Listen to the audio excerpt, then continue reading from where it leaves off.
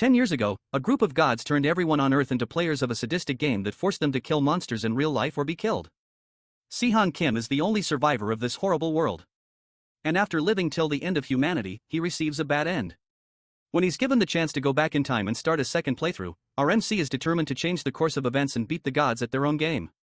He wakes up to a clear sunny sky and birds chirping around him. Somehow he returned to the point before the game started and even his status window hasn't been unlocked yet. A woman walks up to him while he's in a daze and asks him what's going on in his mind. This girl is Ji Soo-han and she's someone he was close to back in college. She's a year younger than him and he remembers that she took good care of others and often came to talk to him when he was alone. They were on good terms but never got to open up to each other until the very end. She jokingly asks him if he's out of it from playing video games all night and reminds him that his GPA will tank this semester if he doesn't focus up. His GPA isn't a big deal since the semester won't even get a chance to start, but she doesn't know that. For now, he's more focused on the fact that the system was telling the truth despite everything. It really did send him back to the very first day when all the chaos started in their world. The day is August 17th, and if he remembers correctly, that's the day when the game started. Jisoo notices him spacing out again and asks him if he really did stay up playing video games all night. She's not wrong since he just finished playing a non-stop game of life and death. She continues to warn him about their classes and the impending exams that will start soon. But instead of arguing back, he thanks her for her help, which causes her to turn and blush. Jill was always looking out for him in his previous life, and he was always thankful for her, but he never got to say it as much as he wanted. Meanwhile, Jisoo notices something that makes her want to move somewhere else. It's Jang Yen Lee, an arrogant creep who used to pick on Sehan and labeled him a video game addict. Our MC can't even remember what happened to him during his first playthrough. That probably means that he didn't even make it through the first stage. For someone as insignificant as that, there's no reason for him to move. Before, our MC couldn't stand the sight of the guy, but after everything he's been through, there's no reason to care about someone like that. In his mind, it's already been 10 years since he lived through those kinds of days. Jisoo doesn't feel comfortable about being there, and it would be annoying for her if he tried to talk to her. So, she still wants them to go somewhere else. Before they leave, though, she notices something going on a little bit away from them. The word she says reminds him of what happened 10 years ago just before the game started. They were in the middle of some small talk on that day as well. When Jisoo pointed out that something was going on in the distance, she thinks they are shooting a movie when in reality it's something completely different.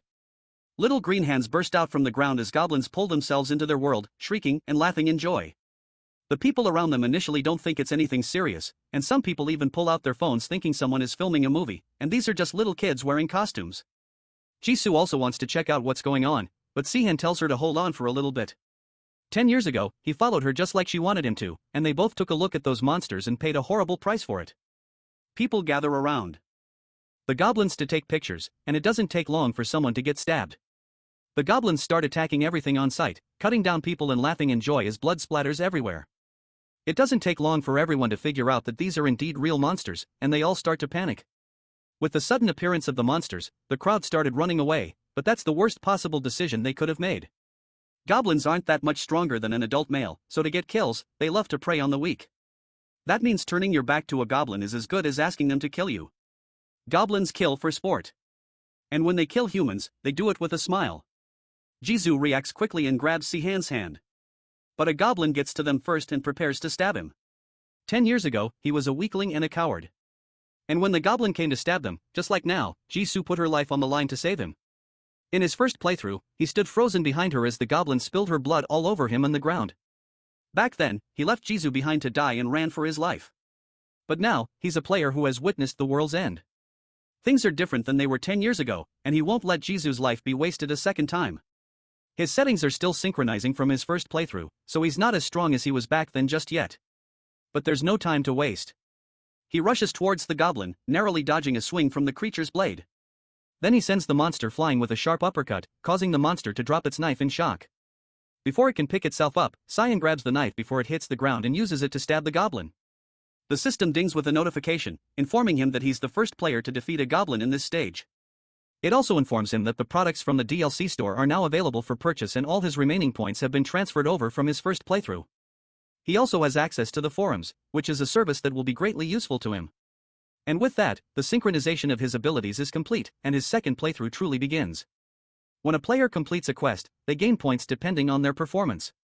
They can then spend those points to gain stats or purchase special items of their choice. Most video games follow these fundamental rules, and the same rules apply to this world that has been turned into a game. That means that since he brought 700,000 points from his first playthrough, he has exclusive access to pay-to-win items compared to newbies. Meanwhile, multiple orbs fly over the campus grounds, watching over everyone in the area. A voice calls out from the sky, welcoming the unwilling players to the game of the gods. From now on, everyone present will have to complete quests to survive, and there will be penalties for people who fail to complete quests. As the people struggle to comprehend that their lives have become video games, Sehan wonders what he should do going forward. If he were to suddenly boost his stats or upgrade his gear, he would definitely catch some unwanted attention. For now, he has to be careful now that they have started spying on them in public. The orbs are observers and they act as eyes of the gods and the Grandmaster. They can vary in appearance depending on the user, but they all usually look very similar. If they start getting suspicious, it would affect the difficulty level of the quests. They wouldn't let him off easy for just being stronger, and they would make things more difficult as a result. To avoid an outcome like that, he has to try his best not to stand out too much. A goblin charges at him, and he grabs it before it can attack. But instead of killing it instantly, he pretends to struggle in hopes that they would think that he's not that powerful. On the other hand, Jisoo looks through the system and the player instructions and starts to understand their situation. She's able to quickly understand that their reality isn't the same one they knew before. The monsters and the weird notification windows are proof enough of that fact. She's surprisingly calm about the whole thing despite the fact that life as they know it has been completely altered. But Sehan is also way too calm about the situation. He has also been easily getting rid of monsters, which is a bit suspicious for her. Before they can discuss further, the main quest appears from a notification window. They are to escape from the college campus and they have a time limit of 2 days to do so. A large number of goblins will start attacking them from before and they will need to either defeat or avoid them as they try to escape the campus. Rewards will vary for each player depending on their achievements during the quest. So, active participation is encouraged from the GM. The quest only has a level E difficulty and a time limit of 2 days, so it should be easy for Sehan to finish. Regardless, he can't spend the time talking to Jisoo, and they have to get moving as fast as they can before the goblins come to them. The monsters notice them chatting and give chase. Sehan reacts quickly, grabbing Jisoo's hand and making a break for it before the monsters can get to them. As they run, Jo notices the goblins attacking other people who are also trying to escape, but there is nothing she can do for them. Eventually, they reach a point of safety, and she asks about the others, but Sehan tells her that there won't be many casualties yet. A goblin is only as strong as a fully grown man at best, which means that once people start to group up, they should be able to take care of them very easily. That is, at least until the hobgoblin appears. Meanwhile, Sehan finally reaches the place he was aiming for from the start. It's a safe zone that he remembers from his previous life. Back then, he was completely in tears and weak when he accidentally stumbled upon the safe zone. It's a safe area where monsters can't access, which they can use to rest. The goblins that were chasing them managed to catch up and slam their swords into the barrier around the safe area, but they can't make a dent. Eventually, they give up and turn around because they can't get in. This is one of the few places where they will be able to let their guard down, and Sehan advises that they spend some time there before they move. For now, he needs to find a way to arm Jisoo properly, or at least to a point where she can handle a goblin on her own. Elsewhere, some students run for their lives from a group of insane-looking goblins. All of a sudden, someone lands right behind them and manages to take them all out with a single hit each. In a matter of seconds, the goblins that were chasing them down are all dead on the ground. Jong-yun recognizes the powerful newcomer as Jisoo, and he can barely understand what's going on. It all started 3 hours earlier when Jisoo was still resting in the safe one with Sehan. As she's looking through her phone trying to figure out the current state of the world, Sehan is more worried about the eyes watching them. The gods monitor players through an observer for the sole purpose of their own entertainment. When they find a player they consider particularly interesting, they choose them as their avatar and water as they carry out quests. As the game master, the GM also manages the servers and assigns quests. The observer currently watching him in Jisoo is the private observer of Korea, Arcadis, the GM of Korea. For now, all he can do is act as boring as possible in hopes that Arcadis will lose interest and leave them alone. Eventually, the observer flies away, leaving them alone. He only waited for half an hour, which shows how impatient he is. Even in the first round, this impatience was the reason he didn't become a top-tier GM. He doesn't have an ounce of patience in him, which is good for Sehan all things considered. For now, he decides to check out the forums and see what's happening there. A bright flash of light greets him as soon as he clicks the button. But from the lack of a response from Jisoo, it's obvious that he's the only one that can see it. The forum looks like some sort of web browser, and it comes complete with a floating monitor and keyboard. From what he can see, it's full of general discussions and guides. It's essentially a direct copy of regular Earth internet forums. It even has a chat room. He joins in on the chat room, and the system introduces him as Anonymous User 48. As soon as he enters, a user named Greek Boss asks him to introduce himself immediately. Luckily for him, it's not required, and the other users lecture the older chatter on the importance of an anonymous chat. The gods in the chat room talk about their servers and the people they've been observing. Then the conversation shifts to the Korean server and the fact that Arcadis is the GM of that place. From what they are discussing, it looks like they consider his quests quite bland. One user in particular talks about how he was about to choose a cute girl as his avatar, but she got taken into a safe zone by some guy. They are most likely talking about him and Jisoo. The chat room will be essential for him later when he decides to start fishing for information. Next time, he might even try to make a post himself. He'll have to check it periodically later, but right now he's more interested in the DLC store. The interface opens and looks like a large store shelf. Some items are locked behind quests, but from what he's seeing, everything there is incredibly high quality.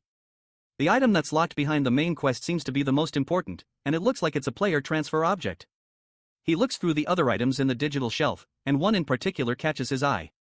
It's a multiplayer package for people who played their first playthrough on single-player mode. Now they can enjoy their second playthrough with friends. The cube will allow him to form parties with people of his choosing, and members of the party will have special benefits exclusive to them. It costs 20,000 points, but for someone who has saved up to 700,000 points, that's an easy bargain. But if all items in the store cost this much, then he will have to spend his points carefully. A voice catches his attention and he turns to see someone trying to rally a group of people together. It looks like people are starting to group up, which means that the goblins won't be as much of an issue anymore. The people band together and start using makeshift weapons to push the monsters back. Although their group is not perfect, as they start to fight together, they slowly start figuring out how to take out the little monsters. Jisoo calls out to him, snapping him out from his trance of watching them take out the goblins. It looks like she's ready to join in on the action. And he agrees that it's about time they get going. She's getting used to their new environment really fast, but although it makes life easy for him, it would be really weird if he told her everything he knows in an instant. For now, he needs to focus on his initial goal of arming her. He hands her the worn dagger that he stole from the goblin he killed earlier. She accepts it, but she's also worried about how he's going to fight if he doesn't have a weapon. Sehan assures her that he will get another one later, and she's more vulnerable than she is at the moment. His calm attitude and confidence are really surprising to her. He was always unusual in the way he acts, but right now he's like a completely different person. That aside, the dagger isn't very durable since it's incredibly rusty. It won't last too long for her, but it should be good enough for self-defense. Then he hands her a VIP brooch, which is an item that allows her to recover her wounds faster and also gain points 20% faster than the base rate. He obviously can't tell her that he bought it from the DLC store, so he lies and says that it was a drop from the goblin he killed.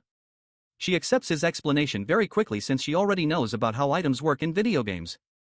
In reality, though, he had to spend 20,000 points buying 2 of those brews for both of them. The DLC store sells much different items than the regular store, but they are way more pricey. Even with that, it's significantly worth it considering their effects. If a player dies in this game, it's the same as reality. They are gone forever. In that regard, spending 20,000 points to recover wounds faster is more than worth it. And since it also increases the speed that they acquire points, it's a great deal. With that done, they exit the safe zone and continue their journey. Video games are usually all about equipment. The better the tools you have, the stronger you get. And if they can get powerful tools, they have a higher chance of survival. The two stealthily walk through campus, and Sehan reminds her to stay calm and mainly focus on defense. Elsewhere, the GMs of multiple regions gather to monitor and talk about their players. One GM complains that the people in his area simply died off while praying to God. Meanwhile, everyone in another GM's area went nuts, and thanks to gun ownership, they ended up shooting every monster in sight. Arcadis, on the other hand, isn't interested in most of the players in his region. There's one in particular that interests him, a celestial slayer. The two students continue to make their way through the campus, trying their best not to get spotted by the monsters running wild through the area. Sean has given a lot of items to Jisoo with a certain plan in mind to take out the major threat to their lives. Once they're sure that Joe remembers the plan and has properly packed everything up, they move out. The two hide on the roof of a building as the monsters continue their rampage. They give each other a signal and Jisoo takes off running towards the monsters. The plan is pretty simple. Once there is a large group of goblins, there will always be a goblin leader in charge. Jisoo asks him how he has this information, but he plays it off by reminding her that he's a video game addict. People like him will always know these sorts of things when they play video games all the time. Goblins are just like the animals in wildlife documentaries. When there's a herd, they usually have a leader. The leader is also most likely the boss of this quest, and until the boss is defeated, it'll be difficult to escape. Sehan's plan is to defeat the boss to make escaping the area much easier for them. Her goal will be to lead all the goblins out of the area to make it easier for him. First, she uses the perfume of temptation that Sehan gave her to gather all the low-level monsters towards them. The perfume of temptation is a potion that attracts weak monsters in the area. Once all the goblins have been lured to one area, then she will use a potion of invisibility which completely hides all traces of the user after consumption for 5 minutes. With that, the area will be clear of goblins and she will be safe from danger, allowing Sehan to take out the boss monster without worries. That pretty much makes her the bait. But she couldn't help asking him how he got all these potions. Regardless, the plan is in motion, and she has successfully managed to attract a good number of the goblins in her direction. It's time for her to use the stealth potion to get away from danger. Before she can do so, though, she sees Zhang Yan and another girl running away from a large group of goblins. He's calling for help. And although she should prioritize her safety and the plan first, she can't help her compassion for people. She also remembers that Sehan said that the reward will be great if there are a large number of survivors. Because of this, she jumps down and manages to kill all the goblins in a matter of seconds, saving Zhang Yun and the girl. But she also noticed that her body was surprisingly light as she was fighting. Zhang Yun doesn't give her time to think about it, though, and his annoying yelling gets on her nerves. She starts to consider if she should have bothered saving him in the first place. After all, he should be thanking her, not being an annoyance. As she turns to glare at him, something takes control of her body. She starts to feel lightheaded and loses her breath. And no matter what she does, she can't seem to calm her body. Jisoo struggles to fight through the weird feeling overtaking her so she can take the potion before it's too late. But the feelings are too strong. She ends up dropping the potion on the ground, and the only thoughts she can think of are stopping the goblins before they can hurt Sehan. The monsters gather around her and she has a menacing aura surrounding her. But instead of looking scared and afraid for all the monsters surrounding them, she is eerily calm and even has a smile on her face. Elsewhere, Sean idly wonders if Jisoo is doing all right. Despite his worries for her, though, he has a more dangerous threat to take care of. It's the hidden boss of the area, and Sehan takes a moment to greet it. After all, it's been 10 years since he last saw the hobgoblin that have the student body population of his campus. The monster clearly doesn't understand what our MC is saying and immediately goes in for the kill with a mighty punch. Sehan decides to join it in its wordless aggression and starts distributing points to his skills. He starts with agility, allowing him to easily dodge the strike and jump high above the hobgoblin's head. The monster looks around to see where its prey went, not realizing that Sehan is right above it with a devious smirk on his face. Then he lands hard on the monster's head and quickly delivers a punch to its eye before it can react. The hobgoblin screams in pain and clutches its eye as Sehan jumps away from it, landing safely away from it. He remembers that quite a lot of people died from the boss monster sword 10 years ago. But this time, he'll make sure that won't happen. Our MC grabs a large rock off the ground and applies 10 points to his strength. Then he hurls the rock at the monster who's still freaking out from the hit to its eye. That causes the sword it was holding to fly up into the air. Sehan leaps up to grab it, then with one swift motion uses it to finish up the monster with a large clean cut, slicing its head off. The system dings with a notification informing him that he has defeated the stage's hidden boss. He also receives a reward called the Hobgoblin's Girdle, as well as 500 points. The reward seems very worth it since it was hidden behind a boss battle. The Hobgoblin's Girdle is an item that increases his strength by 10 points and is not affected by the main quest's limit. That will definitely come in handy in the future. He will just have to focus on increasing his stats later on when he needs to. Once the gods find out about the hidden boss's death, they will definitely come after him. So, for now, he needs to hurry up and leave before an observer comes over to check out the scene. Now, he just needs to focus on finding Jisoo and hope that she is alright. He leaves the area and searches around for her. But, surprisingly, there's no trace of anything. Not Jisoo or the goblins. After she used the stealth potion, the goblins should have returned to their original spot, but the place is completely empty. The stealth potion should have only lasted 5 minutes, but it's also possible that she didn't make it. Or maybe he finished the fight with the boss monster way too quickly. A loud cry from somewhere further ahead breaks him from his thoughts and he notices that a lot of goblins are running away from something. It looks like they are scared of something up ahead. Sean rushes towards where the goblins are running away from and he notices the murky scent of blood is all over the place coming from the direction he is running towards. He rushes over to where she should be, determined not to let her die a second time because of him.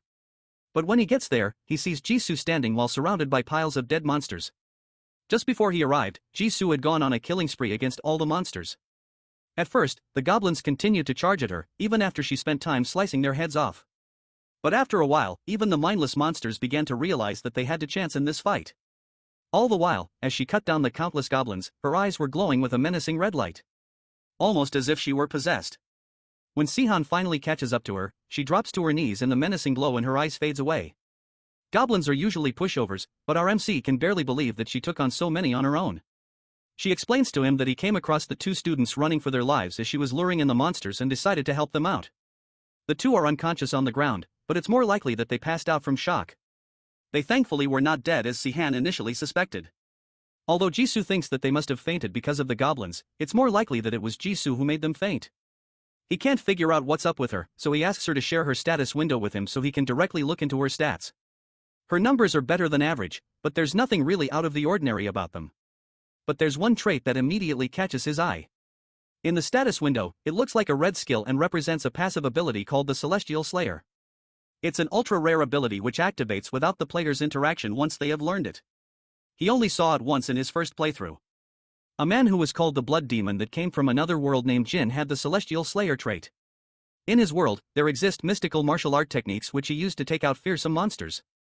When they first met, he was very memorable and an almighty fighting master from another dimension. The Celestial Slayer effect is a devastating passive, and it makes sense now why the goblins decided to run away in fear. However, the user also has a chance of losing themselves and falling into madness if the Celestial Slayer's powers aren't fully controlled. Jisoo isn't showing any signs of madness just yet, but he has to keep an eye on her in case it shows up in the future. For now, he has to explain to her what the trait is since it feels wrong to hide vital information from her. He decides to tell her strictly what she needs to know and summarizes it as an ability. That makes her stronger depending on how much blood she has seen. She tests this by looking at her bloodstained dagger and the effects show immediately. Her eyes start to change to a blood-red color and the bloodlust from earlier reappears. Sehan takes the dagger from her before she can go on another rampage and warns her that if she uses the skill too often, it can put her in danger. Even though it's a scary talent, starting out with an ability like that definitely has its perks. Based on the lack of wounds on her body despite the intense battle, he can tell that the Celestial Slayer's passive healing is also stacking with the brooch's effect, which is giving her an incredible recovery rate. Jisoo really is a special breed, and with all these amazing talents together, he decides to ask her to form a contract with him. She takes it the wrong way at first and even starts blushing for a moment, but he quickly clarifies that he just means that he wants to form a party with her. She at least knows what parties are from video games and she is more than happy to form a party with him. Now that he has his first party ally, he buys the multiplayer package from the DLC shop and uses it to invite her to the party. As they set up their new connection, he notices that one of the benefits of forming a party with someone is the ability to share traits. If he does this right, he can even become stronger than he was in his previous life. He checks out the ability screen, but notices that he doesn't have any abilities available for skill sharing. It looks like he also needs to have an ability to give out in order to be able to share skills. It looks like it's more of an exchange than just a simple transfer, and it would be best for both of them if he shares a skill for her to use. He remembers an ability he had in his first playthrough that would be perfect for her. But for now, he's going to have to leave skill sharing for later. It would be an inconvenience for him to have the Celestial Slayer ability immediately. Anyways, the observers eventually arrive, probably because the gods have caught wind that the hobgoblin was defeated. It's a good thing no one saw him defeat it. Else it would have made things complicated. Now it's time for them to go and finish the quest. Zhang Yan eventually wakes up and just like before, he's whining annoyingly and pointing accusatory fingers at Jisoo. She would rather have it this way than to have him staring at her and trying to hit on her. Sehan gets straight to the point and asks them what they are doing running around campus during such dangerous times. Zhang Yan tries to insult Sean for asking such random questions, but a knife to his throat stops him from speaking too far out of line. It's Jisoo. And the look on her face tells him that if he doesn't behave, she won't hesitate to end him. Zhang Yan's attitude changes immediately with the knife to his throat and he's a lot more comfortable answering Sehan's questions. It also looks like this intimidating personality is Jisoo's true personality. Zhang Yan explains that the reason he was out in the open is because he and the girl with him are supposed to be scouting the area. If one of them gets in trouble, the other is supposed to escape and inform the others. With detailed plans like these, that means that someone else more organized is giving the orders. There's no way Zhang Yan would have gone scouting on his own. Zhang Yan tries to argue, but the knife back at his throat makes him admit that he was picked because they pulled his name out of a draw. That means that someone is gathering people to fight against the goblins. And they are also able to lead a group of people who are in a state of panic. This person must have a sharp mind and good leadership skills to be able to do something like that. Considering that everyone else was wiped out in his first playthrough, the best choice here is to escape rather than confronting them. He tells Zhang Yan to take him to their leader who is gathering the others. Once again, Zhang Yan tries to argue with Sehan, but another knife is directed in his direction. Except this time, the one holding the knife isn't Jizu, but a goblin who rushes after him. Sehan easily grabs the monster by its arm and kills it immediately, much to Zhang Yan's shock. A characteristic about goblins is that they tend to aim for and attack the weakest one first. So the fact that they came after him should tell Zhang Yan everything he needs to know. With this in mind, Sehan asks him again if he wants to lead the way to the leader or stay here outside alone. As Zhang Yan leads them towards his group, Sehan gets to see the carnage and death that has swept across the campus. In his previous life, he was also busy trying to run, and the only thing that saved him was the safe zone he managed to stumble across. After a while of walking, Sehan asks where exactly Zhang Yan is taking them. He's leading them to the evacuated gym. Inside, there are many students and faculty who are still alive, although many of them are injured, most likely from the first attack. The leader rescued and evacuated the others while being as confused as everyone else. Whoever pulled this off is someone calm and trustworthy enough who has a good reputation as well. There's very few people on campus who can think and act like that, but one person immediately comes to mind. Sehan correctly guesses that it's the student council president who's in charge and sent Zhang Yun out on that scouting mission. The president is Hyang Yun Yun. He's smart, good-looking, and has proven to be a leader. The gods will definitely focus their attention on him for sure. And with the number of observers around him, it's obvious they already have. He'll be considered a rare avatar by them, and he most likely died to a hobgoblin in his previous life. The fact that he hasn't left, though, means that he doesn't know that staying in the school means certain death. In other words, he's not a god's avatar yet, but from the number of observers following him, he must have gotten a ton of requests by now. He seems suspicious of them for now and doesn't know who exactly to trust. Hyang Yun notices Zhang Yan and his new group and rushes over to them. He also immediately recognizes Ji Su and tries to greet her, but Sehan cuts him off. For now, they need to escape the campus immediately. Unlike Ji Su, Young Yun doesn't recognize Sehan and doesn't immediately trust his warning. Sehan reveals that the leader of the monsters is dead and they all should have received a system notification that the hobgoblin has been defeated. Because of this, all the surrounding goblins are in a daze now that their leader has suddenly disappeared. That makes this the perfect time to escape the area since the quest was to escape, not to survive. That's only the surface level gist of it, but he can't reveal any more with all the observers watching them. To further prove his point, he reminds them of the countdown in their quest window, which is currently at 37 hours. If they don't leave before the time limit, there will be grave consequences. From their discussion, he can tell that Hyang Yun only knows as much as a beginner about the game. That means that the president hasn't become an avatar yet. If he can persuade the guy to lead everyone out of there, then it would be better for him. With the hobgoblin gone, people have started to die less, which means that the gods will soon start getting bored. Unexpected events might start to occur, and the gods will begin to lose interest once the situation becomes too comfortable for the players. Their reactions are the top priority in this ridiculous game. And since the gods have realized that the hobgoblin is dead, that means that there is nothing more to entertain them. For now, Hyangi decides that they need to take some sort of action since they can't contact anyone from outside. It's possible to learn some things from the internet, but so far they haven't been able to call for help or communicate with anyone. With his quick decision-making skills, it's strange that someone as competent as Hyang Yun died so early in his first playthrough. There was no escape plan or counterattack made in the gym during his first run, which means everything is completely different now. Last time, the hobgoblin killed them all after they tried to defend themselves. But that was it. So this entire time, he thought the leader was indecisive and timid, but that's clearly not the case. Another voice joins in on their conversation. While Sehan is still thinking about what to do, he tells them that the best thing they can do is wait for rescue. Sehan recognizes the person that's joining in on their conversation very well. His name is Dongwon Park and it's someone that is impossible to forget. In his past life, Dongwon was someone that screwed him over countless times. He seems to be trying to convince Hyang Yun not to escape and instead to sit around and wait, but the leader isn't convinced anymore. There's no reason for them to sit around and wait. Dongwon doesn't back down and tells the leader that he's gambling with people's lives right now. That causes the leader to pause for a moment and rethink things. Now that Dongwon is here, it's easy to guess what happened in the first playthrough. This guy already knows the rules of the game and how to play it.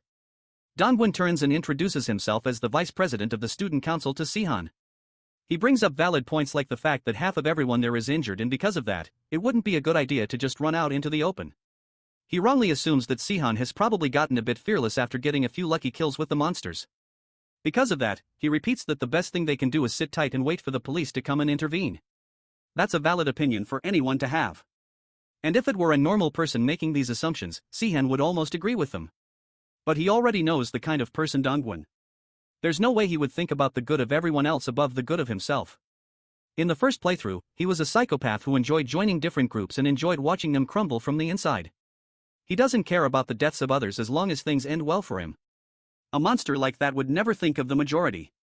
This time though, Sehan is determined not to let him get his way like he did in his previous life. Jisoo, on the other hand, who has been mostly quiet for a while, takes offense to the fact that Dongwon thinks they only got a few lucky kills. Dongwon doesn't believe that they've killed any of them, and Jisoo offers to take him outside and show him exactly how she did it. Dongwon doesn't immediately respond, so she shows him further proof on her phone. It would be dumb to sit back and wait for rescue just because they are scared.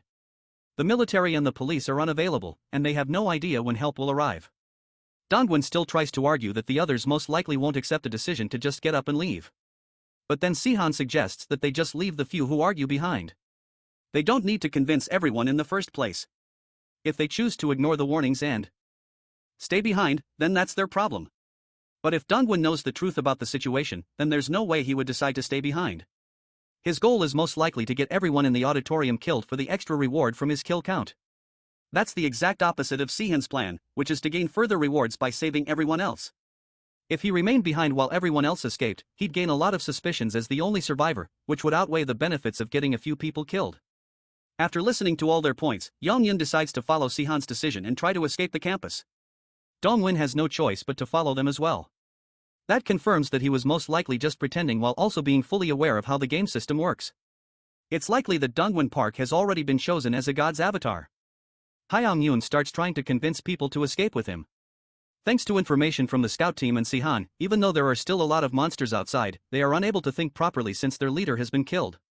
Some people try to oppose the idea loudly, and one of the teachers even threatens Yongyun with a failing grade if he acts irresponsibly. Like, grades and semester scores even matter right now. It's a wonder that someone like that even ended up as a professor while being so slow. Eventually, everyone is prepared with makeshift weapons, and they set up to try and escape the campus. Jisoo asks Sehan if they really have to leave like this, but he's sure that they will be fine as long as nothing special happens. She doesn't immediately understand what he means by something special, but the goblins at least won't be a problem without their leader. The problem is Dongwon, who is a god's avatar. Unfortunately, there are too many eyes watching them, else he would have tried to kill him immediately. As they make their way through the campus, goblins start to gang around them, but Yongyun advises them to all stick together. They won't attack anyone unless they are separated from the group. Thanks to his leadership skills, the group is progressing well towards the main entrance. Their worries aren't done, however, even though they are at the exit. A system notification pops up informing them that the difficulty of the quest has been raised from E rank to D rank and sentinels will start appearing on stage.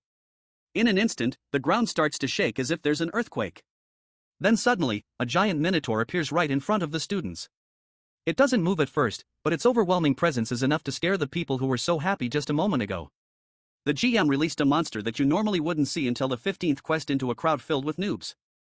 Hidden bosses like the hobgoblin can be managed in one way or another, but they've spawned a monster that regular players could never hope to defeat, even if they team up.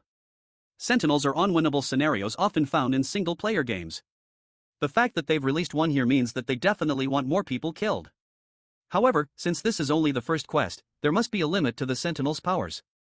Despite the fact that it's a C-class monster, the stats of the Sentinel don't go past F-rank limits. The other students aren't as level-headed, and they start to wonder what they should do against a monster like that. Dongwon prepares to tell them all to run, but Jisoo slaps her hand over his mouth before he can give the order. If they all start running away, the monster would have started charging at them immediately. Unfortunately for them, he's not the only one with the idea, and another student takes the initiative by sprinting away and calling for the others to do the same. A few of the students run, but some of them realize that they can barely move. It looks like the monster's roar has some sort of fear effect. That's better since it stops some people from running away aimlessly, but the few that do manage to run away can't be saved anymore. In a matter of seconds, the miner catches up to them and smashes them away easily. Even the professor from earlier, who was more focused on semester scores, is not left behind, and he immediately gets blown to pieces by the monster's massive fist. The Minotaur is huge and well over 5 m. It also has the ability to blow people into pieces without using any weapons. A beast like that is something that they can't even hope to run away from, and it's clear that running isn't even the right choice. As Hyung-yoon tries to figure out what to do, Sean steps up to take charge. Someone is going to have to act as a distraction while everyone else escapes. He offers himself as bait so that they can run away.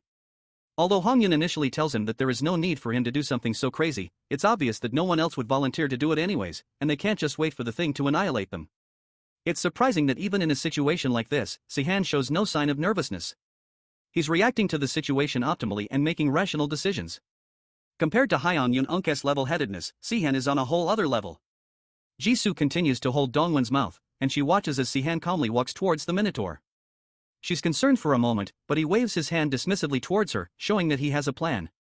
She trusts him and decides to release the annoying vice president from his powerless squirming.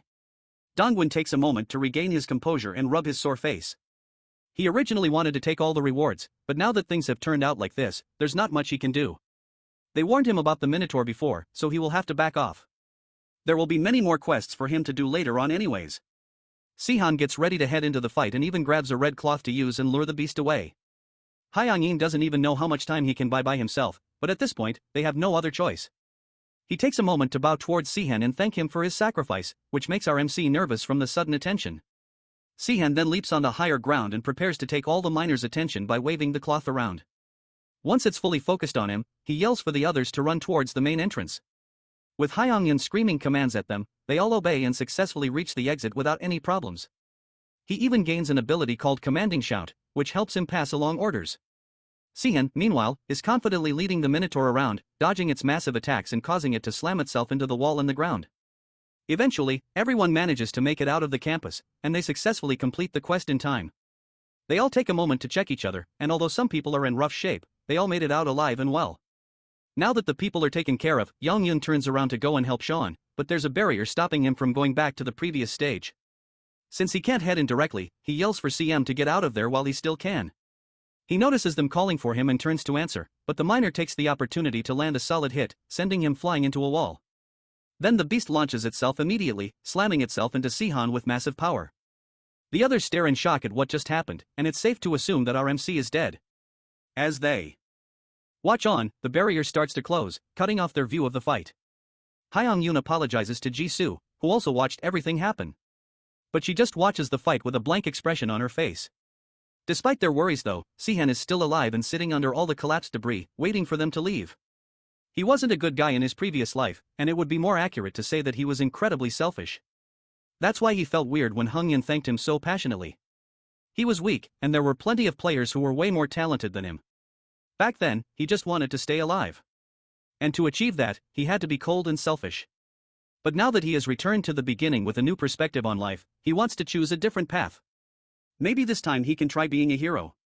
Now that he's sure that all the observers have left and there's no one left to monitor him, he taunts the Minotaur into attacking one more time. The miner seems surprised that he survived the fatal hit. But just before he got blasted away by the massive punch, he increased his health stats to the max for his current level to survive it. Since he took that hit directly, Sehan is certain now that his original theory was correct. The Minotaur starts are maxed out up till the Frank level of 100 points. Sentinels are usually set to be impossible to defeat by an ordinary player. In his previous life, he avoided going up against one at all costs. And when he did have to fight one, he made sure to prioritize his survival by any means necessary. He didn't care about the lives of others as long as it meant that he could live on. However, he doesn't want it to be that way this time. He prepares himself as the Minotaur charges at him with outstanding speed, tearing up the ground around it as it runs towards him. Just before it hits though, Sean spends some more points to upgrade his strength to the max level as well. But thanks to the item he got before, he can even go beyond that. As he's literally holding the bull by the horns, he equips the Hobgoblin's Girdle, which increases his strength by 10 points above the main quest limit. Since he's above the limit of the main quest, that also means that he's currently stronger than the Minotaur. It immediately shows as he breaks off the beast's horn, causing it to rush back in pain. Then our MC takes advantage of the opportunity by leaping into the air and kicking the Minotaur in the face, sending it flying. In his past life, he was a selfish player who played alone and an ordinary guy who barely had any special traits to speak of. The things he's pulling off right now would have been impossible for him in his past life. But right now, he wants to be a hero. With the miner defeated, he officially clears the main quest and achieves the platinum tier. That's a bit underwhelming since he helped everyone escape and even volunteered as bait. Then he defeated the hidden boss and the sentinel all by himself. Platinum is the highest rank a player can get. But it's still disappointing that this is all he can achieve. There's nothing he can do to change it though, and now all he can do is wait for the rewards. He would ideally like a weapon or some sort of useful ability.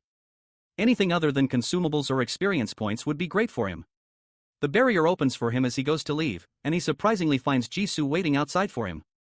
He thought she would have followed the others, but she waited for him to come out. Perhaps she was worried about him. She actually knew he was fine despite everyone else thinking he was dead. Ever since they formed a party together, she has been able to check the state of other party members. From her stats window, she could see that he was still fine even after he got hit by the Minotaur. So, she figured that he was just acting like he was defeated. He seems to prefer not being noticed, so she didn't want to break his act. She asks him what rank he achieved. And while he received platinum, she got gold, which is the second highest ranking. The third is silver and the lowest is bronze. Gold rank is usually considered one of the highest tiers and platinum is on a whole different level. Now that all the competitors are done with the quest, the rewards for the survivors get distributed. He gets the achievement self-sacrifice as well as bonus points for defeating the first sentinel and a hidden boss that gives him adaptive oraculum as a reward as well as 2 new upgradable abilities. The first is final hour and the second ability is regeneration.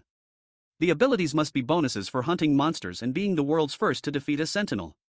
Upgradable abilities have a lot of late game potential since they can become more powerful over time. But it's a shame that he didn't get an S-tier ability like Jesus Celestial Slayer. He doesn't have time to think about it because the message about the second quest has already arrived. It requires them to journey towards the Lome World Tower and defeat the boss monster. The difficulty level of this quest is C, and it has a time limit of 2 weeks. It's the same quest as the one from his previous playthrough, which makes it easier to predict. For now, players from the same stage will most likely share the same quest for a certain period of time. It should be the same for Jisoo and Dongwon's group. Everyone else also headed to the Lome World Tower, but Jisoo didn't go with them since she planned to wait for him. She also didn't like being around Dongwon since he has a creepy vibe around him. It's possible that she has already figured out that he has ulterior motives. Considering that she has really great intuition and an ability as powerful as the Celestial Slayer, it's possible that she could have become a renowned player if she didn't die so early in her previous life. She might have been a famous hero or a villain. In any case, she would have stood out quite a bit, but there surprisingly aren't any observers watching her. He asks her if she has become a chosen avatar yet, and she says she hasn't. That's odd since gods would have explained the benefits of becoming an avatar in the requests they sent. Jisoo explains that she doesn't want to serve someone she can't even see. It sounds way too creepy for her liking. Jisoo seems to have a really cool head, and it's hard to tell if the Celestial Slayer's influence has taken over since she's not showing any signs of madness. Even the blood demon from his last life had a hard time getting rid of the madness of the Celestial Slayer. Despite her refusal, though, she received up to 12 avatar requests, which just shows that she's worth the effort. But she declined all of them. Despite that, she's part of his party now. And since they are now bound together, he has to train her so she doesn't become a god's avatar. The first ability she will learn is a specialized killing technique that only Celestial Slayer users can master, the Crimson Ashura. The Crimson Ashura is an ability that Sehan never managed to master in his previous life because he wasn't a Celestial Slayer. He found out about the mystical martial arts from an encounter with the blood demon. Martial arts are not upgradable by nature, so they are usually difficult to obtain or train. And that's why he didn't try to get them in his previous life. But unlike him, Jisoo managed to surpass his wildest expectations. With his help, Jisoo has managed to master the incredible martial art immediately. And although it's good for him in the long run, the speed at which he learns new things is completely unbalanced. A few hours earlier, they were roaming through the now ruined streets of their city. Sehan wanted to practice the new abilities he got from the first quest. And the first is Final Hour.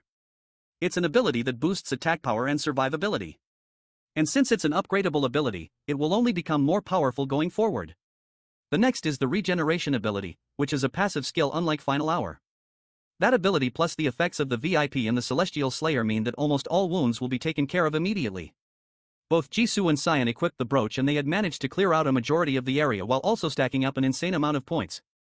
That was when Sehan decided to take her to a private area to share abilities. The two found an abandoned cafe and sat down to share abilities through their status windows. Sehan shared his regeneration ability while Jisoo shared the Celestial Slayer.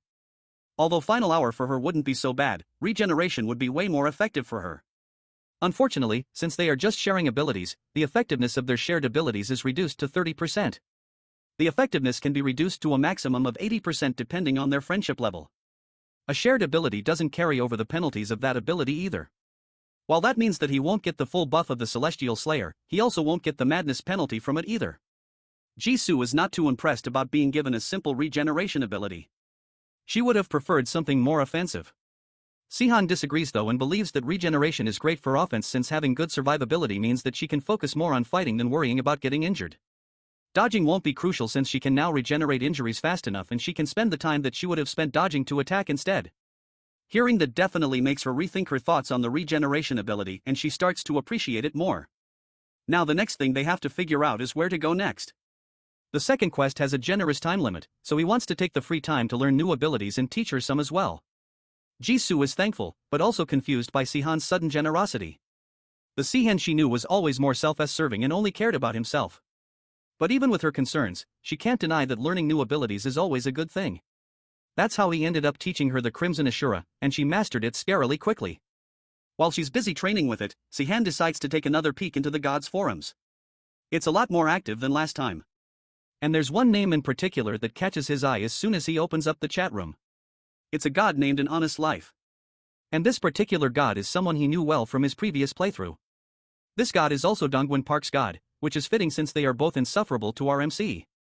From what Sean can see, it looks like Hyun Yun has been keeping a close eye on Dongwon, and it looks like because of that, he won't be rewarded as much as his first playthrough. Other than that, the rest of the chat seems to be filled with idle small talk. Someone named Young Jester complains about how their avatar is a loser who's wasting their potential by robbing a bank. Sehan plays dumb and manages to convince Young Jester to allow him to take a view through her observer. She invites him over and he's physically teleported there to meet him. Thankfully, his appearance is still anonymous since he set his profile to private. In this weird room, he meets Young Jester and she invites him over to come and watch through her observer. On the screen, a young man who looks to be a police officer bends down to talk to a girl hiding in a dangerous place. Although he's trying to be gentle with her, she screams and tries to run away from him. This is exactly what Sehan wanted to see. And one of the people on screen is the person that he needed for Lom Tower and the key to defeating the monster living there. Sean returns to the real world to meet Jisoo and the two of them start heading towards where he saw through Young Jester's observer. It's in the opposite direction from Lom Tower and thankfully there are no observers around the area. That also means that there are fewer survivors around the area. On the way, Jisoo realizes that the streets are a lot messier than she expected. She thinks that destruction must have been caused by the monsters, but the truth is that it was mostly caused by humans. It was a similar sight for Sehan in his first life. But the truth is monsters don't have a reason to lay their hands on human structures because the laws are useless and the police and the military are nowhere in sight. People are taking the opportunity to loot and ravage everything they can.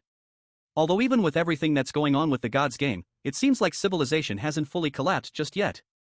Surprisingly, the news is still on and it's reporting on the strange and bizarre things happening around the world.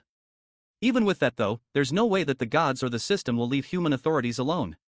As they're talking, a goblin tries to sneak up on Yezu from behind. She reacts fast enough to stop it before it can attack her, but because of her dull blade, she got some blood on herself. Thanks to that, she wants a new weapon that should be able to deal additional damage. Even though she managed to kill the goblin with one hit, she still wants something better. The Celestial Slayer trait is just a 30% increase for Sehan, while it's 100% increase for Jisoo. That means that she must be extremely strong, even though they have only just ended the first stage. Since she's interested in getting a new weapon, Sean offers to help her find a new one after they catch up with the person he's looking for. They eventually reach the place that he wanted to go, and it's a bank. Of course, they are not here for the money since money is practically worthless in their world now and there is nothing to buy with it. Instead, there's someone in this place that they really need for the second stage. Inside the bank, there's absolute chaos as people try to attack and steal from the vaults. The officer that Sehan saw in the Young Jester's observer tries his best to protect the innocent people while taking on the robbers directly. As the civilians flee to safety, the officer leaps towards an unsuspecting robber who tries to counterattack with a knife. The blade is easily slapped out of the robber's hand before he's spent flying by a powerful bash from the cop's knee. Another one tries to attack from behind, but a straight punch to his gut sends him flying as well. With that, all the robbers have been successfully taken out, and it wasn't even much of a problem for him. Despite the fact that some of them were players as well outside, Sehan and Jisoo watch the whole thing, and our MC confirms that the officer is the one they are looking for. He managed to overwhelm the robbers, so it's possible that he could be using a special item. However, it's far more likely that the officer is incredibly strong because he is another chosen avatar. The man finally notices Sehan and Jisoo watching him from afar, and he calls them over to talk. He warns them to get as far away from the bank as they can if they don't have business there since it's very dangerous. Sehan gets straight to the point, though, and tells the officer that he doesn't have business with the bank, but he actually has business with him, Mina Lee. The officer is shocked that he knows their name and flinches back in surprise. He tries to argue, saying his name is actually Gyeongchil Nam, but Sehan isn't fooled, and neither is Jisoo. She grabs his arm and notices that his heart rate has quickened and he's clearly flustered. That's enough to convince her that he's lying about his name, and what Sehan said surprised him. Although, it's more surprising that Jisoo's senses are sharp enough to pick up these subtle details. The officer drops his pretenses and asks who they are, but Sehan only reveals that they are people who are aware of his true identity. He gets so freaked out that his speech pattern changes. And at this point, the cop has no way of hiding their identity anymore. As they're talking, an observer comes over to watch them, and it seems like it belongs to young Jester. It looks strange, however, and it's different from other observers that he has seen so far. Now that the secret is out of the bag, the officer drops the fake identity and reveals their secret ability. After turning back, it's revealed that Mina Lee is not a middle-aged cop, but actually a teenage girl. She went through a lot of trouble to act like a helpless little kid. Then she knocked the real cop unconscious before taking his clothes and outfit. It was supposed to be the perfect plan, but it looks like Sehan spoiled it all for her. She rushes them to get to the point of why they are looking for her since she's a busy person, but the only thing she's busy with is robbing a bank. Her true ability is the power to transform into another person or object. He obviously can't tell them how he knows this, but thankfully Jisoo doesn't ask. The more obvious question is how he knows that she was robbing a bank. After all, from what they saw, it looked like she was going around trying to help people in need. She even disguised herself as a cop so people would trust her. On the outside, it looked like she had righteous intentions. But the truth is that she brought the robbers there in the first place. Since everyone evacuated to the bank because of the monsters, she couldn't rob the place like she wanted. Instead, she manipulated the robbers into coming to the bank.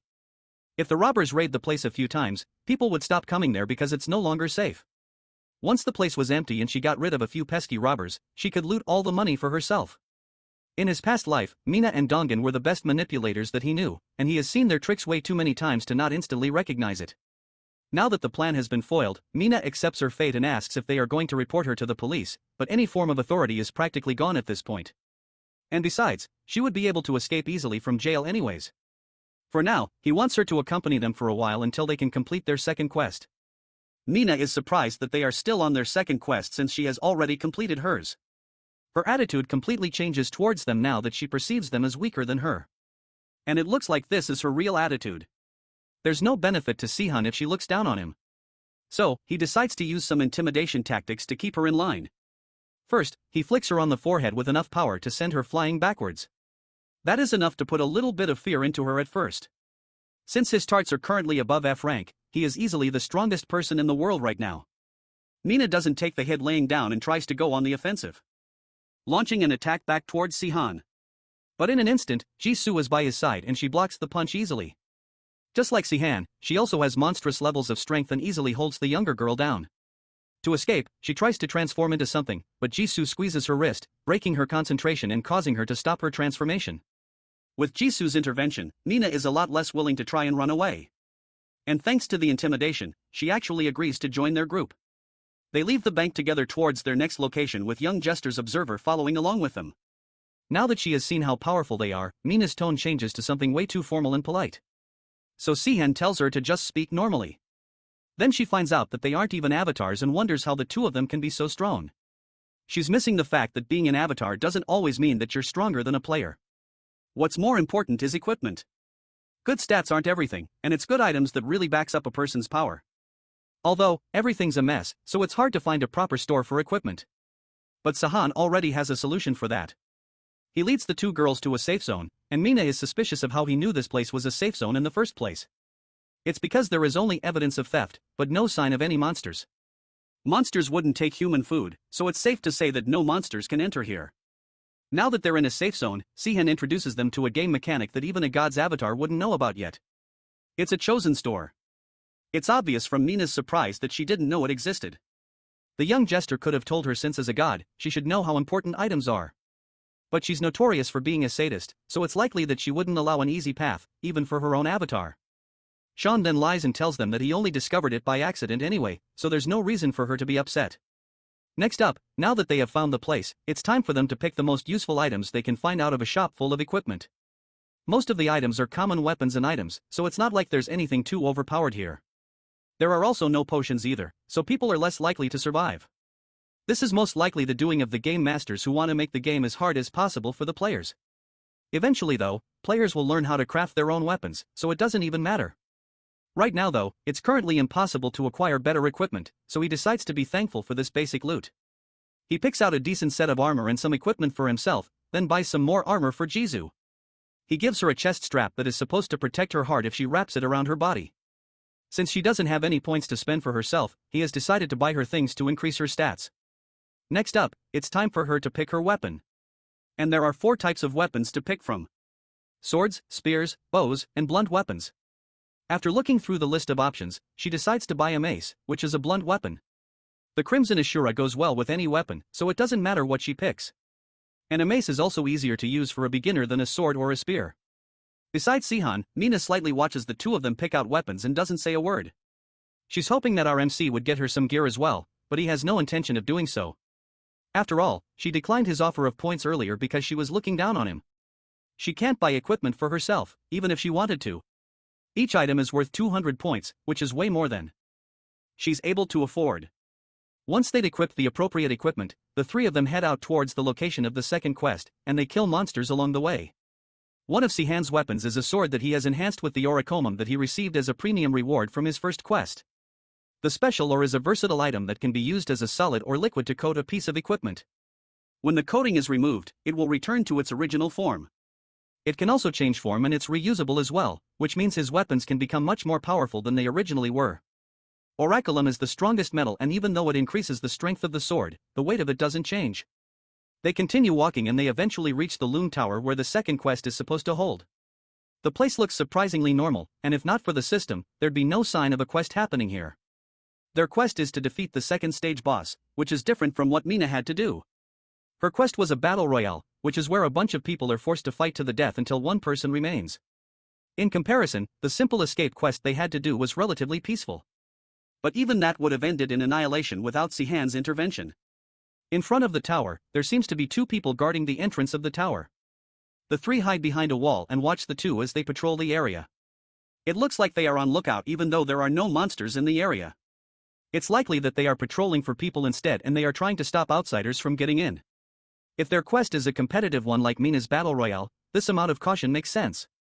Now that they've reached the tower, it's time for Mina to make herself useful. They want her to use her transformation ability to try and gather information and find out what their exact plans are. Mina tries to argue, but it's obvious that saying no is not an option here. Mina sneaks away from the 2 of them and towards an unguarded wall. Then she waits until they are not paying attention to each other. Then she grabs one of them and knocks him out before he can react. With the guy taken out, she uses her transformation ability to change into the guy right as the other guard notices that his partner is missing. Mina comes out of her hiding place with her hands up, trying not to arouse too much suspicion, but she's way too stiff and awkward. Despite that though, she's still able to make her way into the building without problems. Inside the tower, other players climb the stairs towards the top of the tower. They've been climbing it for a while now, heading towards the boss's room. The players open the door and are met with a colossal monster that's definitely way too big for them to take out at their current level. The monster wakes up as soon as the players enter the room, and it immediately goes on the offensive. The players realize that they are not going to be able to survive a battle with this thing. They try to run off and escape, but the monster starts to take them out one by one, making sure that not a single one of them can escape.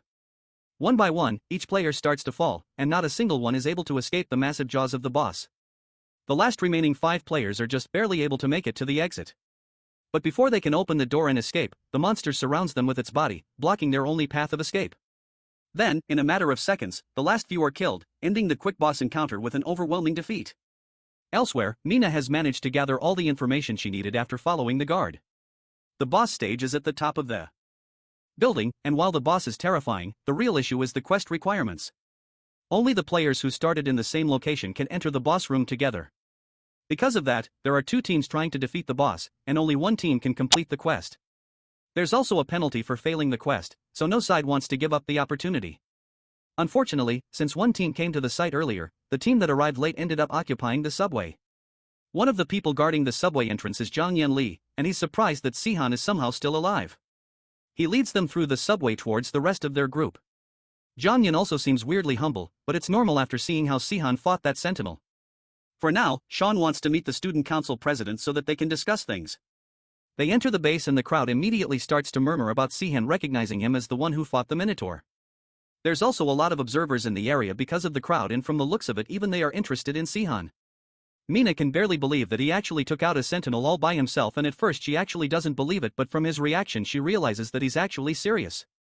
As they are talking, Hyung Yun runs up to them and wraps Sehan in a brotherly hug. After a brief chat, they discuss the situation in Lomé Tower. And the reason that they are holed up in the subway is because they arrived late to the tower after the first quest. That matches what Mina reported and also means that they need to beat the boss before the ones above them are able to. And they also need to defeat other players along the way. Right now though, they are no match for the other team and even they couldn't defeat the boss. So, there's very little hope.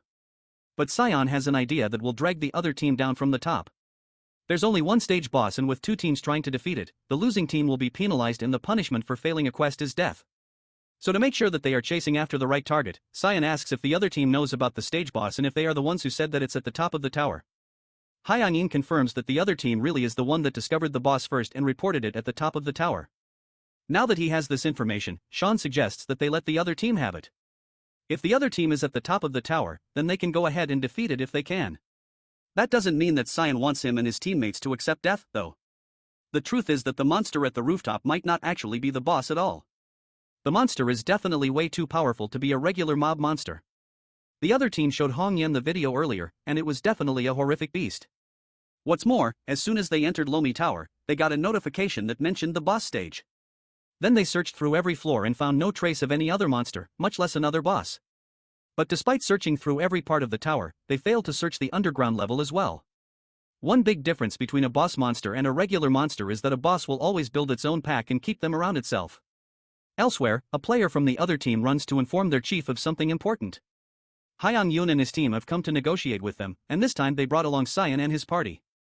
Earlier, it was decided that Hyang-Yun and Sehan and a few trusted people would head out to try and talk directly with the other team. One of the people following them is Dongwon, which is suspicious since he didn't trust Sehan's decisions before. It's obvious from how quickly he changes sides to favor himself that Dongwon has a sharp mind despite his terrible personality. That makes Sean consider using him in the future to further his own goals. But before the plan gets agreed on, Hyang-Yun raises his concerns of if it's really alright to try and talk to these people. After all, most of them have criminal backgrounds, and their team has women and children. In Sehan's first playthrough, there were many guilds in Korea, and one of them stood out in particular for their strength. That is the infamous guild formed by a band of criminals who escaped from prison as soon as the world changed. The group killed people like insects and didn't hesitate to cross any line as long as it benefited them. They were known as the Sins. The man who's famous for creating the guild is the top dog, Sehan Kim. And that man is currently staring down at Sehan and his group as they come to make a deal. Hyang-Yun starts the negotiations and tells them that he has come to make a suggestion to their group. It was discussed earlier that cooperation between the two teams would not be an option, but Hyang-Yun isn't there to ask for cooperation. He instead wants to suggest that the criminal group go ahead and defeat the boss on the rooftop with their consent. Sehan doesn't need consent and he was going to take on the boss regardless. So Hyang-Yun doesn't have any authority in their negotiation for him to just allow them to take on the boss without opposition. That's as good as him running away and preparing to die. Hyang-Yun tells them that they have no chance fighting against the criminal group or the boss. So they thought it would be better to wait for them to defeat the boss. Then they would hope that another boss spawns for them to take out. That's a lie, obviously, and it's shocking that the student council president can lie so with such an honest expression. Sehan is rightfully suspicious and warns them that if they are lying then they will all die. But Yong-Yun continues to lie despite the unpleasant aura that Won releases to intimidate them. Sehan can recognize the aura of an avatar when he sees it. Sehan must be the avatar of one of the highest gods, Hades. Sehan asks the rest of his team what they think about Hyang-Yun, and they are all in favor since if the college students try to come against them, they'll just get murdered anyway. Since there's no opposition, Sehan accepts their suggestion, but on one condition. They want someone to stay with them as collateral for the criminals. At first, Yang-Ying tries to offer himself up, but Dongwon steps up instead. Since Yong-Yun is the class leader, he shouldn't have to stay there when the rest of his team needs him. Won, on the other hand, isn't satisfied, and he wants the entire team to stay locked up. Then, he sets his sights on Jisoo in the back, and he wants her to stay specifically. Then without provocation, he rushes in to try and attack her, but his blade is parried easily by Sehan. The two face off for a moment, and Sehan can barely believe that someone dares to try and face off against him. Sehan must have been wary of Jisoo, even though he doesn't know that she's a celestial slayer. It's obvious that he felt something from her presence alone. Hyang-Ying tries to ask why Sehan would try and attack one of his teammates, but he's completely ignored. Instead, he walks straight up to Sehan, and the two face off directly against each other. The other criminals start yelling in hopes of intimidating the group. But Sehan doesn't back down and advises Sehan to accept their offer if the criminals don't want to go up against them. Sehan can tell that Sehan isn't an ordinary guy, and he tells his group to quiet down for a while. His main issue Isn't Jan though, and he feels a chill going up his spine thanks to the aura of the woman next to him. Jisoo's deadly glare causes the criminal boss to freeze up in fear, and he can only describe her power as something similar to a man eating flour. The other criminals continue to encourage the man to fight. But Jan is completely paralyzed by fear and he can barely control his breathing while facing Jisoo. Sehan places a hand on her shoulder to stop her from releasing the paralyzing aura and she finally calms down. She was just so angry from the way that John was talking to our MC that she couldn't control herself. It was a relatively small aura for a celestial slayer, but it was still enough to completely petrify the criminal boss. No matter how much of a psycho Juwam is, there's no way he can compare to a celestial slayer. With the aura removed, Jan can finally move again, and he shakily accepts their terms for only one person to remain with them. As they previously agreed, that person will be Dongwon. As the group turns to leave, Jan is left angry at the fact that they dared to do something like this to him. He swears that he will complete the quest and make sure that all of them die. They return to the subway and regroup. And Hyung-yoon was a bit worried towards the end there, but thankfully they all made it out alright. Dongwon decided to stay voluntarily though, so there's no need to worry about him at all. For now, they should focus on preparing to face the actual boss. Sehan takes them back to the safe zone from earlier and introduces them all to the item shop that he showed Jisoo and Mina earlier. Just like the other two, the group had no idea something like this existed, but they helped themselves to the vast number of items and weapons in the shop. As the group arm themselves, Yongyun asks Sehan if the other team will really leave them alone after killing the boss. There's no way they would do that since all of them were so eager to kill them earlier. For now though, Sehan assures them that they don't need to worry about it, although he refuses to elaborate why. There will be no such thing as an after for the group once Sehan is finished with them. Sehan leaves the group to make a phone call and as he's rounding up, Jisoo sneaks up on him without being noticed. She has a weird way of moving around without giving off any presence which Sehan is still not used to. He doesn't tell her who he was speaking with on the phone and instead he shows her the new items he got from the item shop. One of them is a sharp spear and there are also training bracelets with adjustable weight settings. All of these are for his plans going forward, but he still refuses to elaborate exactly what he wants to do. As the two head back to rejoin with the group, Jisoo asks Sehan when he decided to learn how to use a spear. He can't tell her that he learned it from his previous life. So instead, he lies that he had a little practice before the start of the game. Back in his last life, he wasn't particularly good at anything since all the weapons he tried were pretty mediocre. But at the end of the day, when it comes to winning and surviving, talent wasn't a necessity for him. After all, at the end of the day, the one who outlived the best of the best and survived until the end of humanity was him. This time, he plans to become the strongest in the world, no matter the cost. They regroup with Hyung-yoon, who managed to buy some good equipment with the points he got from completing their first quest. It also looks like he became an avatar as well. Considering Hyung-yoon's personality, it must not be an evil god. Only time will tell, though, and all he can do for now is watch and see what happens. Now that everyone is fully geared up, it's time for Tim to head out and take on the boss. Before they leave, though, Sean tells them that he and Jisoo will be moving separately from the main group. Then he hands Hyung-yoon the spear that he just bought, coated in auriculum. He instructs the leader to stick the spear in the center of the room when they find the boss stage. Because of the aurical, it should go into the ground easily as soon as they stick it into the floor, and they just have to make sure that the tip is facing upwards. Then he tells Hong-yoon that once the time is right, he will give them a signal through their cell phones so they can lure the boss towards the spear. These seem like very unrelated things, but it's once again part of Sean's plan, which he refuses to elaborate on. Now that everything has been set up, it's time for the group to make their move. Hyung-yin throws out a message through their group chat and Dongwon also catches wind of it. It's been a while since he has been locked up and since then the criminal group has challenged the boss 3 times with no progress. There's a good chance that Sehan is right about what he's saying, but it's still a mystery as to how he has so much information. Even Dongwon's god warned him to be wary of Sehan since he must have something up his sleeve. Instead of just sitting quietly and waiting for everything to unfold, Dongwon decides to make his move. He calls out to the guard watching over him and tells him that he has some information about the quest to tell their boss. He wants to talk directly to the leader and give him some vital info that will be a great asset to their quest. Sehan Kim may be a huge threat, but Jan's strength is something else entirely. If Dongwon had to pick a side, he would definitely choose January.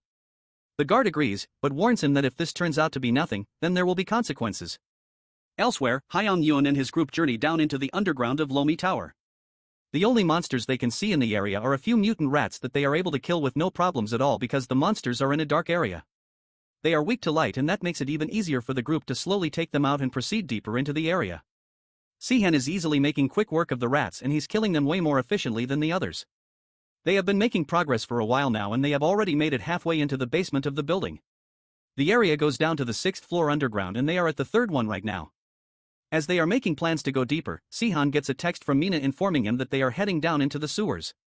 Back up at the surface, Won is coming to terms with the fact that the monster they have been fighting was never meant for them to defeat. It's a basilisk with a petrifying gaze, and it has easily frozen and killed all his men so far, heavily reducing their numbers. He's trying hard and failing to figure out what to do to take the monster down. The guard from before leads Dongwon into Jan's private room to talk about whatever he wants to say. He tells the criminal leader about his group's real intention of finding the boss monster underground and how the monster on the rooftop is not the real boss at all. It was all a trap using reverse psychology to deceive them. And Won vows to make them pay for doing this.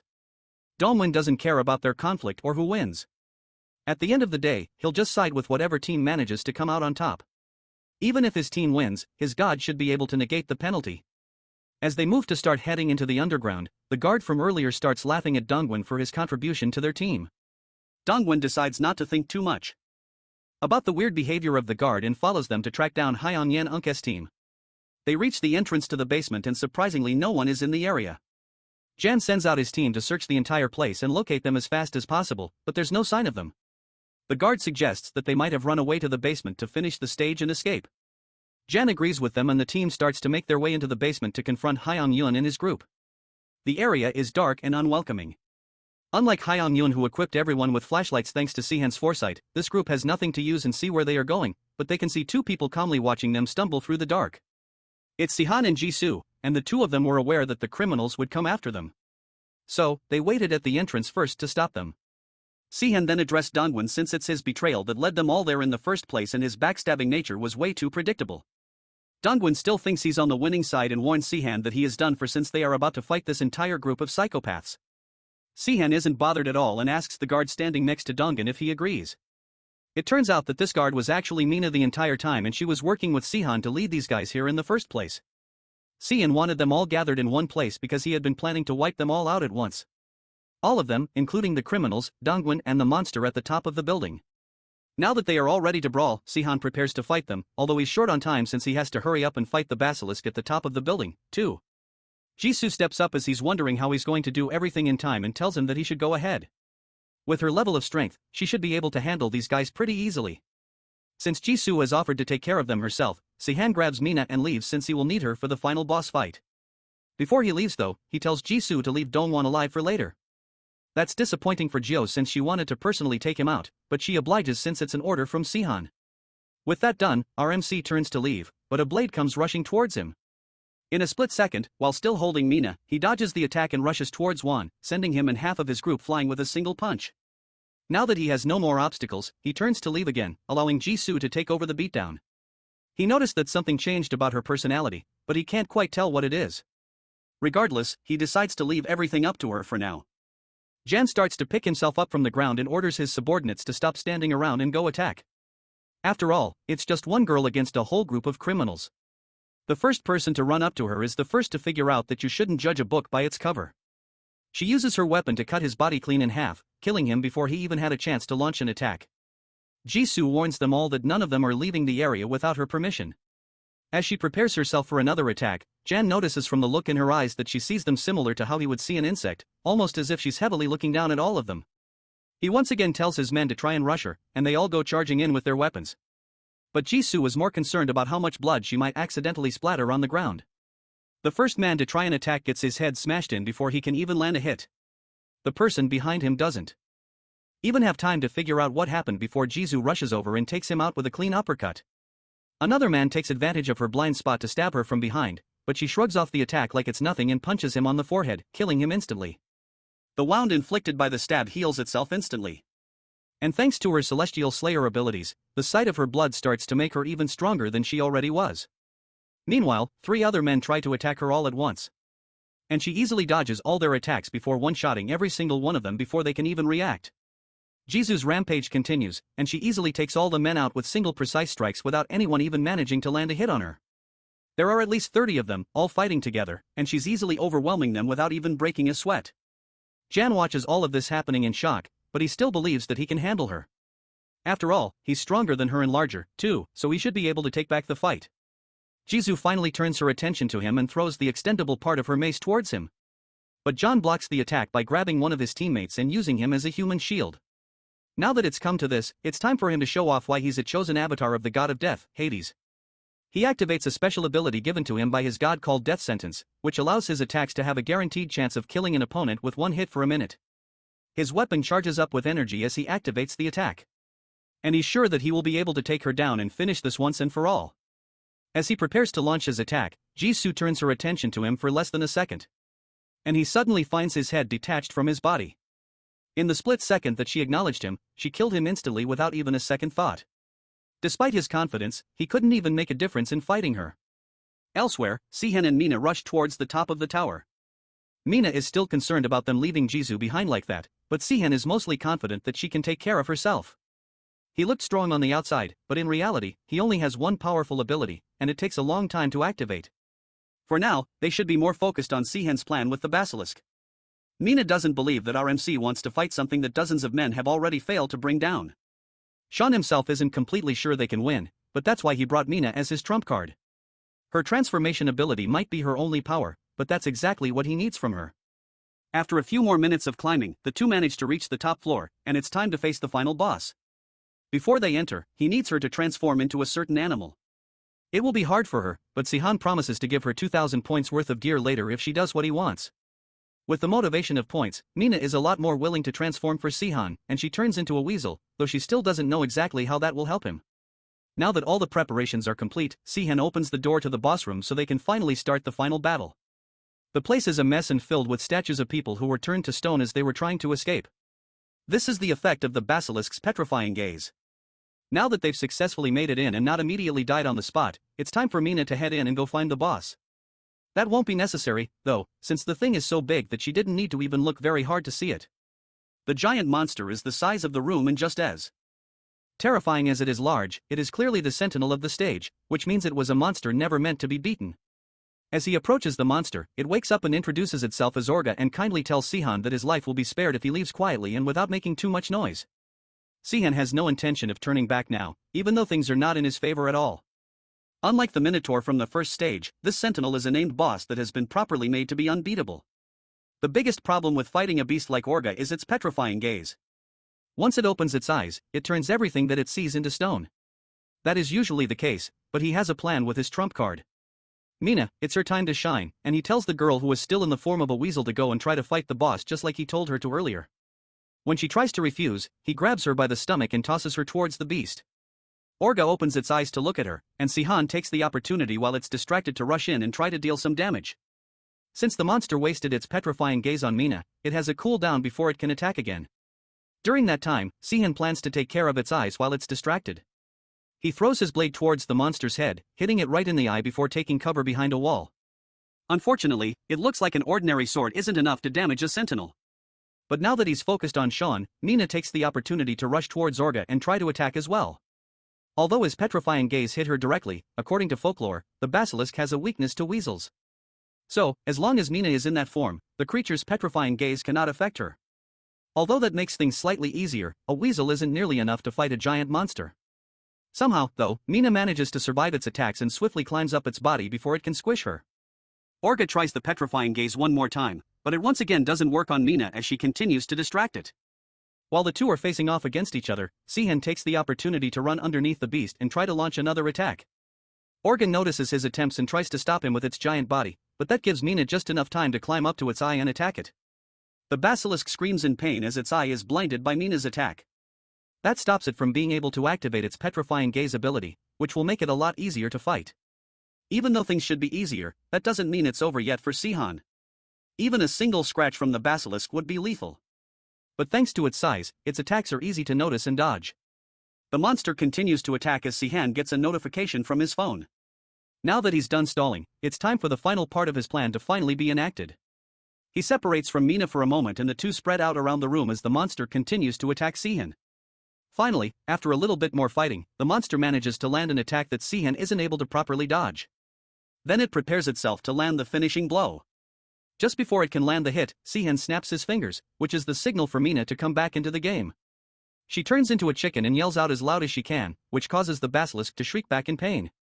Just like with the weasel, the basilisk is also inexplicably weak to the sound of a chicken's call. Sehan takes to the offensive and uses his dagger to try and attack the beast, but they don't even leave a scratch on its hard outer scales. Although he's not able to injure it, the attacks that have landed so far are enough to weaken it exponentially. However, things are starting to look dangerous, and Sehan is going to need to try his best to finish this as soon as possible. The tricks and weaknesses that he has prepared are not enough to weaken the gap between them. The monster moves closer to RMC, confident that it can finish things off quickly now that Sehan doesn't have any more tricks up his sleeve. CI notices that the basilisk has stepped right where he wants it, and tries to keep it busy by talking more.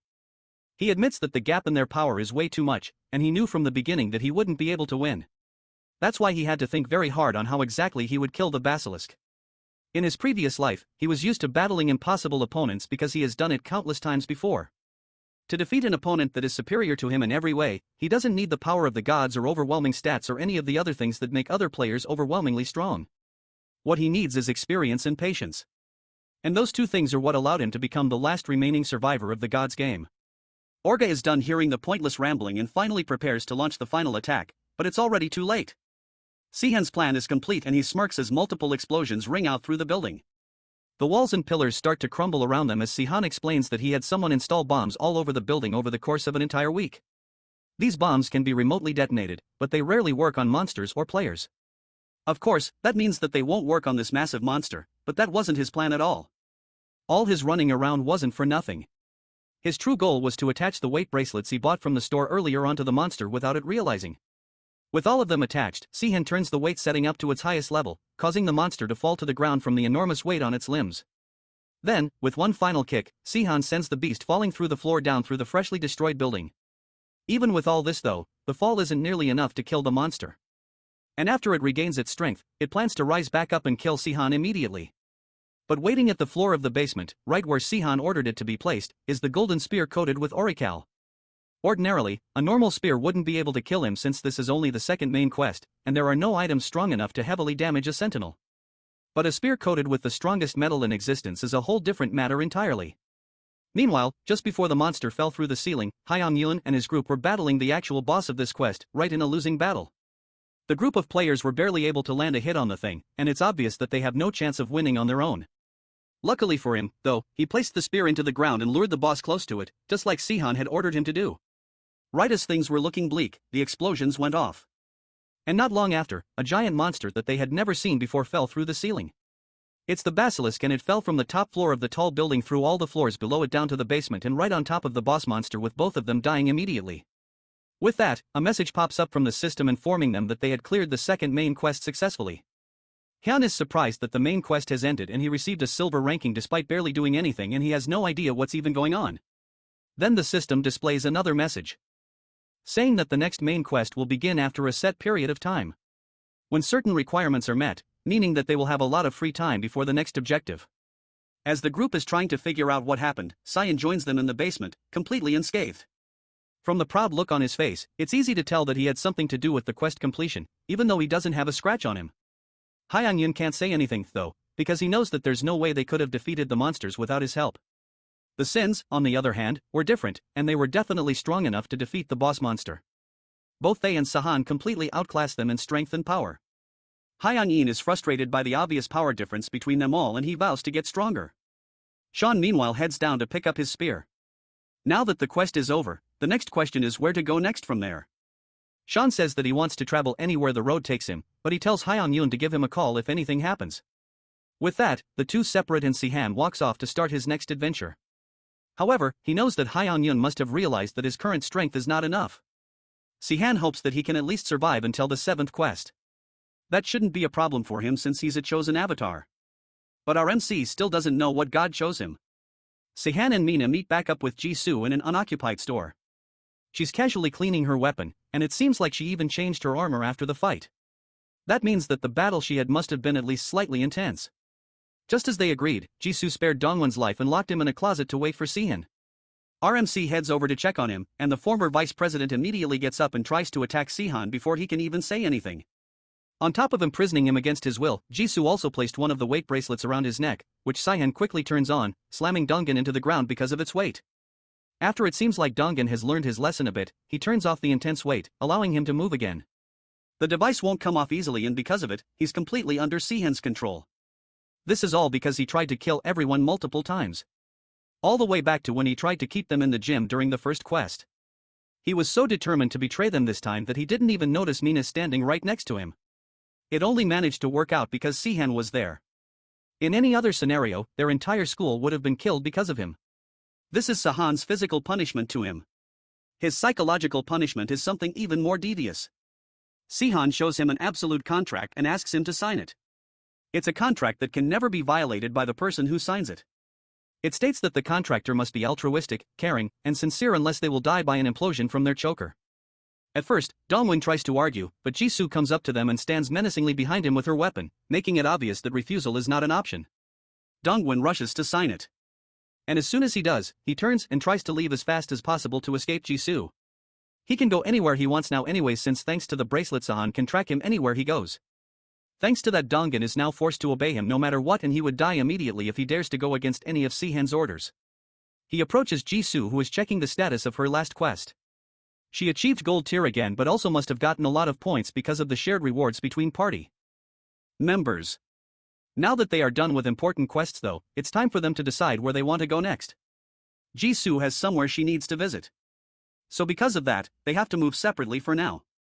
Thanks to the fact that they are party members, they will easily be able to track each other's location and reunite at a later time.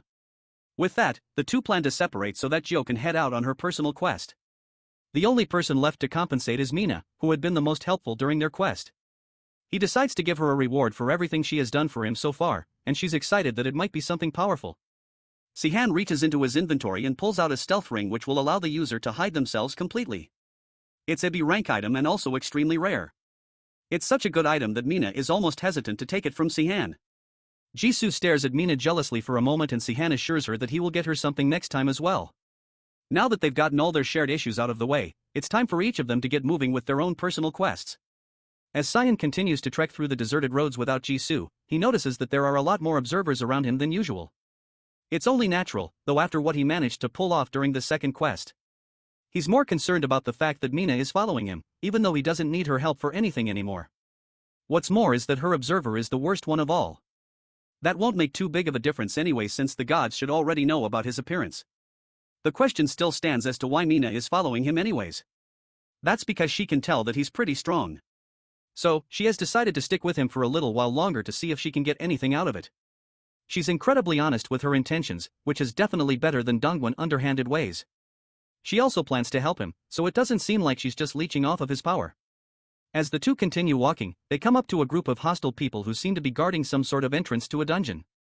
Sehan raises his hands in surrender and turns to leave, which confuses Mina since it seems like he wanted to farm the dungeon. He plans to enter it through his own means and Mina is ready to help him stir things up if need be. But he has another idea in mind. Since the entrance has been blocked off by those people, Sehan plans to make an entrance for himself. Meanwhile, the gods continue to discuss the state of the game in the forums. An honest life, Dongwon God complains about the fact that his avatar has been completely shackled by some guy, and because of that, he can't do anything in the game.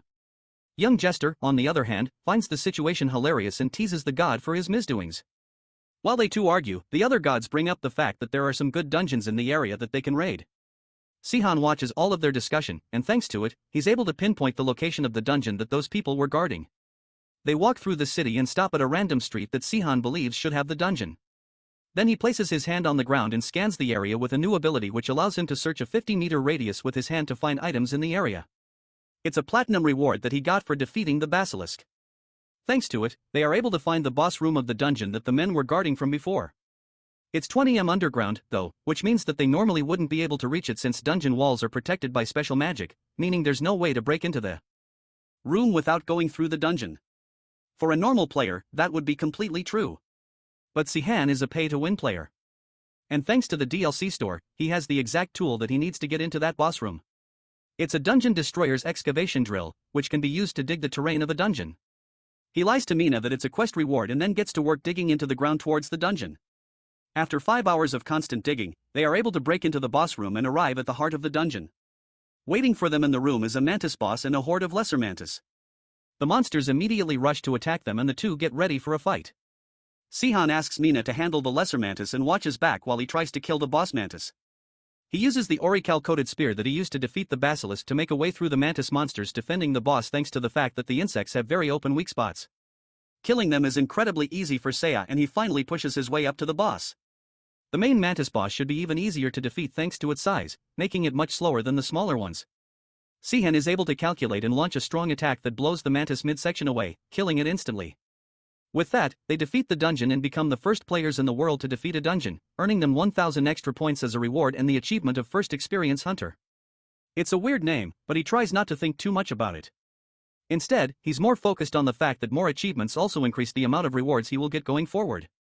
Next up is checking out the rewards from the mantis boss. He gets an F-level magic stone and an E-rank skill called Precise Strike. They're not really the best rewards, but it's better than nothing. These rewards are only the boss drops, and the rest of the rewards for the dungeon are tucked away in the corner.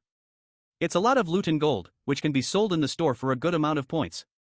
Sehan and Mina spend some time packing everything before leaving.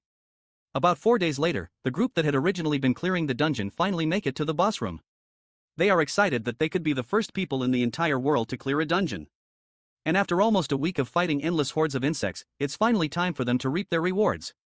When they open the door to the boss room, they are met with a completely empty room filled with decaying monster corpses and a suspicious-looking hole in the ceiling. To add insult to injury, there's also writing on the wall mocking the adventurers for not getting there in time. Later on, Sean logs into the god's chat forum and comes in the middle of an argument between young Jester, who seems way too pleased with herself, and a god who was probably affiliated with the people that got their dungeon stolen. It looks like they are having the time of their lives, and Sehan decides to take the opportunity to throw in another piece of bait. He tells the gathered gods that he found a pretty good dungeon in the area, and that catches their attention. Then he shows them a map with a marker pointing to the Seoul National University of Education Station, and he tells them that there should be a C-rank item in the area. Young Jester can vouch for the validity of his claims since he has already given them valuable information several times before. But the others aren't as trustworthy, and one of them even wants to reveal who he really is. Luckily for him, there's a general rule in the forum that protects people who want to remain anonymous. With the new information in hand, the group start to gather their avatars to head towards the dungeon, trusting Sehan's words. Thanks to this, every avatar in the area will be gathered in one spot. Even young Jester informs Mina that she should head over to the university, but Sehan declines. According to his memories, there are indeed high-ranking items there, but they are all useless. It's only good as bait. Instead, Sehan wants them to do the next main quest. Although there's no time limit for this third quest, Sehan wants to get it done before the fourth main quest pops up so they don't miss out on the rewards from the third quest. Before they start heading there, though, Sehan wants to get an ability first. And although he doesn't immediately tell Mina about it, he mutters to himself that he needs a constellation. They head over to another nearby dungeon. And this time, Sehan can't just dig into the boss room like he did before because it's way deeper than the last one. Because of that, they have to head into the dungeon from the main entrance and clear it out normally. But first, he gives Mina a scarf that has the ability to block ranged attacks. The two head into the dungeon, and the first thing Mina notices is that it's way too quiet. It's almost hard to believe that this place is a dungeon. It's also dark, which makes it very hard for them to see. The two of them continue walking through the dungeon, and after a while, it starts to feel like they've been circling around the same place for a while. Sehan already knew this, but there's a reason that they've been walking in circles for a while, and that reason is about to show itself to them in a moment. A sharp gust of air blows through the cramped subway, and something heads straight towards Mina. Thankfully, the scarf that Sehan gave her comes in handy and blocks the attack before it can reach her. The scarf is actually an item called the Cloth of Protection, and it's guaranteed to block 5 ranged attacks. It will then be destroyed after it's fully used. Thanks to that attack, Mina only has 4 blocks left, so they can't be too careless. The arrow that tried to attack Mina proves that Sehan came to the right place. He takes a quick peek into the forums, and it looks like other avatars are having the same problem as some monster in the shadows keeps killing them before they can fight back. Mina brings up an idea that she could turn into something small, but anything that she might turn into will still get hit regardless of how small she is. There's only one thing that can avoid the attacks. Sehan tells her what that animal is, then gives her some instructions to follow after he gives a signal. Another arrow heads towards Sehan and the cloth protects him, leaving him with 4 protections left. Then he wraps an item around the arrow called the tracking threads. When the thread is wrapped around an object and thrown, it heads towards the object's original owner. The arrow flies through the darkness and eventually lands beside a dark archer who is hiding in the dark. The monster is called a Ranger of the Night, and it's a creature that gains movement speed when moving in a dark area. Sehan rushes towards it before it can run away again. And in defense, it fires an arrow at RMC, consuming another use of his scarf. With only 3 left, Sehan has to figure out a way to finish this fight as quickly as possible. The ranger tries to escape in the shadows, firing multiple shots at his pursuer as he backs away. Two of them manage to hit, leaving Sehan with one more protection before he's left unguarded. The ranger draws his bow and fires one more arrow, using up the last protection from the scarf, causing it to disintegrate into nothing. But it's already too late. Sehan has closed the distance and it's only a matter of time before the two clash. But the ranger smiles as it has one last trick up its sleeve. With Sehan so close, he makes for an easy open target.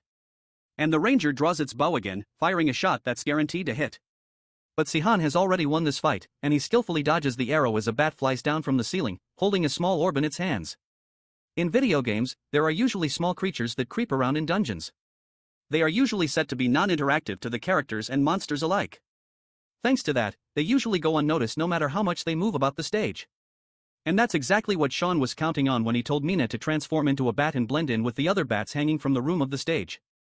And when the time was just right, she would soar down with an orb of light, which is an item that flashes a bright light, blinding all players and monsters within its radius for 10 seconds. With everyone in the area blinded, Sehan takes the opportunity and stabs the monster right through the chest before it can escape again. The strategy works brilliantly and the monster lays dead at their feet after a grueling battle. It looks like there aren't any special rewards like in the Mantis dungeon. This was a raid dungeon and these kinds of dungeons usually don't offer many rewards since there are no monsters other than the boss. However, the rewards for defeating the boss are still incredible. From this battle, he gained a B-ranked Coat of the Night and C-ranked Knight's Gloves, as well as a new skill called Shadow Rush, which the boss monster used multiple times to blend into the shadows and escape. Finally, he gained an ability called Guaranteed Shot, which allows him to throw or shoot towards a target with pinpoint precision. With all these rewards, Sehan's stats are not fully stacked, and he has an incredible amount of abilities. Right now, he should be the strongest player in the world, but it's still now enough to defeat his target for his next quest. Clearing the next main quest won't be a problem, but his goal is 100% completion of the game. He also has a first playthrough transfer package, which he will unlock eventually after completing the main quest. Once he uses it and gets his old abilities back, he will be able to defeat that monster in the third quest. His next target is the monstrous crow that devastated his last playthrough. Meanwhile, with another member of his team somewhere else in the city, Jisoo rings the doorbell of what used to be her home. There were many monsters in the way of her getting here, but none of them posed a serious problem. After some more knocking, Jisoo was forced to use her super strength to break open the door. Inside the house, there are more monsters, but they are more of an annoyance to her than a threat. She quickly takes them all out in a matter of seconds, crushing some of them with her bare hands as if they were simple bugs. Deeper inside her house, she finally finds one of the people she was looking for. Her father lay on the ground in a pool of his own blood, clearly long dead. Jisoo takes a moment to cry for her lost parent, but her tears are interrupted by a ringing phone on the table. She shakily picks up the call and it's her mom on the other side. Back with Sehan and Mina, the two of them arrive at their next quest location, but it's not what they expected. It's an amusement park called Lomé World. And despite the devastation going on throughout the world, the staff there greet them with smiles as if nothing is wrong. It's almost as if the monsters skipped this place in their rampage. However, it's obvious from the wrecked surroundings that monsters have been here recently. It's strange, but there's no way of explaining the weird atmosphere of the amusement park. Mina decides to directly ask the staff what her deal is, but the woman just tells her that she is free to enter Lomé World and look around. The place is very clearly suspicious, but Sehan moves to enter it regardless. Their next quest is inside, so they have to enter anyway. The atmosphere is excessively clean, and the employees are definitely human, but they are neither monsters nor players. All of these disturbing features must be for the crow's sick and twisted entertainment. It looks like the staff are forced to live here against their will. Despite their kind smiles, it's clear that all of them are terrified of something, and they are just working to protect themselves. As they continue to walk through the amusement park, the next quest finally shows up. For Mina, it looks pretty easy. But Sehan's quest is different from what he remembers in his past life. In his last life, the quest was a D-rank mission, but this time around, he got a C-rank difficulty. Mina's quest is the 5 stamps quest that he got in his previous life, but his quest is much harder than that. Only 2 people can directly alter his quest, and they are the game master and the system. If the GM had altered his quest, then he would have shown himself to our MC, so this has to be the system's intervention. It's only fair, though, since he has killed 2 sentinels now and has definitely become a popular figure in the game. Mina notices his sour expression and asks what's wrong, but he doesn't tell her his problem. He takes a moment to organize his thoughts and tries to look at the positive side of things. At least this is a clear indication that his actions are slowly changing the future just like he wanted. The two continue to walk around the park and Sehan asks Mina if she knows about a game called Roller Coaster Typhoon. It's a game about managing an amusement park and Mina is at least aware of it. He then tells her to imagine that they are inside the game and everything in the park is under the manager's control. Because of that, they can do anything they want, like cutting off the tracks in midair, so all the rides crash straight into the ground. The sales don't matter to them, and all they want to do is see people suffer. That's the mindset that this park is being run with, but the Crow constellation Karis, of course, he can't tell Mina that since he's not supposed to have that information yet, but his words are pretty obvious from how the park is run. They are using civilians as employees against their will and they are very clearly not looking after their people here. None of the players know about the constellations yet, so he can't directly tell her about it. There are countless powerful monsters in the world. There are the simple mobs and the boss monsters. Then there are the sentinels who are the highest caliber of monsters. They are usually not meant to be defeated, but the constellations are on an entirely different level from them. The difference is not even in their strength, but in their very existence. The constellations are a different set of beasts entirely. And the ruler of this park is one of these constellations named Karis. It's a low-level constellation, but it still has divinity, which makes it very powerful. Normally, it would still be too early for constellations to arrive, but this one is an exception. Its constellation level is low enough that it can show up if its divinity is slightly lowered. It used that loophole to sneak its way into the game way earlier than it should have been able to. Its intention is to enjoy itself now while no one is a threat to it yet. Although it had a low divinity level, its damage to humanity was on par with a constellation of a high divinity level. 4. Now, the best they can do is be careful and keep their guard up while trying to complete the quests. The infrastructure of the environment is definitely different from the Lome world from before the world changed. That's because the ruler has changed it up to their liking. As they walk through the area, an employee calls out to them to join his ride. He sounds terrified and he's wearing a collar that seems suspicious. He points them over to his ride, which is a haunted house. Mina isn't thrilled to enter a haunted house, and she tries to complain, but her bickering with Sehan is cut short when the employee's collar starts beeping and flashing a red light. Eventually, the collar explodes around his neck as he screams in terror, and the explosion blows his head clean off his body. That directly ties into Sehan's main quest, which is to save all the people in the amusement park and resolve the situation by helping all of them to escape from the area. Right now, there are 138 players and 725 civilians. But as the employee's lifeless body drops down to the floor in front of them, the number drops. The other employees look away as Mina tries to understand what's going on and what just happened. It seems like there was a time limit for being a vendor, just like players have time limits for their quests. Mina starts to cry and wonders if the employee died because of her hesitation to enter the haunted house. But Sehan comforts her and tells her that all of this was most likely just caused by the amusement park's horrible design. In Sehan's past life, a lot of people died, and he only heard the news from the few survivors that managed to escape. But from what he remembers, the place shouldn't be as empty as it is right now. For now, he can't think too much about it, and all he can do is search for the person he was looking for and try to collect stamps first. He calls out to one of the other employees and asks him to guide them through the ride so they can start collecting stamps. The employee warns them that they won't be coming out of the haunted house the same as how they entered, but it's not like they have a choice. They will die if they don't complete the quest in time. Most of the other players who entered the haunted house died regardless of their enthusiasm. But since they've asked, the staff has no choice but to lead them in. To complete the ride, all they need to do is pass all the way through to the other side. It's just as scary as it is straightforward, so they have to make sure to be careful as they walk through. The two walk in, and Mina makes sure to cling on to Sehan's arm for her own safety. They are just at the entrance and she's already terrified. They reach a bridge and Sehan stops for a moment to make sure it's safe. Suddenly, a spiked wrecking ball falls from the ceiling, almost crashing into them with how fast it's moving. They don't have time to think about what just happened as more wrecking balls fall from the ceiling, forcing them to run across the bridge for their lives. As they are moving, a monster springs out from nowhere and tries to attack Mina. Sehan reacts quickly and uses his spear to stop it before it can take a bite out of her. Then he kicks it back, sending it flying away before it can attack them. With that taken care of, he goes to check on Mina, who is on her knees, crying in fear. At this point, there's no way she can carry on, and Sehan is forced to lift her on his back for the rest of the way through the haunted house as she cries into his shoulder. Throughout the house, they meet many different obstacles and monsters, and Sehan manages to take them all out and run through the entire ride while carrying Mina on his back. Usually, Mina should also be able to take on all these monsters. But she's way too scared to try and fight on her own. Sehan continues to run through the haunted house with the crying girl clinging onto him for dear life. This place is similar to a regular haunted house. You make your way through it as traps pop out from every corner. The only difference is that these traps and monsters are very much real and trying to kill them. This is easy for him, but it's difficult having to fight and protect someone at the same time. However, he decides to treat it as practice for when he decides to fight and protect people in the future. In his previous life, he would never have even tried to do any of this for someone else. After a little more fighting, they managed to make it out of the other side, and they even finish in record time, too. Sehan confidently relaxes now that he's finally out, but Mina is completely winded and out of breath.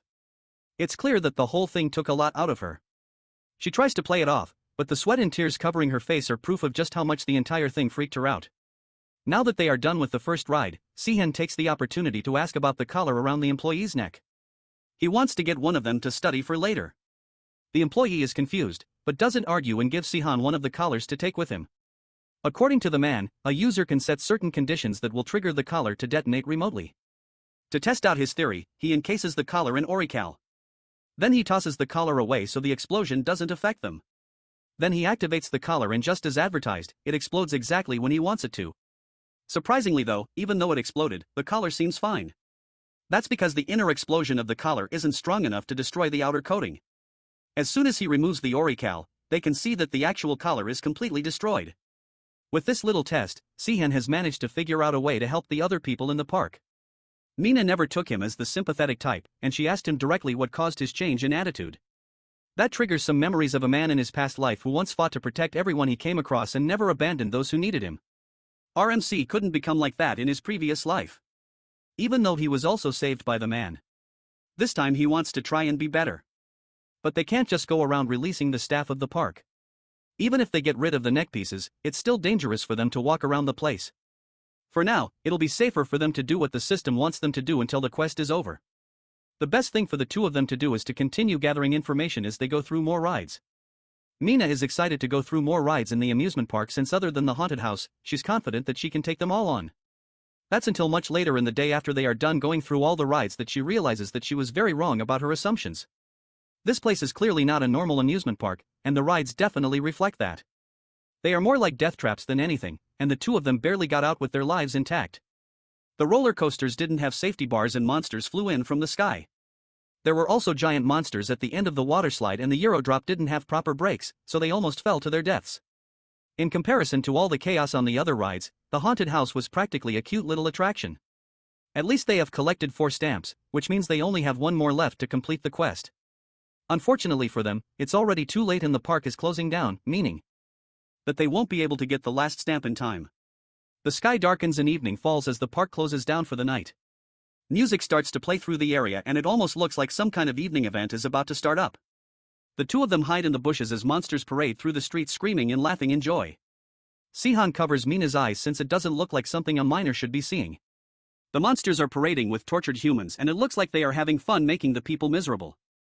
They also have a dead player among the parade, which just means that the evening entertainment is just for their sick pleasure. Sehan decides that they've seen enough of the parade and it's time to go somewhere safe. The monsters are roaming around the park while the buildings and attractions are occupied by employees. Because of that, the hiding spaces for players are extremely limited. He remembers the survivors from his past life telling him about a big safari being in the park. According to the past survivors, the people that were trapped in the area took refuge there constantly through their first to third main quest. That would normally never happen, but Karis the Crow constellation must have gotten involved. He either made a deal with the GM or found a loophole through the system, but whatever his scheme is, Sehan plans to find it out as soon as possible. They make it to the SAF zone and some people are standing guard in front of the area. Mina asks if they can be let in and the guards notice that she has 4 stamps. They recognize their strength and immediately let them in. Even the leader of the camp only has 3, which means that they are already more reputable than everyone there. The guard leads them to an empty area for them to rest up in. Then he leaves to inform the leader of their arrival. According to the guard, the people gathered there are about 200 in total, and they are both players and civilians combined. Among the large group of people, Sehan quickly spots the people he was looking for and the person he absolutely needed to get in touch with. The person is a man chosen by Histas, one of the most important gods of Olympus. He's the one and only avatar of Histas, Susong. In his past life, he used to be one of the most famous players in the world. He had the ability to forge weapons that were always traded for incredible prices at the auction house. All the top players had pieces of equipment made by him. It wasn't a stretch to say that humanity's extended survival in the Gods game was because of Su's creations. The person Sehan has found isn't the Susong he remembers, though. The man he knew would never give up hope, even under intense situations. But the kid sitting with his head down has clearly lost all hope. The person sitting beside Seo must be his older brother who died at the end of the 3rd quest in his previous life. Sehan wastes no time and approaches them with Mina for introductions. He manages to get seated with them and Seo's brother is more than happy to have them close by. Apparently, everyone else has been avoiding them for some reason. Sehan notices that Seo's brother seems to be blind because his eyes are constantly closed and it looks like he's unable to see. He doesn't remember the detail from his previous life. Regardless, with all of them seated together, Sehan offers to make light introductions. Suwonke's brother introduces himself as Changa-son, and they all pleasantly pass around names. As they talk, Sehan notices that Mina is unusually polite. It seems like she is only disrespectful around him and Jisoo. With introductions done, Sehan internally wishes that they can get along, but something has been bothering him since they met. Changa seems like an ordinary player, and his sword looks pretty normal, but there is something interesting about the sword. Changa confirms that he's rather formidable with a sword, even though it has just become a walking stick now that he has lost his eyesight. The mention of his brother's loss in vision causes Seo to get depressed, and he moves away from the group to rest. It looks like the kid has become quite sensitive lately, and Sehan promises not to pry into personal matters again. Considering the mood of the entire settlement, it's not odd for Seo to be on his guard around new people. Chango explains that they just barely managed to run away from a monster that was chasing them. This monster isn't Karis like Sehan initially thought. It's a sentinel that dominates the area and it's a monster called Kale Wong. That's strange to Sehan since there should be no other sentinel in the area apart from Orga the basilisk who he killed. It looks like there have been a lot of changes by the system in order to acknowledge Sehan, who has been making quite a name for himself. The world is fundamentally divided and administered by the GMs, but they aren't the highest beings in the game. Above them, the system regulates and maintains the general laws of the game. And the recent changes in the story must be because of it. Since the system is in charge of setting up sentinels and hidden monsters, the fact that it's changing so many things means that he has gathered some unwanted attention. But Sehan isn't one to back down and he's ready for whatever changes the world might bring for him. For now, it's best not to worry about all of that and focus on what he's going to do tomorrow. He will have to start by gathering more information and trying to make careful progress. On a different note though, it's impressive how well Mina is sleeping despite the new environment. As he watches her sleep, a sudden sound draws his attention towards someone sneaking away from the group. It's Chango, and it looks like he's heading out of the settlement despite how late at night it is. He stops by the gate where the guards question him, but he promises them that he just needs to go out for a while. They are skeptical of letting him through because of his sight, but he assures them that he is familiar with the geography of the area and he will be fine on his own. Sehan watches him go and notices that the Universal Observer is following him. There would be no reason to follow him if he were simply going to visit the restroom. Something is definitely going on and Sehan decides to head back into the Gods Forum to find out just what that is. He meets up with young Jester who seems happy to see him again. She has been seeing him in the chat room more recently and everyone really likes the useful information that he provides. Sehan gets straight to the point and asks her if he can use her observer to view something. Normally, a god should have their own observer, but Sehan lies that the Universal Observer has bad resolution at night, so he wants to watch with her private observer instead. His story is plausible since it's well known that they don't give out personal observers to gods unless they have a chosen avatar. Sehan also lies that he has been trying to choose a player, but they keep declining his offer, so he wants to use the observer to watch the player. The player he points out is none other than himself. And young Jester reveals that a lot of gods have been going after him, but he keeps rejecting them all as well. She has been watching him since he has been traveling with her avatar, and if she didn't have Mina, she would have tried to go after him as well. Sean tries not to think too much about her words and asks to use her observer again. Horror. Avatar is asleep, so she has no reason to refuse the request, but her only condition is that he shares information with her first from now on. Sehan agrees and young Jester prepares to focus the observer for him. He tells her that he wants to check on a player that went outside the settlement just now since there's something odd about him. He uses the observer to follow him and finds him walking into the empty woods. Chango stops in the middle of a clearing and a large glowing white bird descends from the sky and lands on a tree in front of him. As soon as the bird lands, Chango gets down on one knee and prepares to give a report of the events, which shocks Sehan. As the two talk, Sehan notes that the voice of the bird doesn't belong to Karis. It must therefore belong to the sentinel that Chango was talking about before, Chil Wong. The bird tells Chango to keep a close eye on Sehan and Mina and report to him if any players in the area try to make a move. Then it flies off, leaving Shangangu alone in the empty field. Sehan has seen countless people lie and pretend in his first playthrough, so he has enough experience to tell that Changu is completely serious right now. Even young Jester can barely believe how crazy of a plot twist this is. An ally is a spy for the monsters. She asks Sehan how he knew something like this was going to happen, but he remains as secretive as ever. In his mind though, he struggles to understand why Chango would do something like this. In his previous life, Sayo always sang praises about his brother, calling him a kind person who would sacrifice himself to save others till the very end. Sehan has an idea of what's going on, but he doesn't immediately look into it. Instead, he closes the forums and waits till the next day. The more important task is collecting information from people in the settlement. From what he can gather, it looks like the current situation isn't too different from what he remembers from his previous playthrough. The only new element is the monster called Kale Wong. It's a rare type of monster called a Bulgasari, which is a metal-eating monster from Korean folklore. It is slow, but it has incredible power, and its body is as hard as steel. A Bulgasari has the ability to become stronger and harder depending on how much metal it has consumed. So Sehan's attacks wouldn't be very effective against it in a fight. To make it worse, a creature like that is under Karis's command. As he tries to sort out his thoughts, Mina shows up and asks him what he's doing. It would be best not to involve her in this. So he dismisses her concerns, but she can already tell exactly what he wants to do. He's thinking of defeating the Sentinel, which is another impossible task. He went through all the trouble of defeating Orga, and now he wants to fight another one. Sehan is sure though that if he had some time and things were under the right conditions, then he would definitely be able to defeat the monster. There's nothing else he could do that would help Suwon feel better right now. Now that he has a plan in mind, he gets up and prepares to leave the safari for a while. There's someone in the park that he has to meet. But before he goes, he asks Mina for a favor. He wants her to keep an eye on the two Song brothers.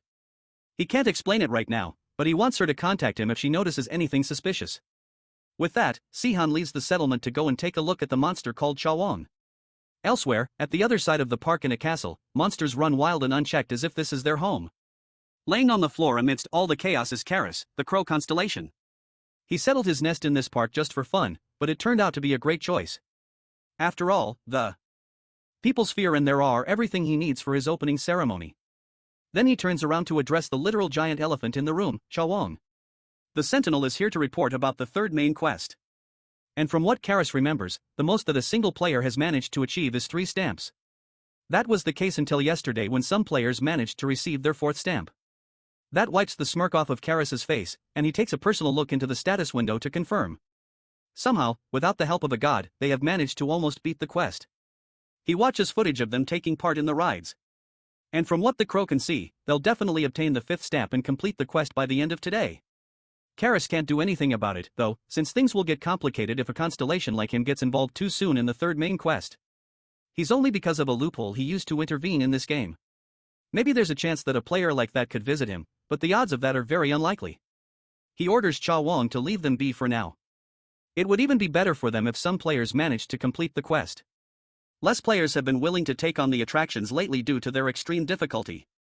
If 2 players manage to complete the quest successfully and escape from the amusement park, that would motivate others to try and do the same, which would increase the number of fatalities from the ride.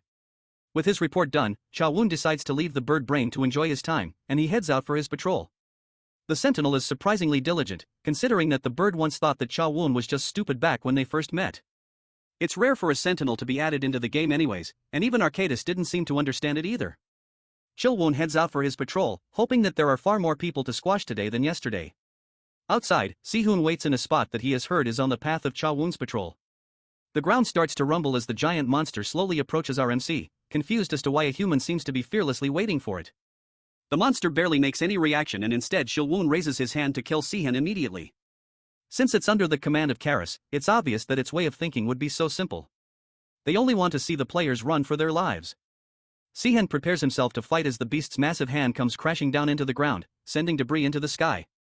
Sehan uses that debris as launching pads to jump into the sky and come face to face with the Sentinel. Once he's close enough, he attacks with his sword, but the skin is so hard. Even a sword coated with auriculum couldn't damage it at all. He must have consumed some metal while he was out on his patrol. Despite its appearance, this beast is surprisingly the cautious type. Shilan is surprised that Sehan was able to dodge its attack. And although it wasn't an all-out attack, he didn't expect to see a player of this caliber who was able to keep up in a fight. Sehan rushes at it once more and drags his sword across its body without saying a word. Shiwan is more concerned about the fact that Sehan seems to be almost non-verbal. But to Sehan, the monster talks way too much. He wants to fight and not just stand around throwing empty words at each other. That makes Chilwon angry and he starts to take the fight seriously in hopes of killing Sehan quickly. Another massive fist comes rushing towards Sehan and he dodges it once again, landing on the Sentinel's arm and rushing up towards its face. There are way more openings that Sehan can utilize because of its size. He manages to reach its face and launches an attack with his sword, but once again, it's not enough to even leave a scratch. However, seeing that his coded weapon isn't damaged, this means that Chilin's body isn't harder than auriculum. The problem right now is his lack of strength. Another fist comes rushing at him, and he narrowly dodges once again before launching an attack at its leg, causing it to turn around and try to stop him.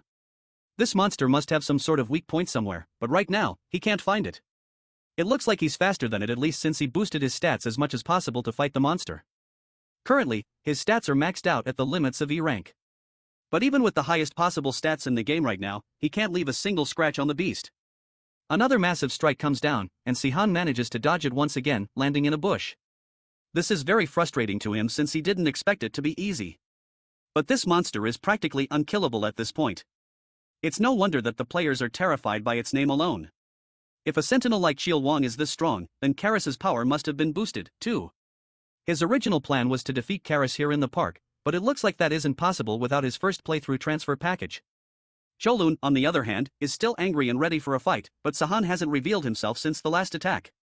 That only makes the sentinel even more upset as he hears Sehan's voice from the bushes calling him way too slow.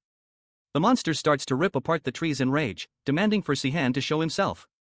Our MC is already long gone, especially since he has checked what he came for. There's no way for him to kill Chi Woon with the items and abilities he currently has. He needs to find another attack that can deliver a fatal blow to the monster. In the end, it looks like swine is his only option after all. Back in the safari, Mina sits with the two brothers and reads a pamphlet to pass the time. Chango asks her if she's siblings with Sehan, but that's obviously not true since their last names are different. Despite that though, they seem to get along so well, which makes it even less likely that they are siblings if they get along really well. Mina was also wondering if Sayo and Shangangu are really brothers since they seem to get along so well. Changa confirms that they are really brothers, but the reason he was asking is because the two of them seem so unusual. Sehan even managed to get 4 stamps despite the difficulty. Mina proudly displays the fact that she also got 4 stamps, but Sehan shows up to disprove her unnecessary boasting. That scares the heck out of Mina since Sehan never seems to give off any presence when he's around. He joins in on the conversation and Chango tells him that they were just talking about him and how he met Mina. He caught her while she was trying to rob a bank, and although that makes her sound like a criminal, it's exactly true. The two of them really get along well and their banter makes Changungo laugh. On a different note, Sehan decides to ask Chango to spare some of his time. There's something he wants them to talk about privately. The two leave the group and Sehan leads Chango a little into the forest before directly confronting Chango about his link with Kale Wong. Immediately, Changungo pulls out a sword and places it to Sehan's neck, ready to swing at any provocation. He asks Sehan how he got this information, but our MC simply says that he has his ways. He had some other questions, too, but it seems like those will have to be saved for later. For now, he tells Chango to give the fight his best shot. Chango wastes no time and takes a swing at Sehan's neck, which our MC manages to dodge. Then, he quickly changes his stance before Sehan can back away, launching another attack at his face. Despite the fact that he's not able to see, he's not bad at all when it comes to fighting. It looks like Chango has the mind's eye, which allows him to see and fight despite being blind. Chango can clearly see that Sehan has some moves of his own. But since he doesn't intend on talking, the best option is to kill our MC here and now. Chango rushes in and prepares to launch a final blow. And from the stance he's using, Sean can easily tell that he really knows his stuff. However, Sehan is a beast himself. He catches the sword with his bare hands before it can reach his face. From their fight, Sehan can tell that his agility is between 60 and 70, while his strength is at 50. Those stats are pretty high for a non-avatar. That must mean he put all his points into growing his strength and agility. Chungo pulls back and tries to launch another relentless attack at Sehan, but our MC easily manages to dodge all of them. Then he rushes in for another round, and Sehan somehow manages to parry them all with his hands. That's thanks to his night gloves that he got from the ranger, which are protecting his hands. It's obvious whose strength is superior in this fight. Now that they've both calmed down, Sehan gets straight to the point and asks why Changungo would work as a spy for Chil Wong when they are this strong. The answer is obvious, even when the blind swordsman doesn't immediately answer. It's because of Su. He made a deal that would ensure Sayo's safety. In fact, when he first met Chil Wong alone, Junga tried to face the Sentinel, but he wasn't a match for the hulking beast. In fact, the Sentinel only saw Changu as its plaything. In the end, he ended up losing his eyesight, and Sayo lost his will to fight after seeing what happened. After that, he had no choice but to obey whatever Cha Wong asked of him. Even though the experience that day was nothing but utter despair, he at least wanted to try and keep Seo alive, even if it meant hell on earth for him. He has been a spy since he first arrived at the safari, and most of the reports were about the group's movement. Now that the cat is out of the bag, Shangangu expects Sehan to tell the group about him. However, our MC has a different plan in mind. Since his double life hasn't hurt anyone yet, they can probably use it to their advantage. They can also use it to get to know Chi Wong Unk's actions as well. Chi Wong isn't doing anything with the information because it enjoys their fear, and it told Chang'e to keep an eye on them to make sure that they don't escape. From how Sean is talking, Chang'e can tell that our MC is planning to fight the beast when it prepares to attack in about a week from now. Although Sehan is definitely strong, even Chang'e doesn't believe that he will be able to fight against the Sentinel. Any plans or attacks are useless against its strength. Sehan is already aware of all this since he fought the beast earlier.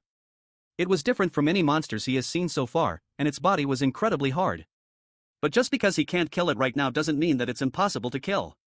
Without explaining anything else, Sean leaves and tells Chang'e to share any information he can get with him as well. There's no time to explain things anymore, but Chang'e will have to confess everything to Seo. Su will play one of the most vital roles in the whole thing, and they need him to lift his head up from despair so he can work hard. The two of them head back to the safari, and Chang'e keeps to his word and tells Su about everything that has happened so far. The kid is understandably upset that he's been left in the dark about the whole thing. Chang'e just didn't want to make him worry unnecessarily more than he has already done. Su isn't hearing it though, since something terrible could have happened to Chang'e if he didn't say anything sooner. Mina and Sehan watch from the sidelines, and the younger girl realizes that this is why RMC wanted her to watch over them. Now that they've settled their thoughts, the next step is to kill the monster Chi Wong.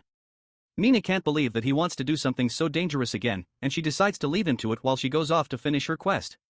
That's a bad idea, though, since Chi Wong should be looking for him right about now. Sehan has been busy, and it's now coming back to bite Mina for being associated with him. She begrudgingly returns to the group as Seo joins them to discuss their plans. They don't have time to waste, since thanks to Chang'e working as a spy, the monsters could come to kidnap people at any moment. On top of that, they have about a week left before the Sentinel makes its move. They have to fight now, and it's their only way to escape. It would usually be impossible to win a fight with the metal monster, but Sehan knows that he can trust on Seo's help to balance the scales. He's going to need Seo to make a weapon that can kill the monster.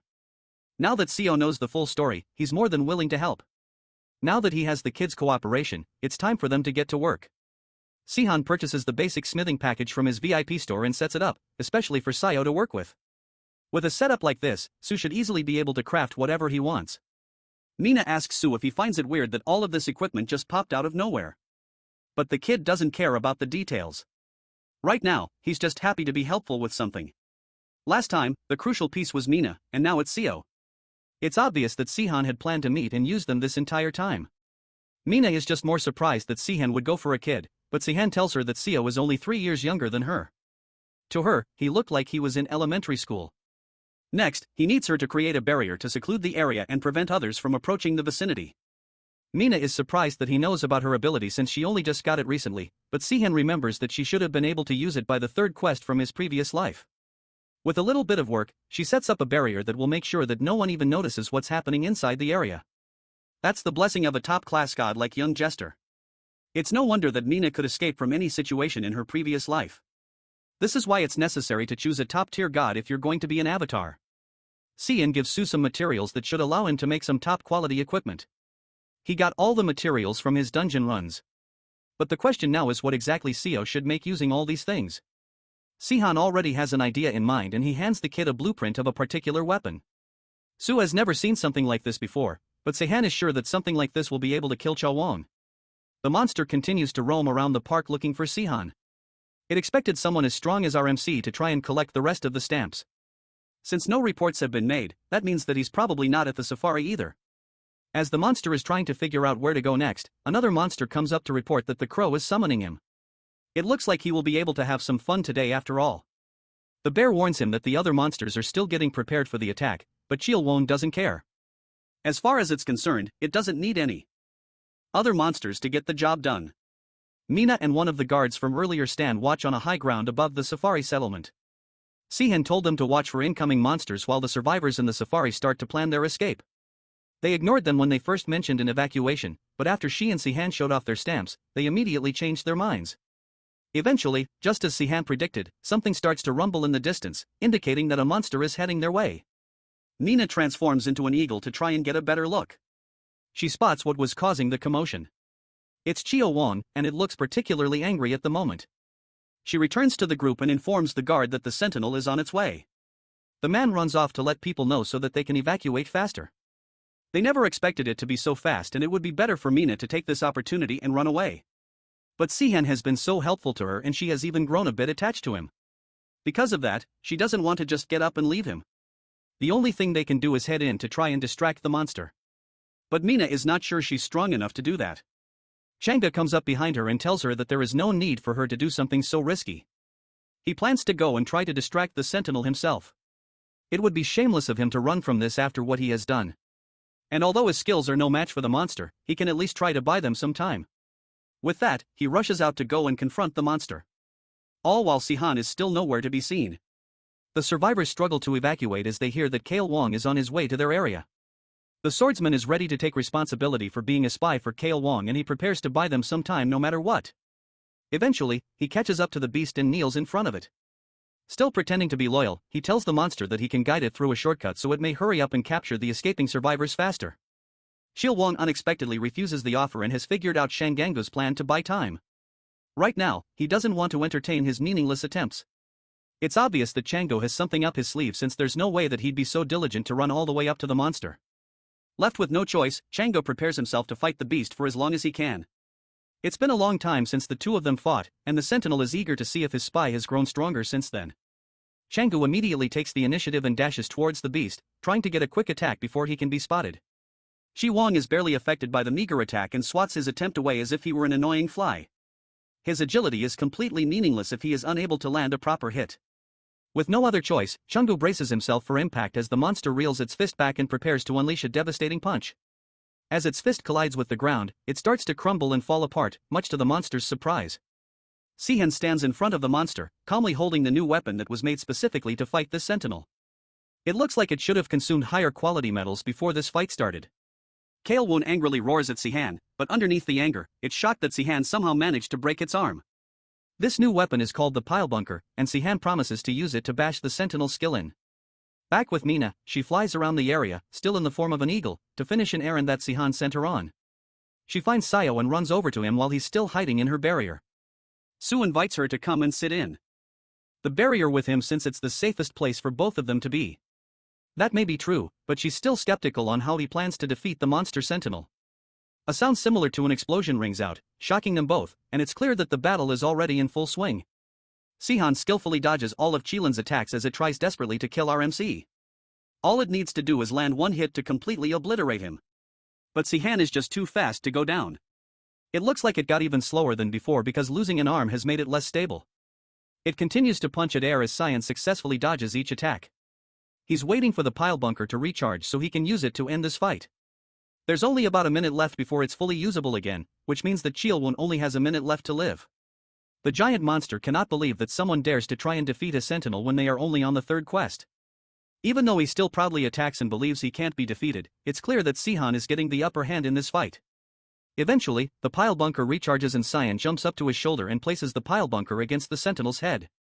Realizing that things have gotten serious, Chilwon tries to bargain and promises that it won't kill any more humans, but Sehan doesn't trust that for even a second. With nothing else to discuss, our MC keeps his promise of using the pile bunker to bash the sentinel's head in, defeating it once and for all. With that, Sehan unlocks an achievement called Sentinel Hunter, which comes with appropriate rewards and also increases the damage dealt to sentinels by 30%. Although our MC tried to act cool about it, a sentinel is still nothing to scoff at. He only barely made it through this battle with his life intact. Now that Chawon is dead, Chang'e comes out of hiding from the forest. It got completely demolished, and not even a metal-eating Bulbasaur could have survived that. It was all thanks to the weapons Sayo made. And although Chang'e clearly has many questions, there are way too many observers watching them for Sehan's liking. It's not just the observers either. The survivors who are trying to escape have also been watching the fight from the bushes. Now that the sentinel is gone, they all start to make their move to escape from the park. But Mina remembers that Chilwon was only the mid-boss of the area, which means there is one more powerful boss for them to fight. That causes all the people to pause and look at her in terror and shock. She tries to play it off, but Sehan puts a hand over her mouth to stop her from making things worse. It looks like it's time to explain what's going on to the rest of the people. And after that, it will finally be time for Karis to die.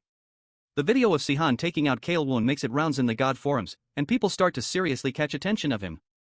A user named GreekBoss comes online for what seems to be the first time in a long time, and he's also curious about this mysterious yet powerful player. Sehan managed to kill a sentinel for the second time despite not being an avatar. Questions start to fly towards young Jester, whose avatar always hangs around, but she wouldn't tell them anything even if she knew. The questions continue to fly in, but the mischievous god ignores them and focuses her attention on the kid that has gotten everyone riled up. He keeps getting more interesting to her every time she sees him. But the question now is how he's planning to handle the crow. Mina meets up with Sehan and asks him if he got any loot for defeating a sentinel. This time he got a grimoire as a reward. And although it looks like an ordinary rock, it's actually an A rank ability that gives the user the ability of a Bulgasari. That means that they will be able to convert any metal they consume into a part of their body. With an ability like that, Sehan can change parts of his body into Orical. The item is very hard to come by, and it's a very rare and useful ability. Mina is very obviously jealous despite the fact that she's the one who asked him about his loot. But to her surprise, he gives her the grimoire instead of keeping it for himself. It would be more useful to her anyway, since with her transformation ability, it would be very useful if she transforms her hands into weapons and uses them in fights. It's a one-use item, meaning that once she consumes it, it can never be retrieved or used by another person. So, she's shy to take it from him. But Sean encourages her to take it for herself and find use with it. She's unusually timid at times like these despite her usual personality. But Sehan assures her that it's her reward for helping him up till this point. After more reassurance, Mina finally accepts the offer and absorbs the item, gaining the Bulgasari ability. It's too bad that Mina is not in his party because they could have used skill sharing. But because she's an avatar, he doesn't want to bring her in. But they wouldn't have been able to use her transformation ability if she wasn't. So, it's a good trade-off. The civilians continue to make their frantic dash towards the exit while the players fight back the monsters approaching them. Meanwhile, Sehan uses the auriculum to free the people trapped by the exploding collar. One by one, they are all set free, but there are so many of them that it'll take a while to do it all at once. Mina meets up with him again and reminds him that they are supposed to finish their quest by getting the remaining stamp for finishing the ride. There's no way that they will be able to do that if they all just run away. To fix this, Sehan calls over one of the staff that still hasn't had their collar removed. He should have a stamp on him. And although Mina is skeptical that something like that would work, as soon as the staff member puts the stamp on her arm, a notification window pops up informing her that she has completed the quest. There isn't even a reward for the quest, which shows just how easy the whole thing was supposed to be. That means that they didn't even have to go through all that effort and danger in all those rides. Now that they have figured this out, that means that they can take care of every other player's quest while they are moving. That doesn't include Sehan, of course, since his quest is completely different.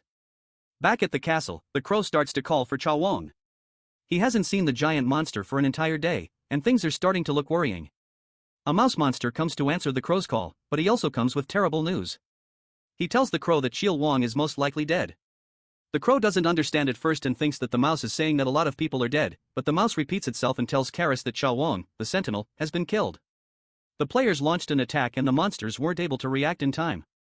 Karis can barely believe it, but he quickly orders the mouse to have every monster in the park obliterate the remaining people in the safari. But that's where the second problem comes in. In truth, all the monsters have already gone to the safari, and according to them, the place is completely empty. That's the last straw for Karis, and he transforms in a fit of rage. Sehan notices the aura coming from the sky and realizes that the time has come. Karis is finally starting to move. The crowd has slowly started to make their way out of the park, but they aren't moving nearly fast enough.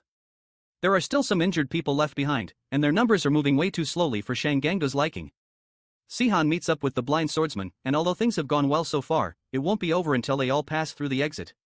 The problem, though, is if they can even make it out safely in the first place.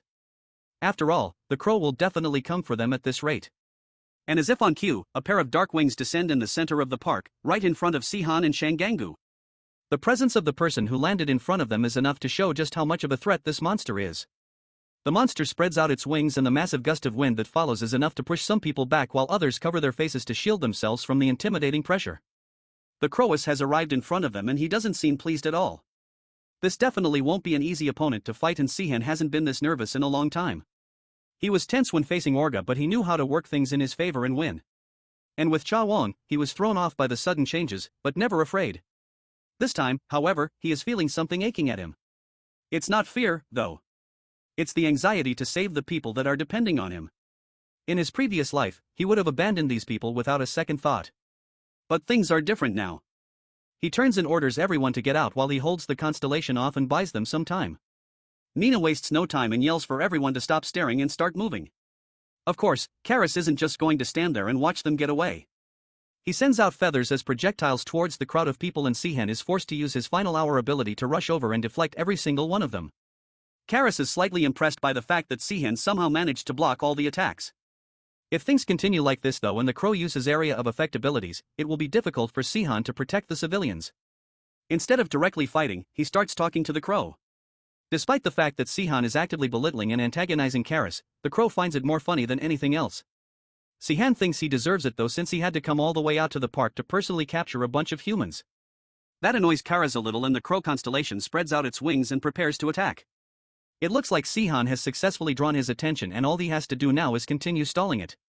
Right now about half of the people haven't made it out yet, so he just needs to stall for about 30 minutes. This moment is what he has been preparing for this entire time. The crow leaps off the ground at tremendous speed and aims right for Sehan, but he uses his Shadow Rush ability to blend into the ground and escape just before the attack from the crow can land. Sehan tries to stay calm as the crow moves around him. It's obvious that Karis outclasses him in both strength and agility. But our MC has his survival abilities and special items that guarantee that his attack will connect. He leaps out of the ground right as the crow returns to the air to make another strike. Then he uses his guaranteed shot ability to throw a sharp projectile. Normally, Karis would be way too fast for that to pose any threat to him. But thanks to the guaranteed shot ability, his attack manages to catch up and almost hit. Karis is forced to stop in midair and catch the projectile before it lands. Then he dives to the ground, shattering the pavement below Sehan's feet and causing large rocks to fly into the sky. Sehan manages to dodge them, but the crow uses the dust as cover to launch another attack, swiping the claws at his feet towards Sehan. RMC just barely manages to dodge, but he gets a cut to his cheek at the last second before he can fully jump away. As the fight continues, Karis starts to get more and more annoyed, and it's clear that he's done playing around. He raises his hand in the air, and Sehan recognizes the ability he's trying to use as something completely terrifying. The constellation strength is completely beyond what Sehan was expecting. And now it looks like things are about to get much worse. The crow flies into the sky and uses his wings to send another burst of projectile feathers towards Sehan. There are way too many to dodge, and Sehan is forced to take most of them hidden.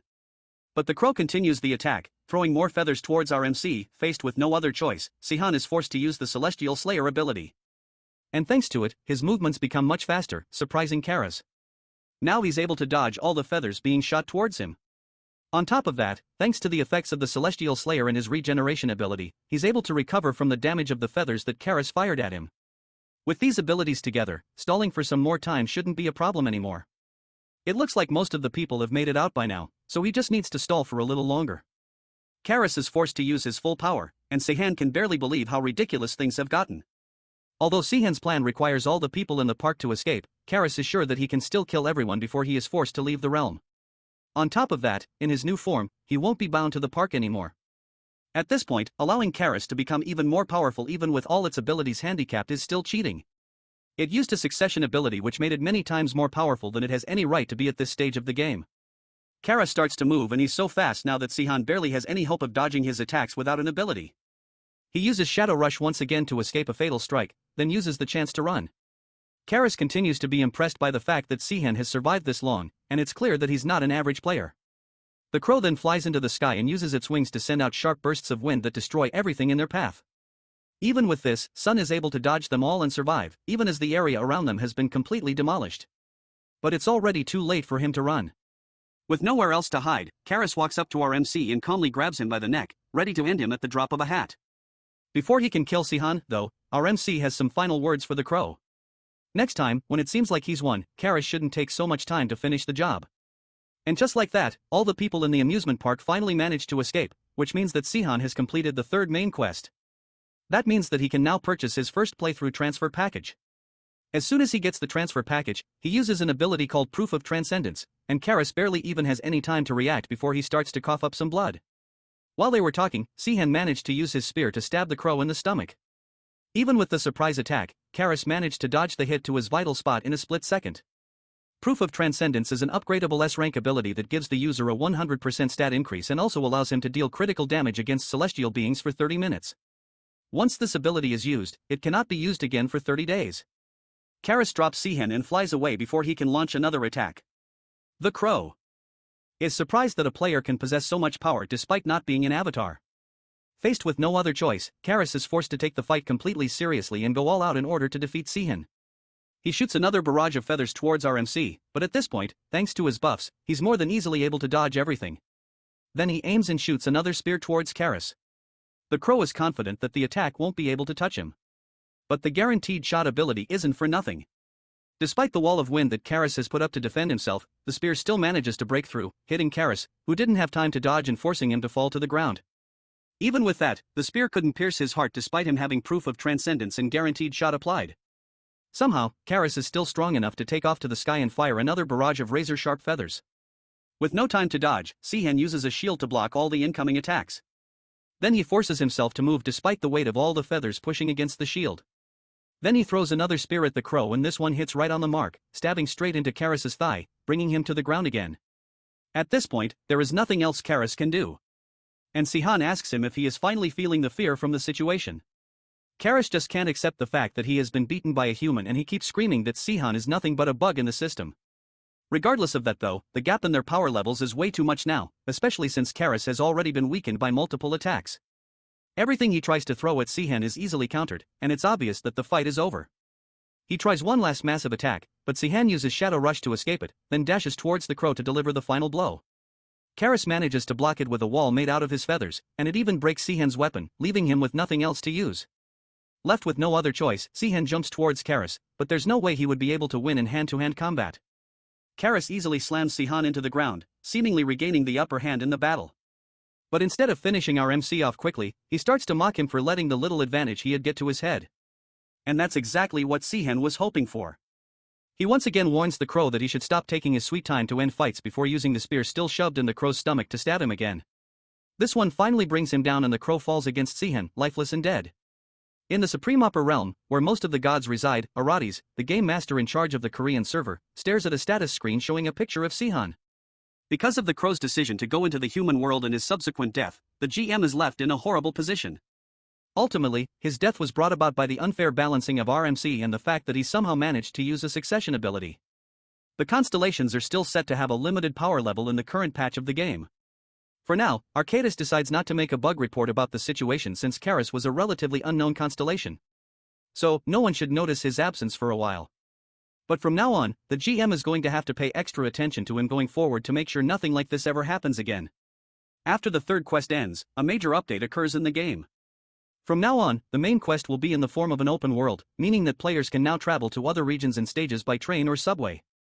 Multiple quests can also be carried out at once, and quests will be added. As well as that, players can now create guilds with a large number of points. After that, the next main quest is set to begin soon, and it will be a large raid where a raid boss will appear in each region, and players are expected to engage in combat with the boss to gain participation points. They can also obtain special materials and equipment by defeating raid bosses. Sehan and Mina read through the information about the new update and the quests while relaxing in an abandoned restaurant. The raid boss quest unexpectedly has a lot of time allocated to defeating it, but that is probably because most people haven't even completed their third quests yet. Changgu and Su are also there with them, and it seems like the four of them are moving together for the time being. Su managed to fix Sehan's damaged equipment. And now that Sehan has recovered from his fight with Karis, it's time for him to figure out his next moves. His injuries were pretty serious, but thanks to that, healing all his wounds raised his regeneration ability from Thank to Erank. His next stop is the Dijon region, which is far away from the raid boss. The reason he wants to go there is because he heard that they sell some good bread there, and he also has some business to take care of in the area. Mina can't help but sigh since this is normal behavior for Sehan. She's used to him being unnecessarily cryptic, but for this mission, she'll pass on following him. Young Jester's observer bangs against the window of the store. It's obvious that she doesn't want Mina to leave Sehan's side, and she very obviously spying on them at this point. It's a good thing that Karis's Veil of Darkness ability blocked the area while they were fighting. Because of that, the observers didn't see Karis's heart being pierced at the very end of the battle. Young Jester continues to throw a tantrum with her observer, but Mina is determined not to follow Sehan this time. Since Mina has made her decision, Sehan decides to make a suggestion to Mina as well as the two Song brothers. He wants them to join the guild that he would like to make in the near future. Mina isn't into those kinds of things, and Changgu was more concerned about the fact that he might not be any help to Sehan in his current state. Su, on the other hand, is very excited to be in the same guild as Sehan, and he encourages his brother to join in as well. Sehan tells them all to calm down and not to feel any pressure. For now, it would be better for them to do what makes them comfortable. However, joining his guild would be generally useful for Sehan. For starters, Shuang is going to become the best craftsman in the world. While Changong is a player who is as strong as a chosen avatar, he also has a lot of potential with the rare mind's eye ability. Looking at everything objectively, Mina and the brothers decide to agree to join Sehon's guild. Now that the matter is settled, Sean prepares to depart to Dijian. He heads over to a train station and boards a train heading towards Dijon Station. On the other side of the train from where Sehon is staying, a few players from the Waning Crescent Guild try to take over the train. Civilians start to run away from the dangerous men holding large weapons. And during all the commotion, Jisoo walks onto the train and notices the rogue players. In the front of the train, Sehan notices that the other side of the train has gotten very noisy. Maybe a monster has appeared or something. That shouldn't be a problem, though, since most of the passengers on the train are players, so it should be fine. Instead of worrying about that, Sehan looks through the rewards he got from the third quest. They seem pretty bland this time, and it's a little disappointing to get an ordinary reward despite everything he went through. His first reward is an ability called Hunter's Instinct, which can estimate the location of a monster by its trails. But he also got loot from defeating Karis. And one of the major things he gained is becoming the new master of the Crow constellation. He also gained Karis abilities like Eye of the Crow and Veil of Darkness. But to utilize the full power of the Crow constellation, he needs to gain more divinity. As his divinity increases, more abilities will get unlocked. Eye of the Crow allows the user to spawn crows that can scout the area from the skies. There is also no limit to the number of crows that can be spawned, but they become harder to control as he creates more. Then the Veil of Darkness ability allows the user to blend themselves into the darkness. It's different from the ability that Karis used before, and it's likely that the effect changes depending on the user. Although he only got the lowest level of divinity, it's still a huge gain. And he might also be able to find the observer of a certain god in Dijon. The god is a witch who loved humanity, but still wanted every human to live and die for Sehan. Since there's nothing else to do, Sean decides to take a quick nap until they arrive at Dijon. On the other side of the train, a lone player runs for his life as all his comrades drop like insects. This person is definitely the girl he heard about in rumors. She has all black clothes and dark hair. And when her hair turns red, nobody can get out alive. He continues to run, but a blunt object slams into the back of his head, pushing him to the ground before he can make an escape. Jisoo stands menacingly in front of him. And it looks like there is no hope of escape. He begs for his life, promising that he will never do something like this again for the rest of his life if she spares him. However, Jisoo doesn't believe him and finds his pitiful begging to be amusing. So, she flashes him a smile while stretching her hand to finish him off. The train arrives at Dijon Station, and as soon as the doors open, people run out of the train screaming for their lives. Sehan comes out from his end confused as to why there's so much commotion on the other end of the train. His answer comes calmly walking down the stairs, and she greets him with a large smile. It's Jisoo, and somehow Sehan had no idea what they were even on the same train. Now that they've met up, he asks her if she successfully took care of business. She took care of what she needed to do, then took the train once she noticed that Sehan was on it. She was checking the map consistently to always know his location so they could meet up again. That's pretty obsessive. But Sehan decides not to comment on it. But if she was constantly aware of his location, that means that she knew he was in Lome World. Fighting the crow would have been a lot easier if Jisoo was around. At first, she wanted to go right away, but the third main quest started while she was on her way there. It wasn't very difficult for her, but there was a lot to take care of, and because of that, she ran a little late. Sehan admits that he came to Dijon to fight the boss in the area. And Jisoo is not surprised. She doesn't even ask him why he came all the way here because she's used to him doing things that don't make sense. In fact, she would have been fine with his decision even if he only came all this way to buy bread in the area. It's odd to hear that from her, and Sehan doesn't know if she thinks highly of him or not. For now, the two of them start moving towards their final destination, Dunan. And Sehan explains the details to her as they make their way there. Back in Seoul Asylum, Nina walks through the streets in search of some people that Sehan told her about. She doesn't know the exact location, but she has been walking for a while at this point and still can't find them. Before he left, Sehan wrote down some distinct characteristics of the people she should be looking for. They are a blonde-haired family of two, and the drawings he made are rather crude. The father is a big American man with a strange laugh, and the daughter is a 13-year-old multiracial girl. By the looks of the area, there seems to have been a monster attack recently that killed a lot of people. As she walks through the wreckage, a wolf monster leaps out from the darkness and tries to ambush her. Mina is prepared and turns around to finish the beast in one blow, but someone else beats her to it, slamming a large chunk of concrete on the beast and knocking it away. Mina turns towards the direction that the concrete came from and sees two people that perfectly match the descriptions and drawings that Sehan gave her. She goes up to meet them and thanks the man for helping her to defeat the monster. As they talk, even his laugh is exactly like what Sehan described. But the man's daughter stops him before he can go on to embarrass her. The girl can tell from the number of gods observing her that Mina is probably even stronger than her father. All that's left is to confirm their names. The man is Luke Taylor and his daughter is Lynn. These are the people that Sehan was looking for. Nina takes the opportunity to ask if she can join them on their travels. The man threw a giant chunk of concrete, which means that he is definitely a player, but she's not so sure about the girl. Luke is more than happy to have her join their group, but Lynn is a lot more skeptical about helping someone that is stronger than them. As the two of them bicker, Nina turns away to send a message to Sehan, confirming that she has found the people she was sent to look for. Traveling with these people might be worth it since Sehan recommended it. But he also called them the key to humanity's future.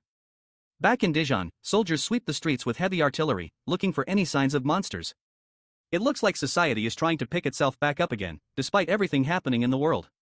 A soldier approaches the two of them as they scan the area and asks if they are players. Apparently, there has been an order to examine all the existing players, and it looks like the government is trying to control the players while the world is in its current state. Instead of answering the soldier's questions, Sehan discreetly tells Jisoo to run towards a building in the distance. The two of them move separately before jumping away before the soldier can do anything to stop them. They land on the top of a skyscraper and Jisoo walks up to Sehan curious about why they came all the way to the top of this building. Sehan wants to try and use his new Eye of the Crow ability to scan the area for the raid boss. He activates it and crows start to fly out of his shadow, soaring into the air. The ability is still crude and he has much to improve, but this will still allow him to get a bird's eye view of the area. Meanwhile, he asks to check her stats, which Jisoo is more than open to. It almost looks like Jisoo never says no to him, no matter what he asks. He opens her status menu, and her stats are incredibly strong for someone who should be playing the game normally. She also learned 2 new skills called Anatomy Mastery and Vital Strike, and somehow brought her regeneration ability up to C rank.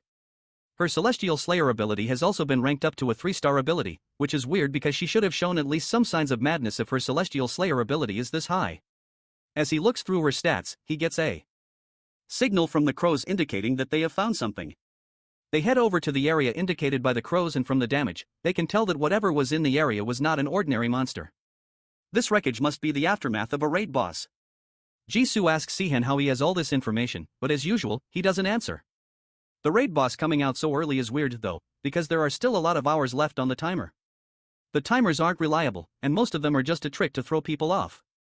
The area has large markings from big claws and wings.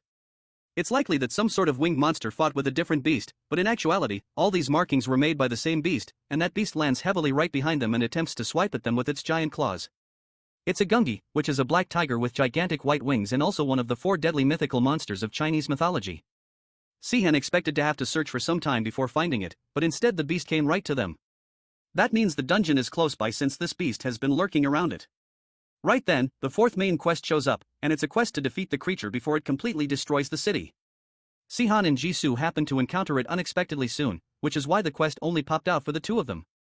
Jisoo also notices that there's an incredibly strong blood scent coming from somewhere nearby. Sehan also notices a horn embedded in the gungi's chest, which means that it came across another beast recently. The creature tries to attack Sehan one last time before running away. The horn in the creature's chest wasn't supposed to happen for a long time according to Sehan's memories from his past life. It looks like things are starting to change from what he remembers. With the creature gone, Sehan runs into the dungeon with Jisoo close behind. And just like he expected, the dungeon wasn't the gungi's lair. It belonged to a Kirin, which is a one-horned divine beast. And that horn with divine power has been embedded in the chest of the already powerful gungi. The Kirin's horn has great potential energy, and it's the source of the beast's power. Sehan originally planned to go for the Kirin's horn while they searched for the gungi, but that plan has been ruined. On top of that, if the gungi manages to absorb the horn's power, then it will be a major threat. Jisoo suggests that they search the area since there might be a hidden reward somewhere. But since the dungeon's tier isn't very high, there's probably nothing good enough to replace the Kirin's horn with. However, unexpectedly, Jisoo finds something among the wreckage in the area. Sehan wonders if it's mithril, which is the strongest metal right after auriculum. But even that wouldn't be enough to replace the horn. What Jisoo found is actually an egg, and it's no ordinary egg either. It's the egg of a Kirin. And usually when a Kirin sits on it for a long time, a new Kirin is born. However, now that they have it, they can use it to form a divine beast. Sehan immediately buys more items from his premium store and prepares the equipment that he will need to hatch the Kirin fruit and birth a new divine beast. After setting everything up, all they need to do is add a player's blood as the catalyst. The blood has to be applied within the next 48 hours, and the blood will also directly affect the player's stats and abilities. Sehan knows for sure that they can do better than his blood and he initially considers using Jisoo's blood. However, her Celestial Slayer abilities could make things complicated in the future. Then he considers using Mina since it would be impossible to find a decent player within the time limit. Mina's stats and abilities are better than average anyways, so it should work out. As he's trying to figure out what to do, he gets a message from Mina, and it couldn't have come at a better time. Mina waits with the family of two in the rubble of the ruined streets. Sehan never replied to her and she has no idea if he's even coming or not. Eventually, he sends a message back to her asking her where she is at the moment. Not even a compliment or anything for her hard work. She begrudgingly tells him where they are. And after a brief moment with more silence, Jisoo and Sehan appear right behind her out of nowhere. From the sweat on their bodies and the lack of breath, it looks like both of them ran back from DJON. Luke comes to introduce himself to the new arrivals while his daughter hides behind him. Sehan introduces himself and Jisoo and Luke assumes that Mina must have given them his name since they have just met. And Sehan already seems to know him. With introductions done, Sean turns to Mina and she's still annoyed that he didn't even compliment her for her hard work. So, he gives her a gift to say thank you for everything she's done for him so far. It's a myethalore, which should be good for her to eat since she can absorb it into her body. Mina can barely believe that she got something so precious, and her anger quickly diffuses as she receives the gift. Next, he goes over to Lin and shows her the Divine Beast Egg. He is going to need her help to awaken it, and all she has to do is lay her hand on it. Despite her fears of something bad happening, Luke encourages her to go ahead with it. Since Sehan doesn't seem like a bad person, she places her hand on top of the egg, and immediately a sharp spike comes out from the top and pricks her hand, causing her to bleed. He lies that the outer layer of the egg must have scrapped her hand. The John is done, though, and the tools accept Lin's blood as the catalyst for the fruit of Kirin. All he needs to do now is add some nourishment and wait for it to hatch. Mina comes up and asks why exactly she was supposed to find these two people anyways, but it's hard for Sehun to explain. She'll figure it out eventually, but for now, he wants Mina to stick with them as much as she can. That won't be too hard since they seem to trust them, and she is already expecting a reward for doing it. Originally, Sehan thought he wouldn't need anyone else since it's his second playthrough, but he realized something after seeing how Karis and the Minotaur had changed. He will need to take the system's intervention into consideration from now on. And that's why he will need Lynn Taylor, the player whose strength and talent surprised even the gods themselves. She is the pinnacle of humanity. Now that the catalyst has been added, the egg starts to grow, and it looks like it's preparing to hatch. Sehan tells Lin that she doesn't need to call him Mr. since he's not that old. But Mina reminds him that he's 10 years older than her. Mina also considers calling him Mr. since he's 4 years older than her as well. That angers Jisoo though, and Mina clarifies that it's a joke to avoid Jesus' intense stare. Now that they are done with introductions, it's time for the next course of action. Mina asks Sehun if he's going back to Dawn, but it's not like he can defeat the raid boss even if he goes back there right now. Mina still thinks that the raid boss hasn't spawned, but Jisoo clarifies that they have already run into it once. The three of them step away for a moment to explain everything that has happened so far to Mina. The raid boss is large and it's comparable to a sentinel in strength. The sentinel may be stronger in combat, but the raid boss has a lot of health points, so it's a lot harder to kill. It also has a much larger range of action than a sentinel, so the damage it could cause would be much worse. All of that means that Sehan should hurry up and kill it, but it's far too early for that, and the other players wouldn't be ready for it right now. There's also a new variable to consider with the raid boss since it is in the process of absorbing a Kirin horn. Sehan tries to remember if the raid boss got stabbed with a Kirin horn in his last life as well or if something changed when he decided to go to Dijon. He never traveled to Dijon in his previous life, but the raid boss ambushed them as if it were waiting for them. On top of that, it left a lot of obvious traces as if it were trying to lure them in. The Gungi also engaged with the Kirin way too early as well, and it hasn't even been 3 days since the raid boss announcement was made. Too many things are uncertain right now, and it gets stranger the more he thinks about it. It could be the system trying to interfere with him again, or it could be a different reason. One thing that comes to mind is Arcadis, the GM of Korea. The god himself sits on his throne and watches a reply of Sehan and Jisoo fighting the Gongi. He didn't expect an ordinary player to get away so easily, and he even took something from the dungeon as he left. It's most likely a Kirin fruit. But Arcadis is sure that he wouldn't know how to hatch it, even if it were a Kirin fruit. The more important question is why the Gungi is so weak. It's completely worn out from a simple horn in its rib. Arcus even gave it a chance to absorb the horn, but it's still weak. He then decides to change things in a way that wouldn't be too obvious by slightly raising its regeneration and adaptive abilities. With this little buff, it may end up turning into a ridiculous monster. 2 weeks later, a lot closer to the release of the raid boss, Sehan and Jisoo return to Dijon. There is a noticeably higher army presence there than the last time they visited. It's likely that they are trying to prove that they only lost the last invasion because they weren't fully prepared. It's rather foolish though, since guns are completely ineffective against monsters. However, they may not do a lot of damage, but they certainly still hurt a lot. It would still be meaningless against a raid boss, though. It would be better for them to leave it to the player to take care of it. But if they did that, then the players would gain more authority. The government has finally regained some power after the open world announcement, and they don't want to let go of that. Jo doesn't like it, but there's not much she can do to change it. Sehan encourages her to move to where the rest of the players are for now. There are noticeably more players in Daejeon than in his previous playthrough. It looks like a lot of them are looking for party members to defeat the raid boss, and others are preparing for the quest to begin. One of the people approaches him and asks if he wants to join their party, but Sehan refuses since he has no plan of joining a party. The player continues to pester him some more, assuming that he is just refusing because he wants to leave an impression in front of the girl.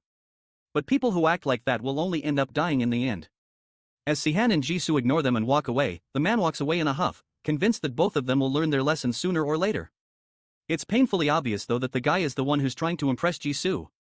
He obviously wants her to join his party, but he clearly doesn't know what he's dealing with. Jisoo overhears his snarky attitude and offers to take care of the guy, but Kim calms her down and tells her to just keep moving. They'll be the first ones to go when the raid boss appears anyway. As they continue to walk in the crowd, Sehan notices Dongwon Park lurking through the streets.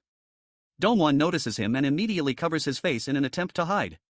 His attempts are futile though, and Sehan quickly walks up to him before he can walk away. According to Dongwon, Yongyun went to Cheongju to check on his family and he was told to come to Daejeon. From his new gear, Sehan can tell that this guy got a lot done during his third quest and he should have obtained new abilities as well.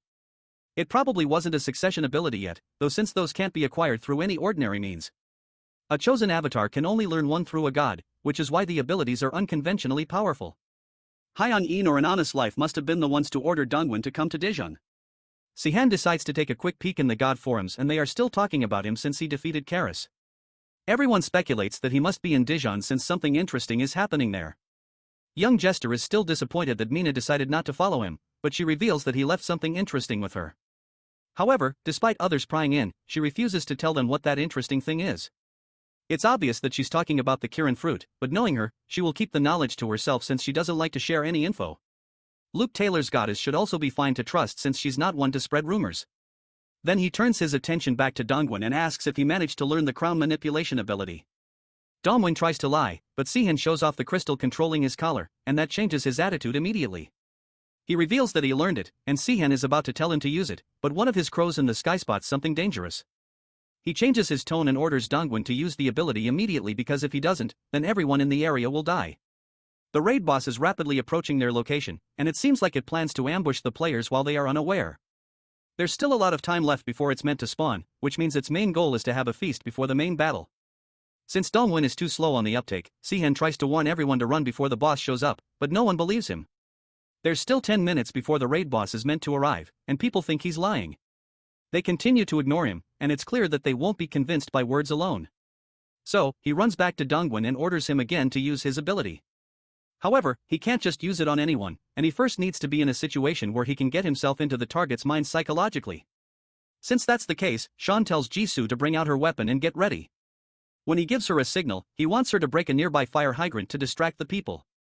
Then, he tells Dongwon to use his crowd manipulation ability when the raid boss appears and puts everyone in a panic.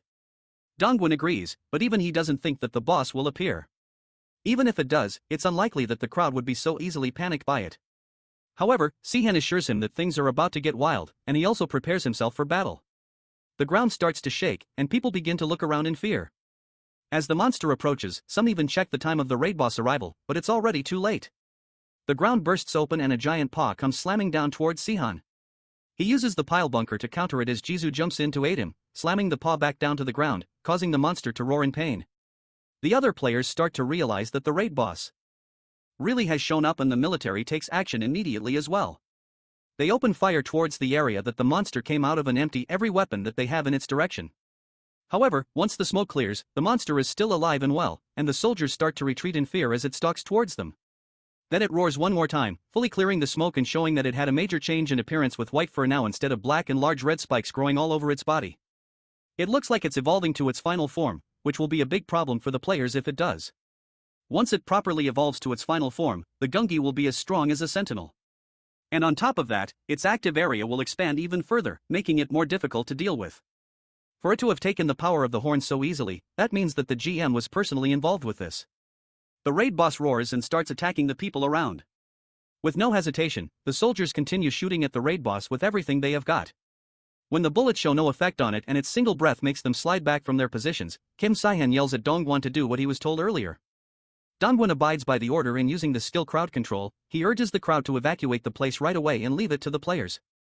When they try to argue, he asks them to notice that the contemporary weapons are useless against the raid boss. However, before the crowd is convinced, Dongwon's ability's duration is over. Whereas Kim-han thinks that the players have received their fourth main quest. This results in the crowd again charging towards the raid boss in order to attack it. When one of the civilians gets really close to it, the raid boss almost steps on the person, but Kim-han manages to save the man. He quickly thanks Sehan, saying that he let his guard down for a second, but Sehan advises him to be more cautious since the raid boss is not all about its size. Kim-han contemplates the best approach and weapon to attack the raid boss, whereas the civilians also note that the raid boss won't be affected by the long-ranged attacks. Kim-han worries about how to deal with the raid boss because it may turn into its final form at any time. Suddenly, the raid boss's wings grow even larger, and then it flaps its wings while grunting and flies up in the sky. This results in even greater destruction of buildings as well as astonishment among the people since they were not expecting it to have flying capabilities. They argue whether they should run at this point or not since the raid boss is going to destroy the whole city if it attacks the ground. Kim-han decides to drag the raid boss down before it can attack the ground. He connects his spears with chains and throws them at the raid boss in the sky, which makes the civilians surprised at his strength. Kim-han calls out the people from the crowd to help him pull down the raid boss with the chains. When the civilians see that Hanjo has already joined Kim Sehan, they realize that if the girl can do so, then they can too. Therefore, the people join in and start pulling the chains. On the command, they all pull it down with a jerk and the raid boss falls down on the ground. But blue currents start regulating through its body. Kim Sehan wonders if its metamorphosis has begun to transform him into its final stage. Thus, in order to stop it, he jumps up high and pierces his sharp weapon into the raid boss's face. However, after a loud grunt, the raid boss jumps up unaffected once again, which makes Kim-han admit its toughness and strength. Kim-han wonders why his attack was ineffective when he clearly felt his attack hitting its skull. Hanjo tells him to leave it on her because she is better equipped to deal with the raid boss. With that said, she stabs her own heart to maximize the Celestial Slayer's effect, amplifying the damage output. The regeneration ability heals the wound immediately, enabling her to move like that. Hanjo jumps up high and lands on the head of the raid boss. When Kim Sehan has realized the future moves of Hanji-soo, he instructs everyone to move back as far as they can. She hits the raid boss head with her full strength, and as the people run away, it hits his head on the ground. With the last swing of her weapon, she makes the last hit, and the raid boss grunts loudly in pain. The raid boss grunts and roars out loud with an attempt to attack Hanji-soo. She is about to make another hit at the raid boss when Kim-han shouts out her name, telling her to stop since it might get quite dangerous for her in this situation. After receiving several powerful hits by Jisoo, the raid boss grunts in pain and bites down on her. However, it fails to swallow them due to their magical properties. The raid boss loses its calm and starts grunting and roaring while shaking his head around. The crowd wonders what's happening to it until the raid boss loses his consciousness and falls on the ground. People start getting closer to it in order to check if the raid boss is still alive or dead. While the people are taking closer looks at the raid boss, Jisoo suddenly comes out of its mouth and walks over to Sehan. The chat room of the Raejeon region of the South Korean server goes crazy when they get to know how Kim Sehan and Jisoo managed to kill the raid boss. After praising them and Dongwon, people start to discuss why their regional raid boss stats were quite higher than they should have been. This raises their suspicion over the fact that GM might be involved in raising the stats of the raid boss. When asked the reason for this suspicion by a fellow player, the player explains that everyone else is also saying this because the GM even killed Karis. One of them suggests submitting feedback, mentioning the danger of the GM starting to harm even the avatars if they let him be. Therefore, they mutually decide to put an end to this by submitting their feedback. This is how, with the suggestion of Kim-han, anonymous player 48, GM Arcade has failed to interfere with the Korean server for some time. As a reward, after defeating the raid boss, SEHON receives the Code of Gungi. And after reading through its description, he realizes that Gungi had reached its final form right before Jisoo finished it off. He is already surprised to know this when Jisoo shows that she's received the Dark Gem of Sacred Dissonance in her inventory. After looking at it, Sehan's astonishment grows even more, and he plans about how they can make an extremely powerful weapon out of this. However, he realizes that they're missing some of the necessary material, but he still feels thankful to Aratus for this. Jisoo offers her reward to Sehan, saying that she only finished the raid boss off at the end while he did all the work, but he refuses to take it, telling her she should keep it since it can come in handy when she eventually finds some good materials. He further says to her that gold rank is a good enough reward for him since a lot of players got involved too. When Jisoo claims that she's also acquired gold rank, Dongwon comes to them and reveals that he has received a silver rank. They fail to believe how Dongwon managed to get a silver rank when he was only running away the whole time. So he reminds them how he secured the area for a fight by evacuating everyone. Han Jisoo questions Kim Si-ha if her involvement in the fight lowered his rank to gold, but he refuses, saying that if she hadn't been involved, the fight would have gone on much longer. He then asks Dongwon if he has anything to do, to which Dongwon affirms. He thinks how it would have been better if Dongwon had stayed with Yong-yun, but allows him anyway with a warning. Before leaving for Seoul, Jisoo expresses her worries about her mother's whereabouts. This makes Sehan wonder why her mother didn't reveal her location to Jisoo. Sehan then looks at Jisoo and wonders what would have become of her had he not killed her in her previous life. Thus, he sees her as his milestone since she represents the possibility of change in destinies. A few men drag little kids with them as the kids are tied to each other like animals and cry. The men wonder if their higher-ups asked for children to get their soul and blood since the higher-ups are demons. Suddenly, John Shin arrives there in order to find someone who intruded into his area. When asked about who he is, Shinj claims that he doesn't know that. Therefore, he's decided to kill everyone there. Mina and Linda are walking by the streets while carrying grocery bags. When Taylor thanks Mina for enabling them to afford more with their points, Mina also flaunts her gold rating. However, she secretly admits that it became possible because of the grimoire that Kim Sehan had given her. Suddenly, someone creeps up to Mina from behind and with the help of Taylor, Mina manages to dodge the attack of the man. She then slices the man's weapon into two by transforming her hand into a blade and punches his face with a metal fist. The man falls to the ground and his partner realizes that the kids are not ordinary. Thus, he calls out all of their gang members out of the alleys to attack the girls together. Out of nowhere, the eyes of the first man change and Mina wonders if he's a humanoid monster. However, Mina stays confident and transforms her arms into that of a mantis. When she starts to slice off their weapons with a single swing of her arms, one of the men commands the other to go after Taylor. The men run towards Taylor, but she manages to dodge their attack. MSU feels relieved to see that and runs towards the men to finish them off. However, the men quickly escape the place. After feeling relieved about the situation, Mina notices that the blood flowing from the injured or dead gangsters is black. She feels suspicious about it. So, she decides to discuss it with Kim Han later when he returns. After Kim Sehan has come back, Limea informs him about how she and Lynn Taylor got ambushed by some suspicious thugs. He thinks through the situation and realizes that their dark blood signifies that they were the servants of the demon, which means they belong to the Dark Sky clan. This makes him wonder why they're wasting their time around instead of growing their strength. And he questions himself if this is because Kim Won is gone now. Kim Sehan thinks about how the Dark Sky clan couldn't have had any authority over Seoul because of Kim Won's guilt, the sins, if things were to go exactly like the previous life. However, since the sins aren't here, the Dark Sky clan has gained influence and Kim Han has unintentionally accelerated the demon's advancement in Seoul. When Lynn Taylor asks Kim Se-han about whether he knows who those people could be, he affirms. Before answering, he looks around at Mr. Taylor and gets surprised by his worried expression and concern for his daughter, Lynn Taylor. He then informs the girls that those thugs were most probably associated with a demon. However, he claims that he isn't aware of their whereabouts since he never got to handle them in his previous playthrough. Jisoo steps forward and confesses about knowing where those thugs might be. She reminds Sehan about her third main quest which she found quite difficult to clear and he quickly remembers it since he had to defeat Cass at that time. She continues that she also met a dark-blooded person there.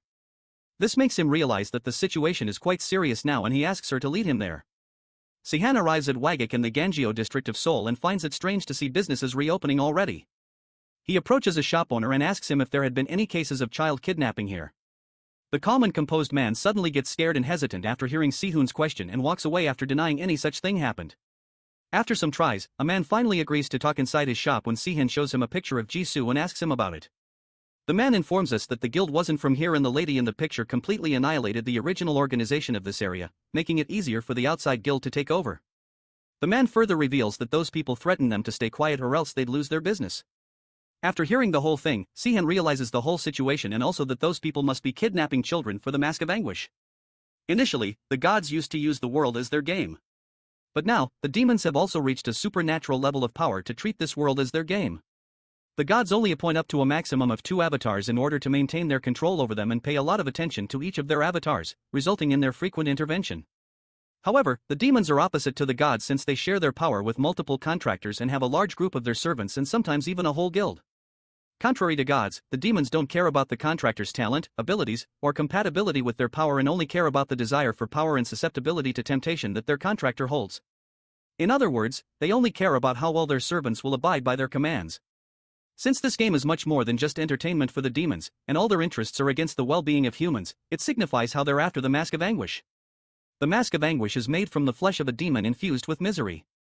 And the one who owns it is the 27th ranking demon, Nevith.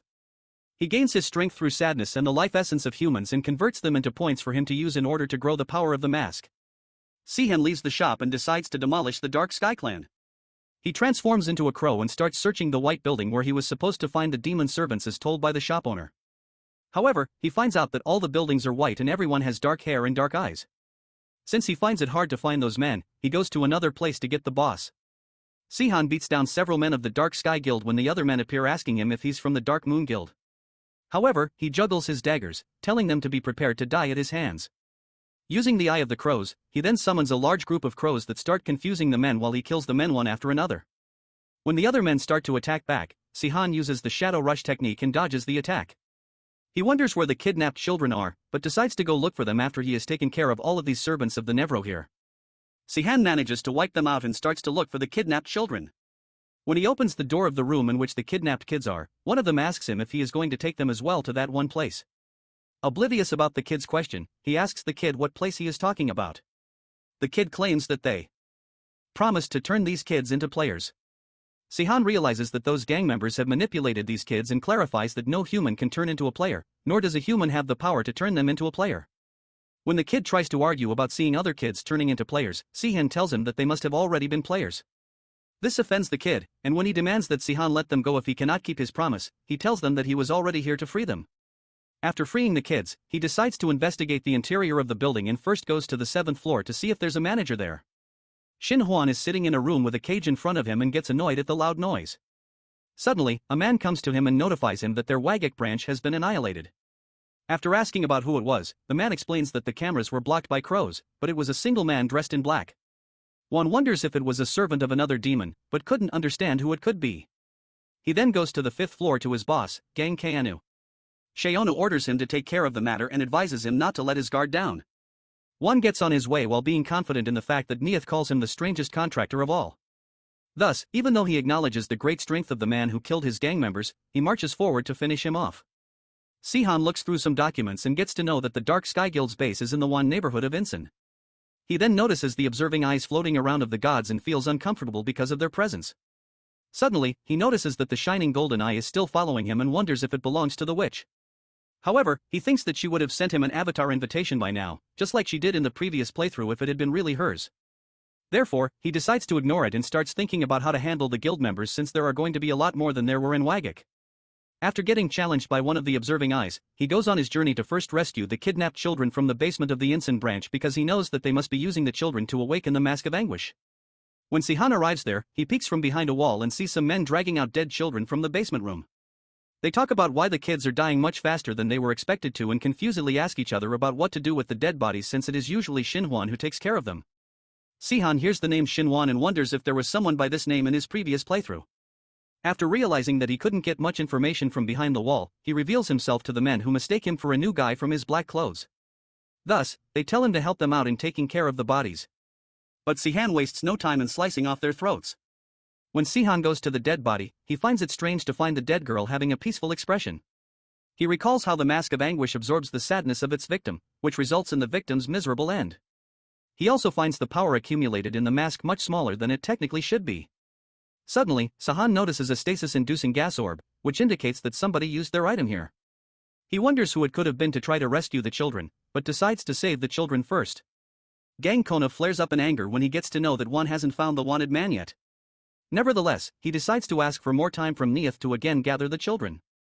He thinks this person is a demon's servant, judging by his described dressing and the presence of crows.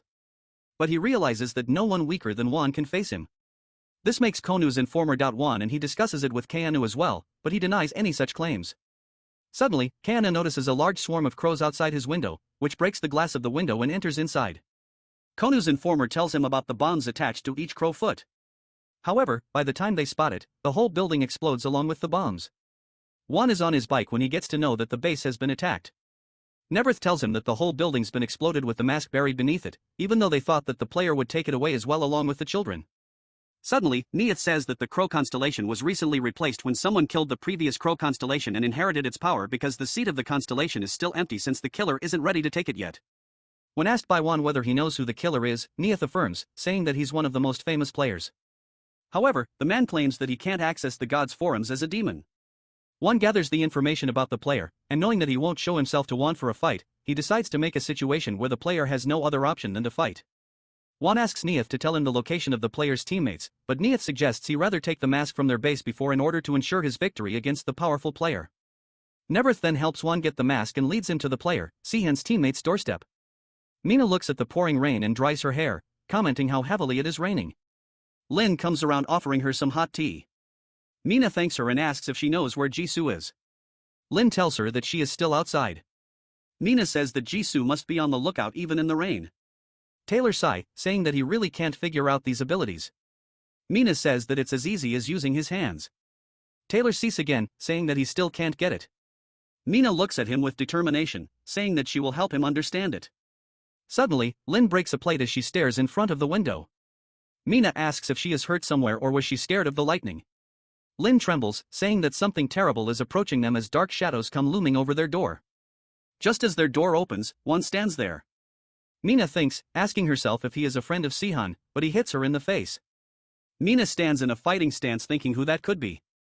He hits her again as Mina thinks how it still hurts even after she covered herself with mithril. He moves towards her telling her to stay put so he can end it quickly for her. Mina transforms into her different form and attacks him, but he dodges them. Just as he was about to hit her, Taylor blocks his punch, taunts him, saying that it looks like he knows how to fight. That it's a shame because he must have been pretty strong before the game began. One takes his position and says that he's in a hurry because they all need to die. Taylor laughs, saying that it's not happening because he has a daughter he has to take care of, and they both start fighting each other. At the Dark Sky Clan, the crow admires the bond that he made, thinking how summoning crows gave him a slight headache. He thinks about how others can retrieve the mask themselves. Just as the eye keeps bothering him, he moves towards it, asking what's wrong. The eye tells him that her avatar is in danger. One stands in silence now looking at Mina's and Taylor's unconscious bodies. He thinks how this could have gone wrong if their stats were any higher. He sees Lin crying over Taylor, telling her dad to wake up as he's reminded of his younger self. He quickly dismisses the thoughts as the voice interrupts him, telling him to not kill the kid. The voice tells him that she has an incredible amount of potential and magic. This pure is an excellent offering. He asks if he can do whatever he wants with the others, and upon a yes, he tells Lin to follow him. As Lin looks reluctant, he says that it's the only way she can keep her dad and Mina alive. Lin stands up looking at her dad and moves towards Won to go with him to spare their lives. He quickly takes her out by hitting her head from behind and holding her limp body. And just as he was about to move away with her, Jisoo attacks him with a hatchet. He asks if she also lives with them, to which Jisoo replies with another attack, shocking Won at her speed. He thinks she is faster than him. Won attacks her wrist, but she dodges it as he thinks that her wrist should have been broken. He thinks how inhuman she is. Jisoo asks why he's moving so weirdly while dodging her attacks as he replies that her movements are weirder to him. He tells her that it's a boxing move, sway. As Jo crackles her neck and takes a boxing stance, Won looks at her and clicks his tongue, getting into position, too, saying how it's annoying him. Jisoo throws him a punch as Won dodges it with equal speed. He tries to copy her attack as she dodges just barely. Won snickers, calculating that Jisoo just knows how to aim for the head, but since she's a natural, this could get dangerous. He thinks of finishing the fight with a final blow as he throws a direct punch at her. Jisoo blocks it while doing the same. He staggers, thinking how fast she did the trick. He thinks that it's better to leave before things get more complicated as Jisoo stumbles from her position, and Won lets out a disappointed groan. Won gets on his bike, taking Lin with him, but thinks how ridiculous it is that Jisoo is trailing behind him with such speed while he is on a bike, and how she's getting faster with each passing second. Just as Jisoo was about to catch on, he puts on the gears and gets out. The voice taunts him, saying this is the last time he has decided to help Won since Jisoo can't be allowed to ruin the main course. He gets to the ancient port as the voice tells him that crows will be getting there soon. Won thinks about Taylor, Mina, and Lin and how they all must be connected. Then he thinks of Jisoo. The voice of the demon taunts him again, telling him to wear a mask. He tells him that he's helping Won just because he doesn't want to find another pawn and he'll terminate their contract as soon as he fails. Won tells the demon that he'll make his decision once he sees the guy. Just then, the crow appears as Won thinks he has seen him somewhere in an MMA fighting ring, so he must be a fighter. The crow asks why he kidnapped the child, to which Won tells him that it was the best way to get him out. The crow asks if it's because of what he did to the Dark Sky Clan, to which Won nods and says that he has things to settle with him. Sensing the strong aura coming from him, the crow tells him that his friends were ambushed by the servants of a demon before. So, he decided to get rid of everything associated with the demons before they can cause a problem.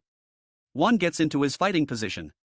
The crow notices how his hands transformed, thinking if he can modify his body parts just like this. As they start their one-on-one combat, both of them fight each other, throwing punches, not including the weapons. But suddenly, the crow launches an unplanned attack for Juan and breaks his hand as the demon scolds him for not wearing a mask. He regrets trusting a mortal again. Juan wonders if he's even worthy of wearing the mask of anguish. The demon gets angry, saying if he can't accept it, then he'll make him wear it by force. The demon asks if he knows the difference between a contract with a demon and a god. Just then, Juan starts trembling as the demon tells him that demons can force their will upon them. Juan wears the mask of anguish even against his will as the demon declares that it was getting boring seeing him fight like a weakling. He lets out a scream as the mask wears itself on him and the crow thinks how this can be a problem. He thinks how Juan's stats could be similar to his current ones and now that he's wearing the mask that always bugs him. He quickly goes to Lin and holds her tight looking at Juan who laughs as the mask takes control over him saying how good it feels to control. The mask introduces himself as the 27th ranking demon Neith. Nevrith laughs, saying that it's quite fun to take control of things himself like this. The crow finally takes his sword out, directly warning him to bring it on already because he doesn't want Lin to wait in the rain for too long. Never calls him an arrogant mortal and asks if it's true that he has defeated Karis because that couldn't be true, he argues, saying it would be impossible for him to defeat a constellation with that power level. As one launches at him, the crow thinks that the mask isn't fully complete yet, but still the sheer strength of the mask is quite impressive. The crow moves towards him. They both fall into back and forth swinging and dodging attacks. The crow thinks how he can easily deal with these movements. The crow somehow gets his sword close to Juan's neck, but the sword breaks into pieces upon touch. Neith laughs, praising that he is quite strong for a human, then claws at him, saying he still can't outmatch a demon. The crow quickly notices how Neith's movements actually became slower than before. Noticing that, he strikes again as Juan stumbles back. The crow understands that if that is the case, then he is just a punching bag right now. He thinks how Neithroth can prevent the body from being sliced with his powers, but he can also feel the pain. The crow stops seeing Neith still laughing. He thinks about how his rank in the ladder has some meaning. Neith says that he wasn't so arrogant for nothing, so he can fight pretty well.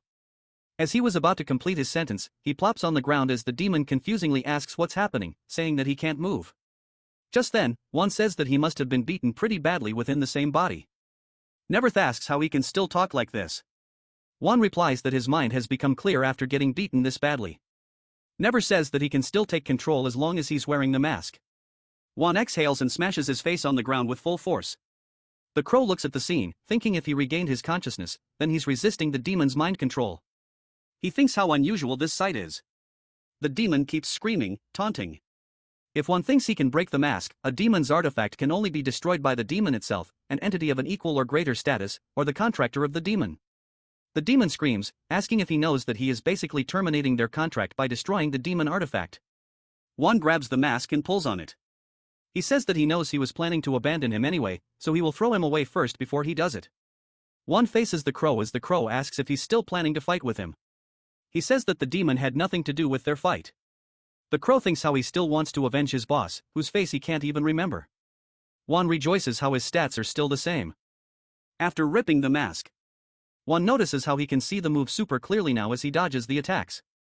But the crow still manages to throw him off and says that luck wasn't on his side. Juan falls down from the sky and lands in water floating on it lightly. The crow laughs saying that he must be really lucky. Then Juan opens his eyes thinking how he can still be alive after the fall just as someone hovers over him. He looks at a girl holding an umbrella welcoming him back. She tells him that he piqued her interest. He asks who she is, to which she replies that she is one of the 7 prime demons of hell. The demon Azel. Meanwhile, in some building in Gangnam, Seoul, the Genesis Guildmaster Park holds a meeting to discuss an alliance with the Outrising Guildmaster Gang and the Crimson Spider Lily Guildmaster Lee. Park proposes an alliance with Gang because of the Uprising's power struggle with the waning Crescent. However, Gang finds Park's guild a greater threat to him. Meanwhile, Lee grows tired of the quarreling between Gang and Sehan. Gang grows frustrated, but Park calms him down. Other than the alliance, Park gathered the 2 guild masters to discuss the main quest. A lot of time has passed since the update, and there's no sign of a main quest, but he feels that there have been hints of it. He believes that the numerous dungeons that have spawned recently are hinting towards their next main quest. Seeing how the guilds have been fighting more frequently over the increase in dungeons, Park thinks that the next main quest will be a competition between guilds over the dungeons. Therefore, he suggests not a full-fledged alliance, but merely a truce so that they don't fight each other. Players can form guilds after the 4th main quest. Then they can purchase guild houses in the central area of a city to mark them as safe zones. Park's initial plan was to create his guild later on. And since the members were already grabbing too much attention from the gods, his original plan was to join another guild as a mercenary. However, meeting John Shin changed his plan and Park realized he needed a safe zone to protect himself from intruders and observers. Meanwhile, Sehan's friends are surprised to see the tall building. Sehan tells them about his initial plan of purchasing it sometime later, but he tells them it'll be good for them to stay away from the observers.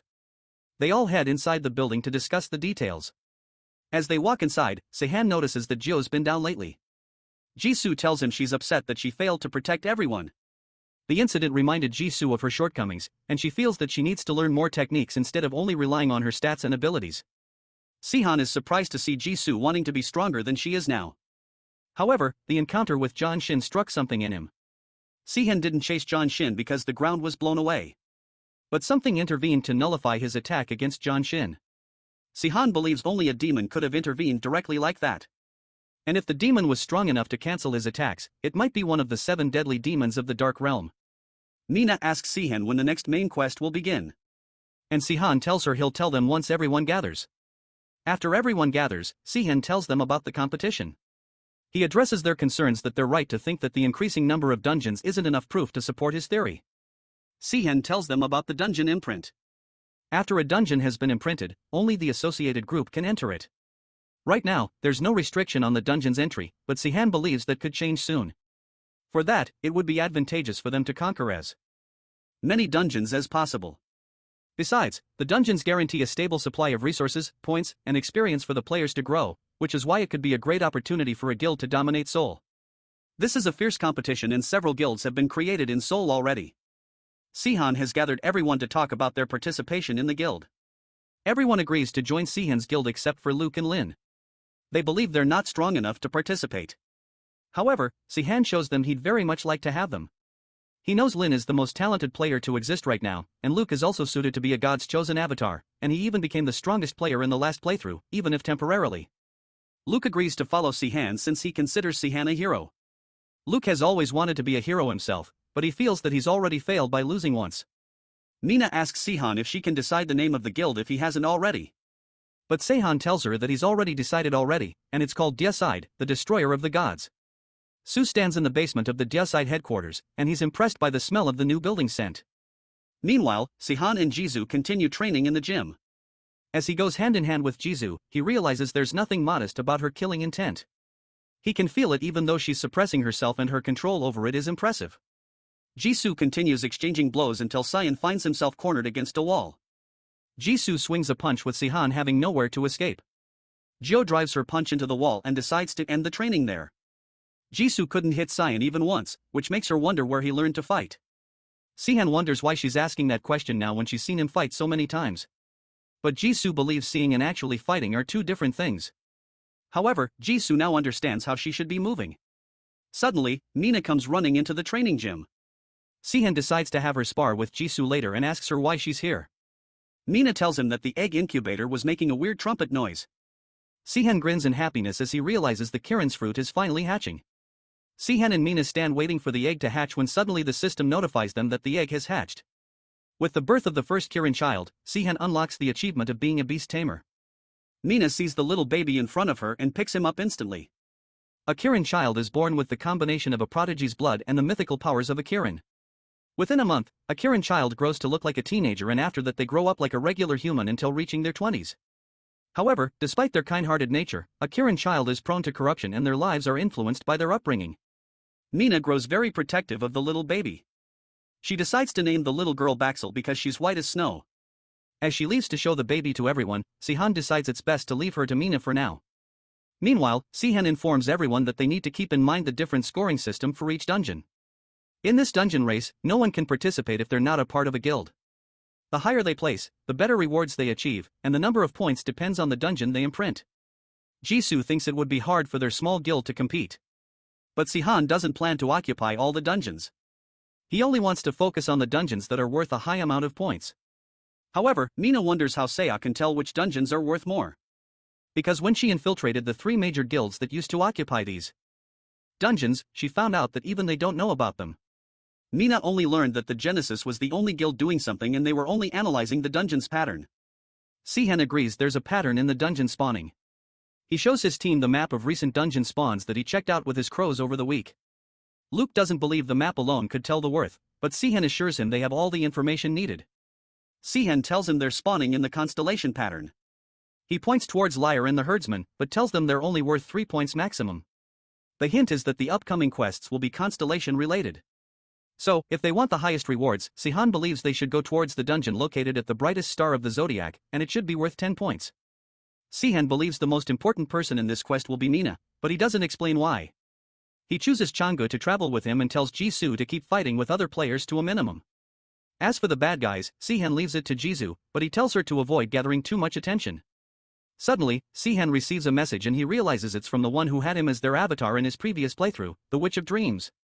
The players keep chatting enthusiastically about the contest when the anonymous person joins their chat to give them information about the dungeons. The Norse beauty offers to let the Four Seers avatar into her guild, but the anonymous person declines. He proceeds to tell them about the Gangnam region dungeons and tells them they'll be worth a lot of points. The Norse beauty claims the dungeons for herself and the other guy asks about summon in Gangseo. The anonymous user plans to give them information about dungeons with 3 to 5 points and occasionally drop in a 10-point dungeon to gain their trust. However, he feels that Tyr has him figured out from how he's only showing interest in 12 Zodiac dungeons. The anonymous person realizes that it means the Genesis Guild Master knows everything, too. After dropping all the information, Sehan decides to take care of the message sent by the Witch of Dreams. Each god is given 10 messages to send to players every month. It's unlikely for a god to spend the limited messages on an ordinary player like Sehan, and he's never been messaged like this in his previous life before. Sehan is surprised to see the goddess message him continuously. The goddess disagrees with other gods that Sehan is already chosen. She knows his power is purely human and is impressed by that. She invites Sehan as her avatar and promises to make him the champion. Sehan is relieved to know that she doesn't have any memories of his past life, but he doesn't wish to repeat that ending and refuses the goddess's offer. The goddess respects Sehan's choice, but offers to always help him if he needs it. Meanwhile, Mina stands waiting because Sehan asked her to hide herself by the gate. She sees so many people gather around the dungeon, which makes her realize that Sehan was right. Mina transforms into a fly and sticks to the mercenaries preparing to enter the dungeon. They gather into a formation and leave a row behind to watch out for the other guilds and jump through the gate. The mercenaries remind each other to be cautious as they enter the dungeon. Mina flies to the end of the dungeon and transforms back into her human form. She takes out the bombs and puts down a metal pipe. Mina sticks the bombs down to the cave walls and triggers them. A huge explosion goes off, causing the walls to cave in and block the way while the metal pipe secures her exit. Mina now only needs to follow the trail and finish the dungeon. Meanwhile, in another area, a group of people cheer on finding the dungeon gate.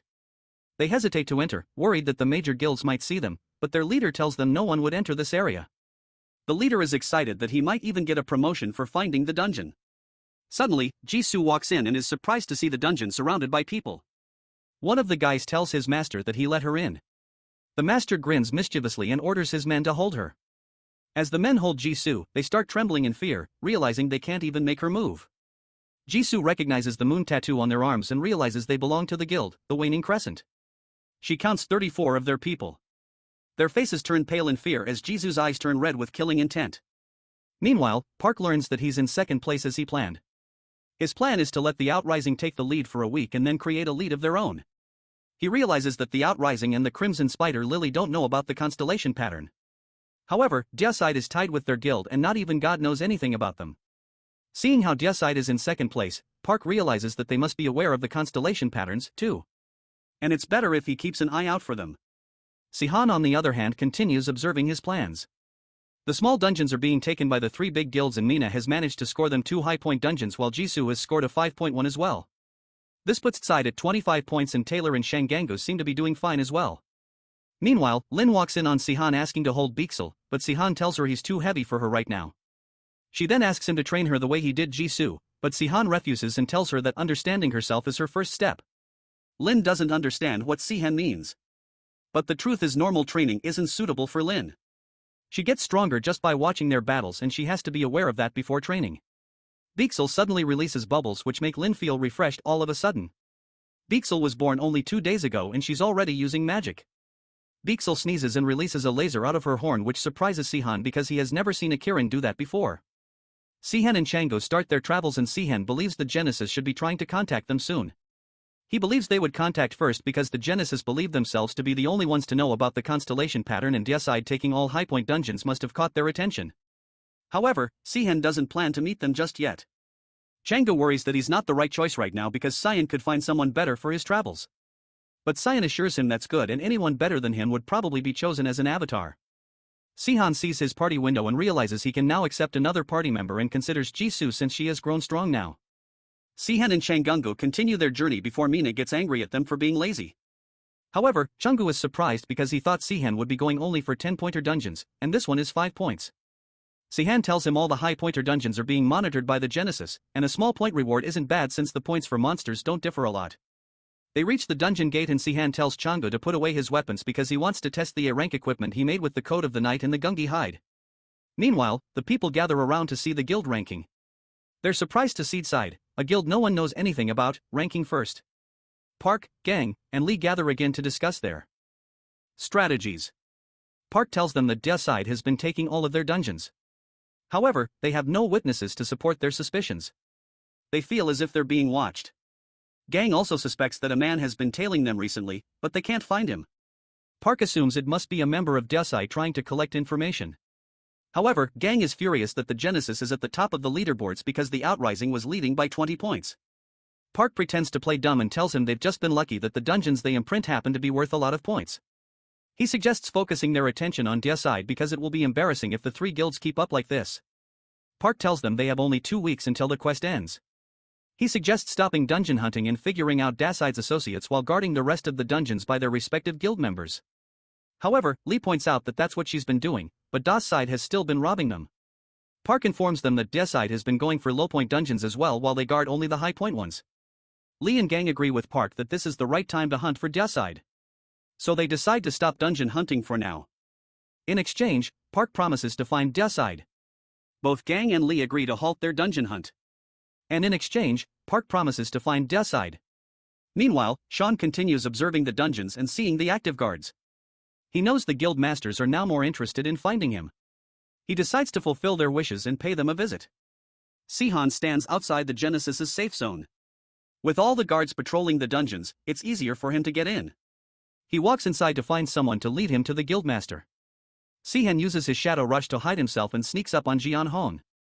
However, Gon sees him before he can reach her. She swings her sword, but Sehan blocks it. Sehan tries to introduce himself, but Guyan refuses to hear him out and starts swinging her sword. As Jean swings her sword, Sehan dodges it with ease. She now realizes he's no ordinary intruder.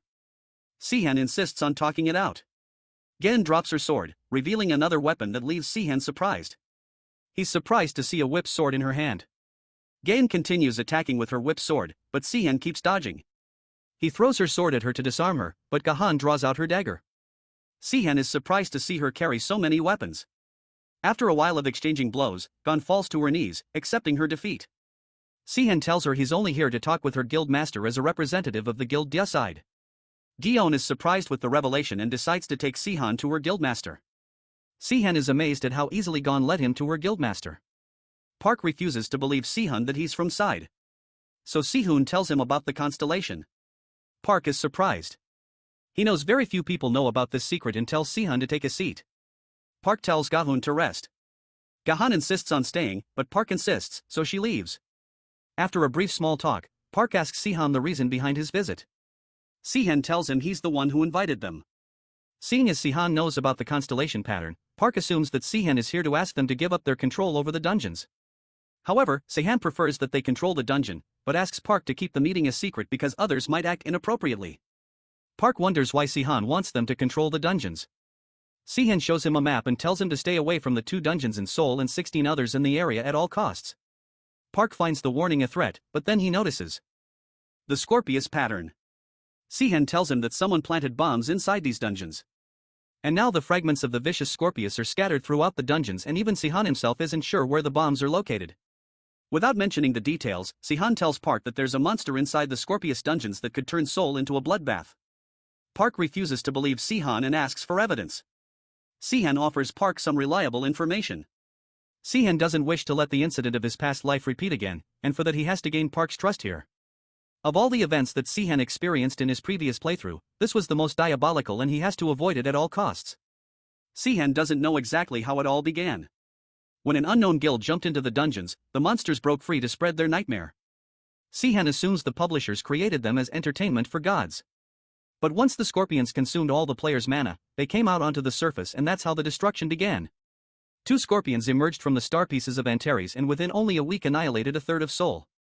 The incident devastated the Outrising and the Crimson Tiger Lily and Genesis had to reorganize their groups. The disaster withered the growth rate of players in Seoul by a lot and eventually the whole of Korea was caught in it. This is why Sehan has to prevent it from happening again.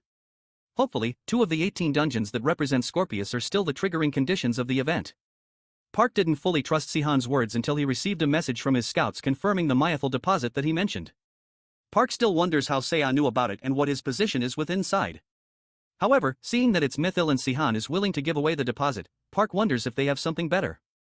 Sehan realizes that Park is having difficulty understanding the situation, but in reality, Decide already has 2 Myethal ores and a refined iron deposit, so it's not a big loss for him. Park realizes that stopping these creatures should be the #1 priority, but Sehan tells him that's exactly why he wants him to keep surveilling the dungeons for a while. Park suggests informing other guilds about the danger, but Sehan tells him that the others wouldn't just believe him and follow the orders.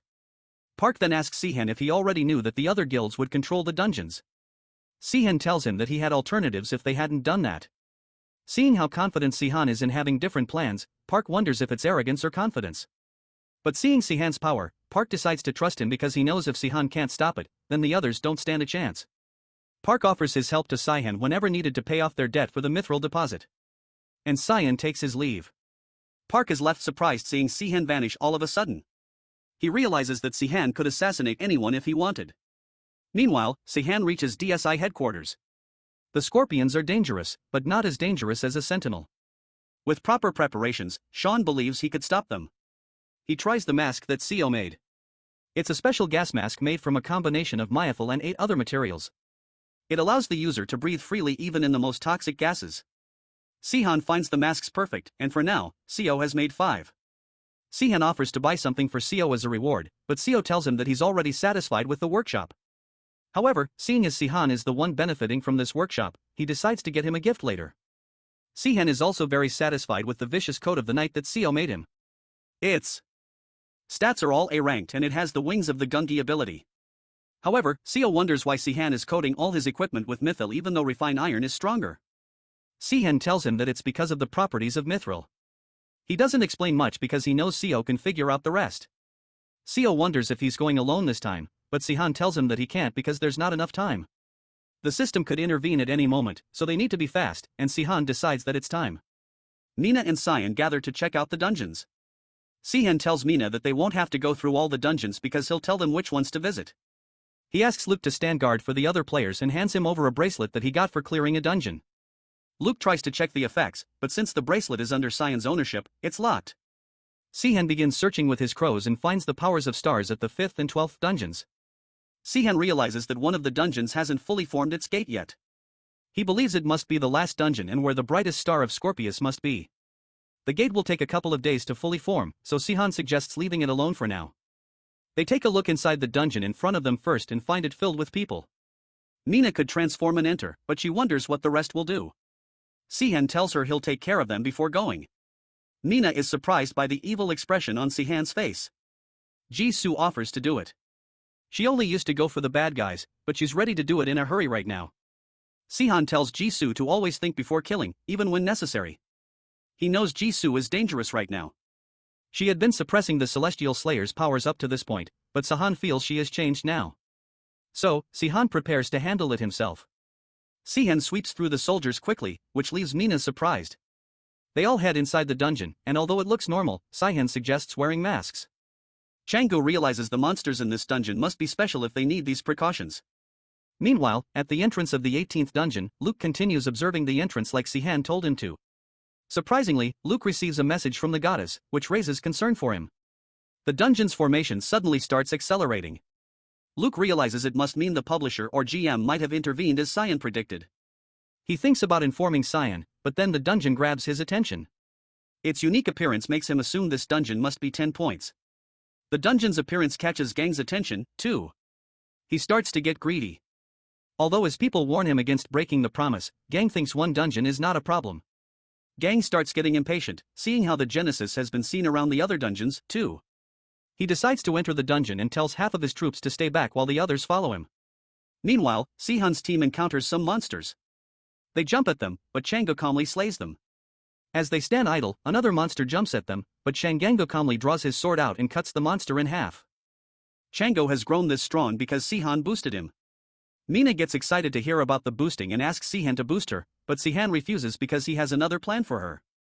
Sehan intends to have her train with Jisoo because he believes only a prodigy can teach another prodigy, and Mina would become much more powerful after a few sparring sessions every week. At last, they reach a place where they see a huge crystal floating. Sehan realizes he's finally found the energy of a star. He takes a spear and tells everyone to check their masks for any openings. Sehan stabs the crystal with the spear. A huge glow surrounds the crystal. It starts to crack and a giant scorpion comes out of the crystal. The scorpion's poisonous mist nearly wiped out Seoul's player base in Sehan's last playthrough, and its damage was catastrophic because the regular gas masks failed against it. Sehan assures his friends that they can fight this monster because it's weaker than a sentinel and they have to kill another one too. The team prepares to fight and takes out their weapons, but suddenly Sehan receives a message. At the 18th dungeon, Gang soldiers are excited to find the moderate mana stones because up until now, they've only been finding lesser mana stones. Gang finds these mana stones impressive and believes they could craft equipment with them to outperform other guilds. The mana stones reassure Gang's decision to farm the dungeons. He believes Genesis broke the promise first, so he isn't obligated to follow. Gang's men call him after his scouts find a giant hole, and Gang follows them in. Luke continues observing the guild's movement. He knows they're in danger if they keep going down the dungeon. If this was normal, the goddess would have told Luke to save these people, and he would have followed, but instead, the goddess desperately keeps trying to get Luke out of the danger. Luke knows that even if he decides to follow them, the Outrising's guildmaster will overpower him, and he might not be able to help them. The goddess tells Luke to leave, but he refuses to abandon civilians. The goddess tries to convince Luke that they're players and not civilians, and they're stronger than him. Even then, Luke has the spirit of the soldiers, and the players are civilians for him. Luke's happiest moment of his life after the world changed was when the goddess chose him as her avatar and told him he had the heart of a hero. The goddess was impressed with Luke's courage and his heroics, and she offered to work with him. And as the avatar of Astria, the goddess of justice, Luke believes it would be laughable to turn around. Meanwhile, Gang stands admiring the crystal, thinking it's the imprinting stone of the dungeon.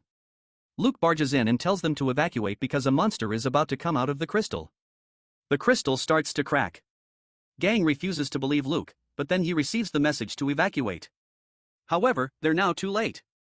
The crystal shatters and the scorpion comes out of the shell, and the Scorpius didn't expect the rift to be created so soon. He became interested in the game because of the death of the Crow constellation, Karis, and because Karis' position was inherited by a human. So, when Antares was asked to lend some of his scorpions to the game, he decided to personally participate as well. However, since the 12 constellations of the zodiac were beings of a mid-level or higher divinity, Antares' power had to be adjusted according to the difficulty level, and that led to this situation. Antares starts wreaking havoc in the dungeon. His power reduction is at best just an inconvenience. The players start running away, and Antares decides to reserve his poisonous mist for now. He recognizes Luke as the avatar of Virgo, but doesn't believe there's anything special about him. The game began quite a while ago, but even then, Antares doesn't believe a player should be able to kill a constellation yet. He thinks there must be a special way, but only the one who defeated Karis can tell him. Antares starts crushing everyone. As he swings an attack at Kong, Luke steps in and blocks the attack. Antares now realizes an avatar is special. Kong and Luke barely hold on to the attack. Kang's arm broke in a blow, and he realizes now he was too greedy. Luke tells Kong to escape, but Kong insists on staying. But then Kong realizes they both can't fight against this monster, and he decides to leave. Antares is impressed with Luke's selfless sacrifice, but he's still not the merciful one. He swings another blow, but Luke blocks it. While barely holding his ground, Luke realizes this is the end. In his last moments, he thinks of Lin and knows that the guild will take care of her. Luke is almost about to give up when suddenly the goddess calls him to become her herald. Antaz is surprised and annoyed because Astria has never made that pledge even during the Age of Mythology. Luke is surprised that the goddess wants him to become her herald. Antaz is surprised with Astria's offer, but his surprise grows even bigger when Luke's bracelet suddenly glows. A voice tells the goddess to hold back on her decision. Antares is surprised with the sudden entry, but he's more surprised with Sehan's strength as he holds back his claw single-handedly. Sehan tells Astria that Luke is fitted to be her herald, but she knows that it shouldn't be done. Astria is surprised how he knows about that. Sehan adds that since she only offered to save his life, it's not needed anymore. Sehan knew that the recall bracelet would be useful. Luke wonders if Sehan doesn't think he's worthy to be the goddess's herald. But the truth is Luke's too fit to be her herald, but his human body can't take that power. In the previous playthrough, Luke's body broke because he used Astria's power to its full extent, and CIH refuses to let that happen again. Luke thanks Sehan for saving his life and Sehan tells him to rest while he handles the rest. And Terrace is offended seeing them casually chat. But Sehan knows he's here to know how he got rid of Karis and he decides to show him how he did it. And Taurus and Sehan continue to exchange each other's blows. But since a mediocre constellation like Karis was stripped of most of its powers and Teres should have been nerfed even harder as a top-tier constellation, Sehan uses his proof of transcendence and attacks Antares. The Scorpius feels offended by being underestimated. But the truth is, Sehan put a good amount of strength in his attack, but Entry's armor is durable. Sehan starts attacking the joints instead. And Teres releases the poison mist. Sehan tells Jisoo to go for the head. Jio jumps from above and lands a blow to Antar's head. Sehan takes his chance to strike the Scorpius's eyes, and Luke too joins the fight. However, Antares realizes that this fight is no joke, and he finds Sehan incredibly strong, but he wonders what special abilities Sehan has because he doesn't possess any special equipment. Antarius feels humiliated and wishes he could use his succession abilities. He spreads the poisonous mist everywhere, but Sehan knows Entry should know the poison is useless against them. It suddenly clicks to him as Ants escapes through a hole in the floor. Sehan tells everyone to be cautious because Antares will attack from the ground. Suddenly, his tail comes out of the hole to attack them, but they dodge it. Sehan realizes Antaz must be detecting their locations through the vibrations in the ground and asks Jisoo to keep it busy. Sehan then asks Luke to message the goddess to talk to them because he wants to borrow the power of the seventh sign. Sehan asks Luke to summon the goddess because he wishes to borrow the power of the seventh sign. Luke summons the goddess and Sehan asks her to summon the seventh sign of the goddess Libra. Astria knows Sehan wouldn't tell her how he knows about it, but she refuses to give him Libra's power if he plans to make Luke use it. Sehan assures her that Luke won't wield Libra's power and so the goddess agrees to summon Libra. Jisoo continues to keep Antares distracted and Sehan asks her to keep it up for a while. He then covers Antares' claws in auriculum coating. Luke takes his cue and recognizes the target. He tries to summon his power, but he feels suffocated by just trying to pronounce the ability, but at last, he gathers his energy and summons the scale of the goddess Libra. Meanwhile, Park and Gon look up to the sky. They recognize it's from the outrising area. Seeing the sky glow, Park can't understand what's going on, and he wonders if that's why Sehan told him to stay out of the dungeons. As a bright glow descends down into the dungeon and Teres is surprised they actually summon Libra. He knows no one here has an ounce of divinity, which makes him wonder why they would summon the scale. Luke barely holds on as the scale finally descends. Sehan hidden behind cover sees the scale simmering, but it starts to disappear since no one is using it. Sehan knows Luke must have fainted, but he performed his duty well. Sehan now takes his turn and starts raining fire on Antares. As Sehan jumps towards him and Teres finds himself cornered. He's surprised that a person on only his 5th quest has cornered a being as powerful as him. And Teres can't believe it's happening. Suddenly, an explosion goes off and Sehan finds Antares vanished. However, Sehan knows the death of a Zodiac would have more consequences than Karis's death, which is why the publisher had to intervene. Sehan is upset because he could have gained a lot of rewards from killing Antares. But seeing that the publisher intervened, he figures the system must have had some countermeasure and rewards for almost killing Antares. Sehan checks his system and just as he thought, he gets his rewards. He unlocks the Scorpion Hunter achievement and is rewarded an A-rank ability ticket. The achievement is pretty much useless, but the A-rank ability ticket makes the whole trouble worth it. However, Sehan still finds it a disappointment because he could have gotten a better ability or divinity for killing Antares. Sehan notices an incredible flow of mana. And as he looks down, he's surprised to find Esther. It is a celestial stone as strong as Myethil and has an excellent magic resistance. Esther is the best-known conductor of mana. It has the combined merits of other metals on top of its unique properties, which makes it an incredibly rare mineral. Sehan is now satisfied with the rewards. But the only question that remains is how he's going to carry Luke and Jisoo, who are unconscious, out of here. He sees the opening above and thinks about flying. Meanwhile, the other players know this unknown guild must be in first place now. They gossip about the star that descended down and Sehan flying away. Suddenly, the guild rankings pop up and as everyone thought, Side ranks first. Sangwon states that Sehan can never defeat him with the cheap tricks of his. Azel is so bored because of lying in bed all the time. Thus, Wan Xin suggests she have a training match with him instead. But when she refuses, he tells her to go back to the Dark Realm since some demons might complain if she stays like this. Though Azel is more than sure that no one would talk against her, claiming that she is lazy because of being strong. Hearing all this, the biker can't help but laugh, finding it hard to believe that she is the third strongest demon with how slothful she is. Giggling while still lying on the bed. She reminds him that her powers allow her to be lazy since she never got trained in her whole life due to the fact that she was born with them. However, just then, our silver girl recalls that blonde girl from earlier. She thinks of resigning from her position as the demon. Sloth if that blonde girl wants to become a demon. Although her attention shifts to the biker, who doesn't understand the reason behind Silver staying with him since he should just be a player who wants to train all day to her.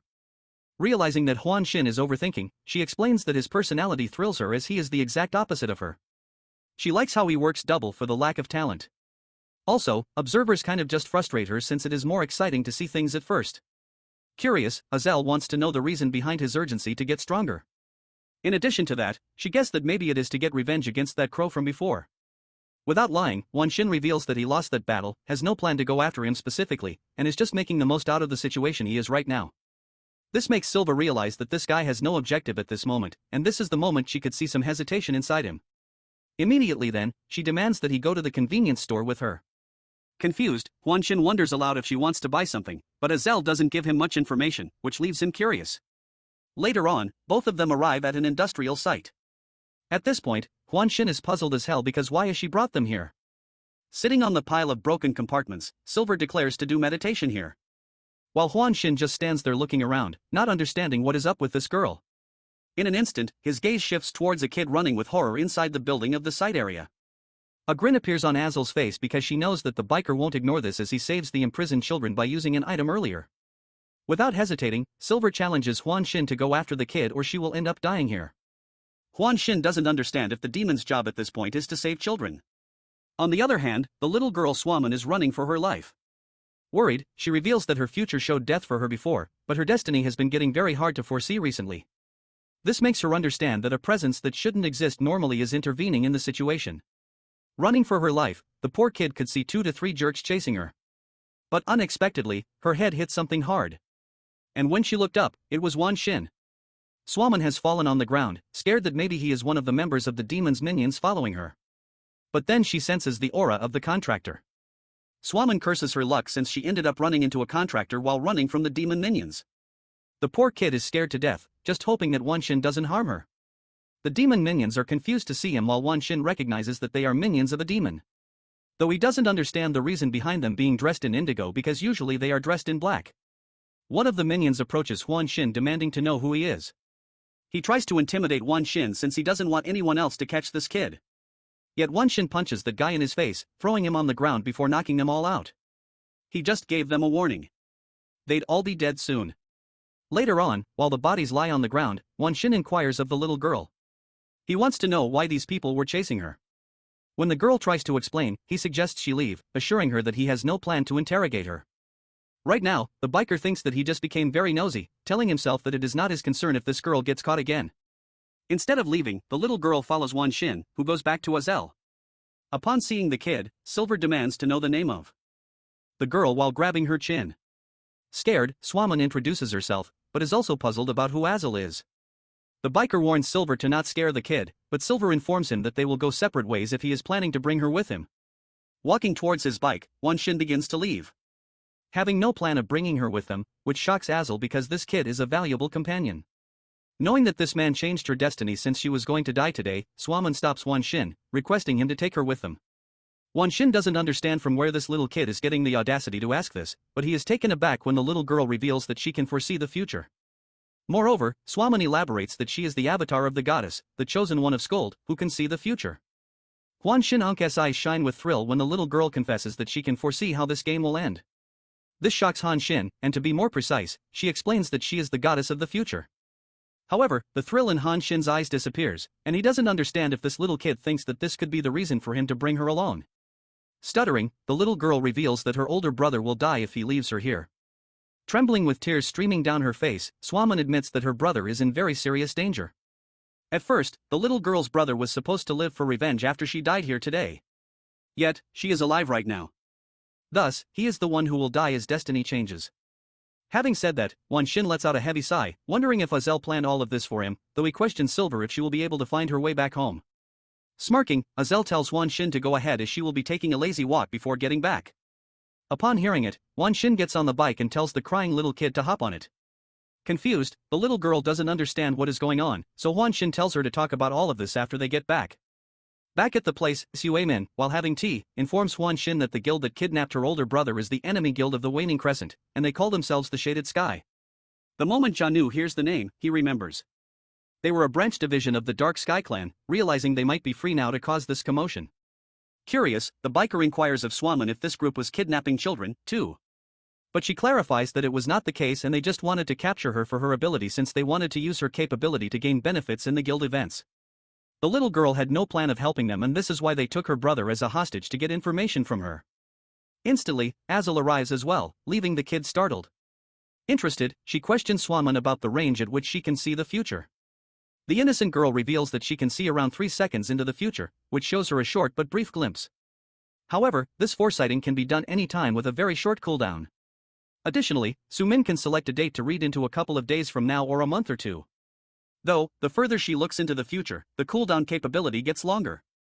Surprisingly, Swammin's physical stats are normal, but her abilities surpass the average avatars. Maybe they are affected by her own potential. One thing is sure, Scold must be fond of her since this girl is so compatible with her ability. Just then, the little kid reminds them that she even knows how this game ends. Puzzled, Wan Xin wants the answer.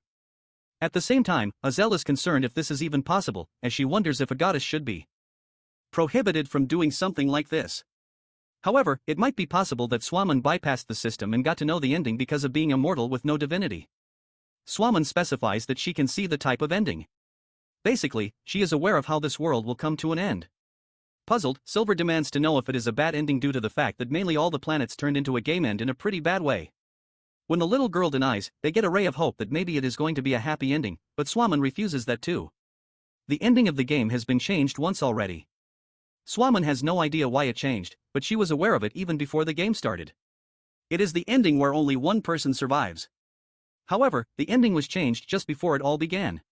And what she saw back then was the current ending they have, the madness of the Demon Lord.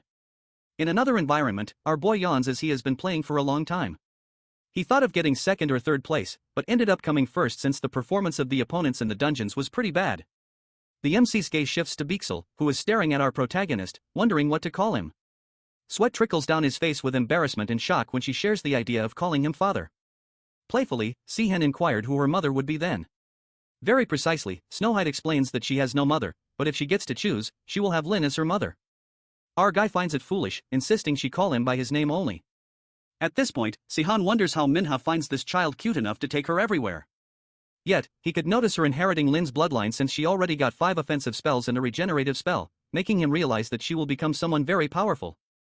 Seeing her staring quietly, the protagonist tells her to speak whatever she wants, so she spills that Chongchu wanted Sehan to know that he found the dungeon our boy was looking for. At first, our boy gets confused, but then recalls that Changdo mentioned doing something around that area, and this is why he was eager to train every day in dungeons. Using the crow's attribute, he finds the Dungeon of Dreams. Abruptly, Sehan stands up, telling Baxel to accompany him, as they really need her power this time. Snowhide never expected that our guy would ask her to join him, but this time they need her powers very much. They need the power of a divine beast to unlock the dungeon entrance. The Dungeon of Dreams is generated in a separate realm due to the fact that it is the unique instance dungeon. But even being among the instance dungeons to enter this Dungeon of Dreams, a divine offering is necessary. Despite this necessity, the reward of this dungeon is Lapis's Hourglass. The Laplace Hourglass is an S-rank item which manifests someone's future for 30 minutes, but it is considered a bad reward as it can only be used for 30 minutes, but Sehan has made it his motive to have it no matter what happens. A grin appears on his face when he spots Jisoo 2 with Beexel. He finds it impossible for them to go in together this time. Though Jisoo clarifies that she wants to go because she wants to see what an instance dungeon really is.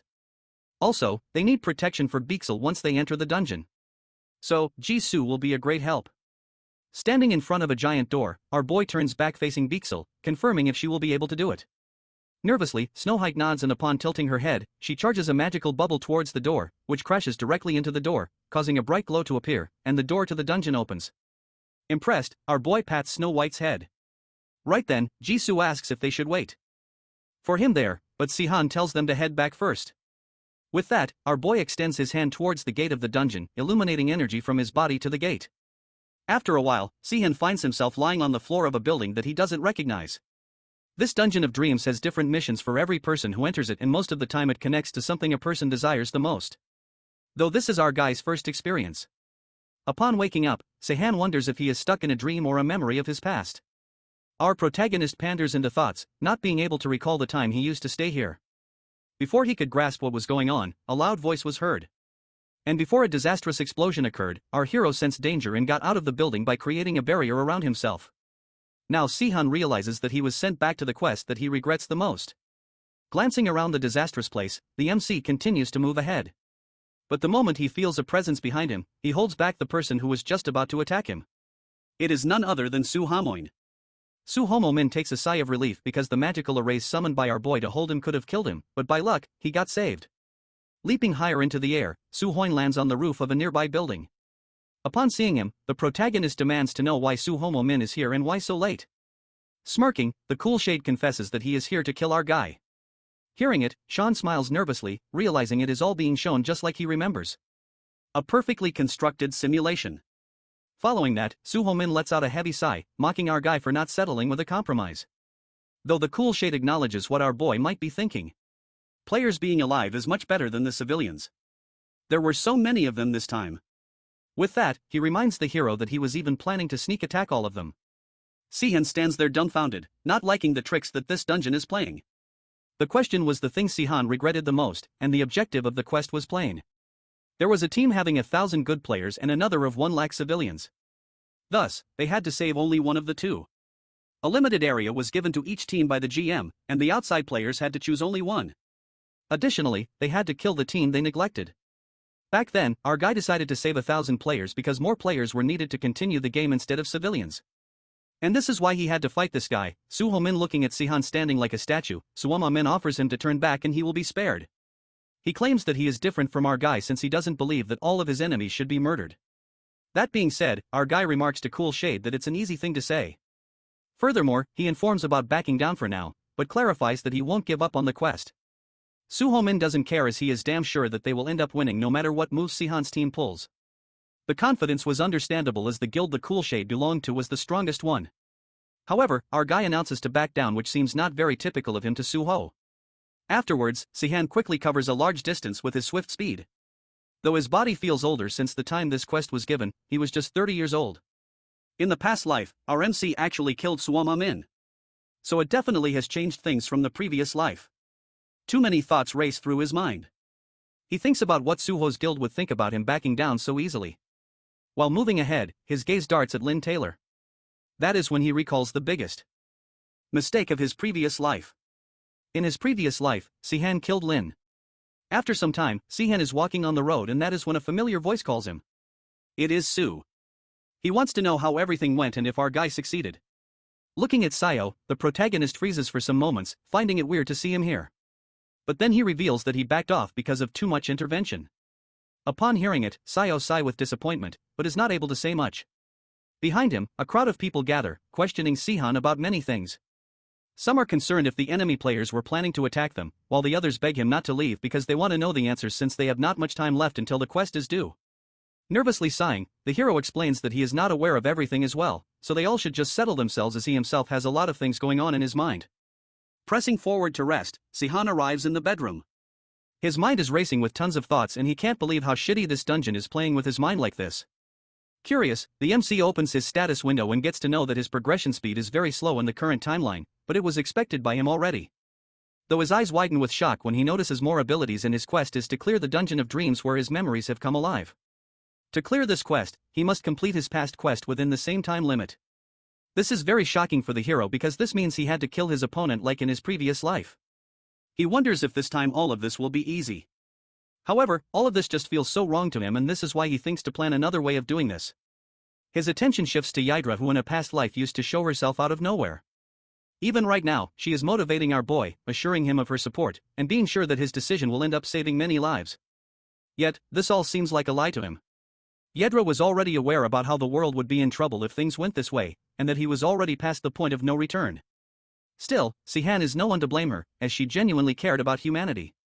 Following that, the protagonist addresses her by her name and demands to know an answer. Hearing her name, Yidra is a ruck, as everyone only calls her a witch. Dream Witch Yidra, an outer god from the Cthulhu mythos and the only god who was interested in humanity. Yidra is a deviant god from another realm who joined the game. But no one was able to go against her because the power she owns is flawless and unmatched. The funny part is that even the system didn't dare to interfere with her. The protagonist is still unsure why Yidra chose him as her avatar, but she always took his side because she wanted humanity to survive. Yet, she left Earth after the world ended. Blushing, Yidra could sense that her avatar was acting a little different today. Though he focuses on the things Sehan wants to ask. Cleverly, our guy asks her about the Dungeon of Dreams.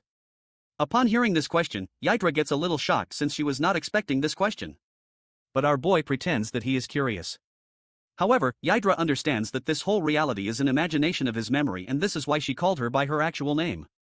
When our guy tries to pretend that this is not true, Yidra reminds him that someone's attitude doesn't change overnight. She understands that it applies to anyone with humanity, revealing that humanoid gods are the same.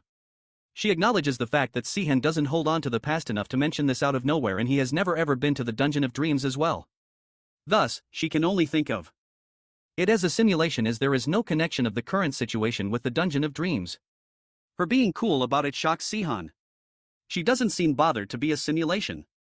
Yidra clarifies that it doesn't matter to her, but then she realizes that our hero never actually addresses her by her name in reality.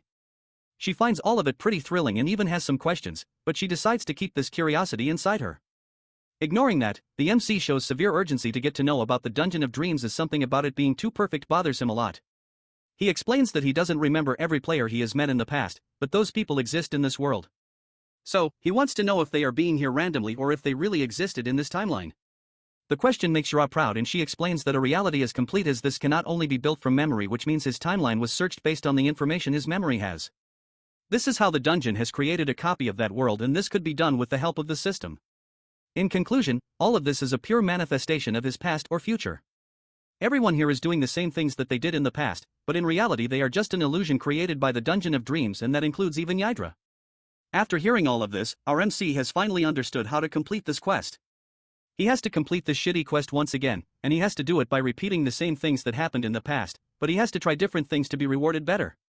It might be possible that the dungeon doesn't want the same outcomes as before and wants Sehan to achieve things he didn't in the past. At this point, our guy wonders what will happen if he saves Lin. Later on, the MC meets Sayo, who is weaponsmithing. Sehan tells Sayo that he needs to meet Mina Lee. Upon hearing this, the protagonist gets confused, wondering aloud if Sehan wants her help for upcoming battles, not being sure if she would consider how self-centered she is. However, the protagonist needs an item that Mina Lee can make, an elixir. The fact that Sayo is not very good with alchemy is the reason he cannot make it, though he is more than sure that no player knows Mina Lee. Just then, Sayo leaves, but the conversation makes one thing clear. No one knows Mina Lee because being the best blacksmith knows literally everyone. And if he is not aware about her, then no one can be. Not having any choice and not even being able to open the chat room and the status window, our boy called for Yidra to know where Mina is. The moment she appears, she grabs his face from behind, playfully taunting him for being so needy since he used to be so dismissive. Smirking, our guy admits how shameful he is being after getting to know they all are just fabrications. Simultaneously, he genuinely wants to know if she really had to manifest herself instead of writing a message, as it takes many points for her to do this. If all of this is actually a simulation, Yidra doesn't care about the points. With that, she reveals that Mina Lee is at Cheon right now. Upon receiving this information, they decide to leave as soon as possible. Sehan arrives at Cheon's high school according to Mina's location. Upon entering the school, our boy witnessed many dead bodies lying on the floor, blood gushing out of them. It was the perfect spot for a horror movie. While looking at the dead bodies, Sehan's focus shifts to the uniform being worn by the dead bodies. It is the same as Mina's. In an instant, the hero senses a presence behind him. But before it could cause him any harm, Sehan blocked that attack with his sword without even turning back. The one who attacked him is none other than Mina, who was not expecting our boy to block an attack like that. But then again, he hadn't expected her to ambush him like that either. Approaching him, Mina suggests to him that it is better to be a hunter instead of being hunted given the circumstances lately. The MC expressed how cruel all of this sounds to him at the reunion. At first, Mina doesn't understand the meaning behind this, but then realizes that she saw his face maybe 2 years ago. Without beating around the bush, Mina demands to know the reason behind his arrival here. She just hopes he is not here for her. She also is curious about how he found her. Proudly, the hero flicks his finger, showing off the witch's observer, leaving Mina shocked as she didn't expect that an avatar could still communicate with their god. This reminds Sehan of the god that was very fond of Mina, too. But she lost all contact with her a year ago. This reminds the protagonist that the last time he saw Mina, he didn't see her observer. So, this is nothing but a game for them to expand. However, Mina is now aware that our boy really wants to talk about something. So, she suggests he follow her so that they have a proper place where they can talk. Both of them enter a room where Sehan spots memorial pictures, but unfortunately, Mina couldn't find all photos of her classmates.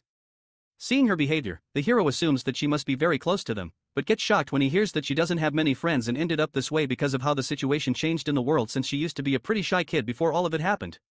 The way she is now makes it pretty hard to believe that she was shy, but she changed herself after the first main quest. She got eager to survive and even got better at acting. She precisely remembers the day all of it began. At that time, she was skipping classes with some friends in Seoul, and in an instant, everything changed. As soon as she hears it, Sehan inquires whether she is originally from Seoul.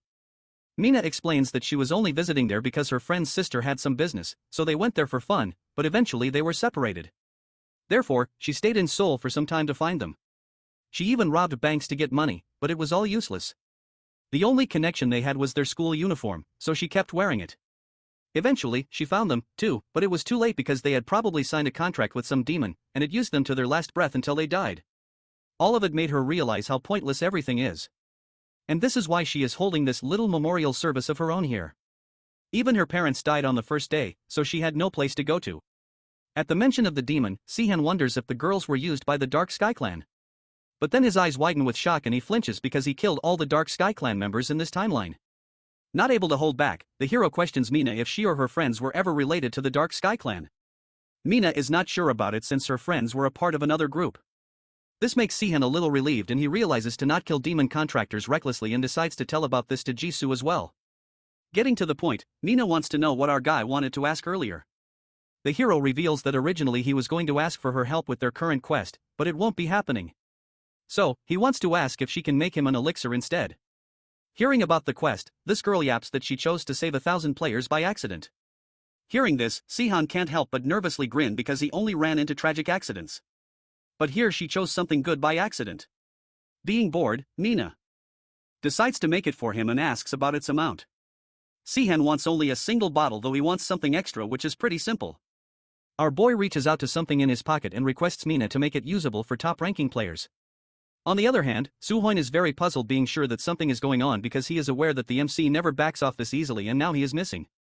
His attention shifts to Sehan Kim, who reminds him that they are in the middle of a meeting, so he should daydream somewhere else. A meeting of the guild Air Get Lam is being held right now. Sangwon Chaeon, the guild master, tells everyone to finish things up quickly as they have very few days left before the quest ends. Smirking Yun Kong advises him to take care of it himself as he can finish everything with one ability only. Though Sangwon Chaeon reminds Junik to not underestimate the opponent, he agrees that their guild is undeniably strong, but the opponent has powerful players on their side too, like the Saint Yua Sin with them.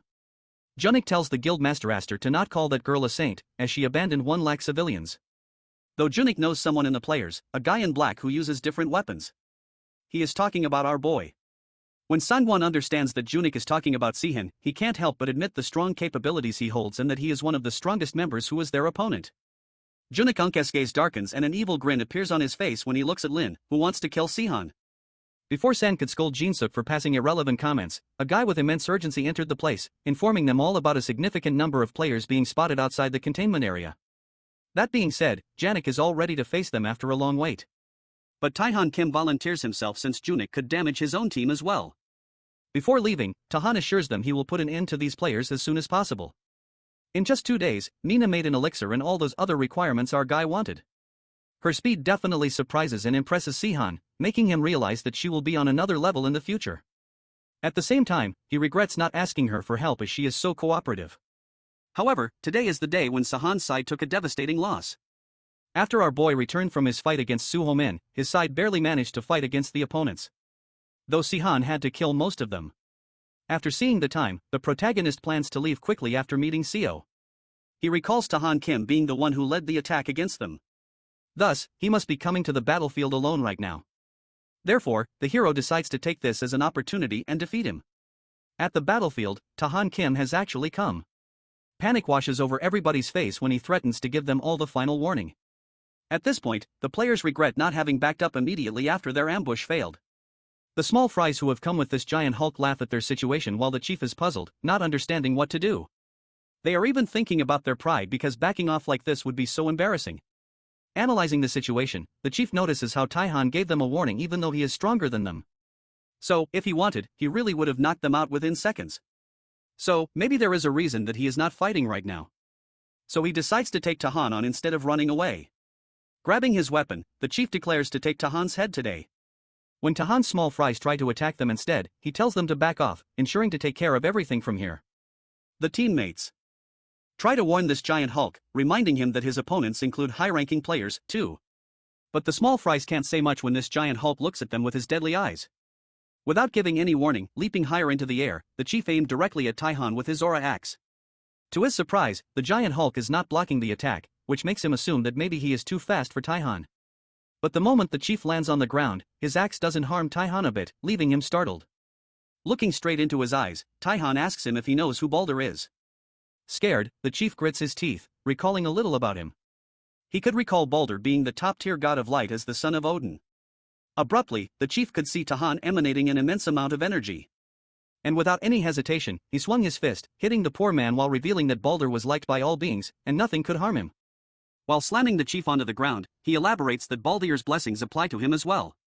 At this point, the chief couldn't respond. His eyes were now lifeless after the impact of that punch and being slammed on the ground. All the players present there are scared to death because this giant Hulk actually knocked out a high-ranking player in a single strike.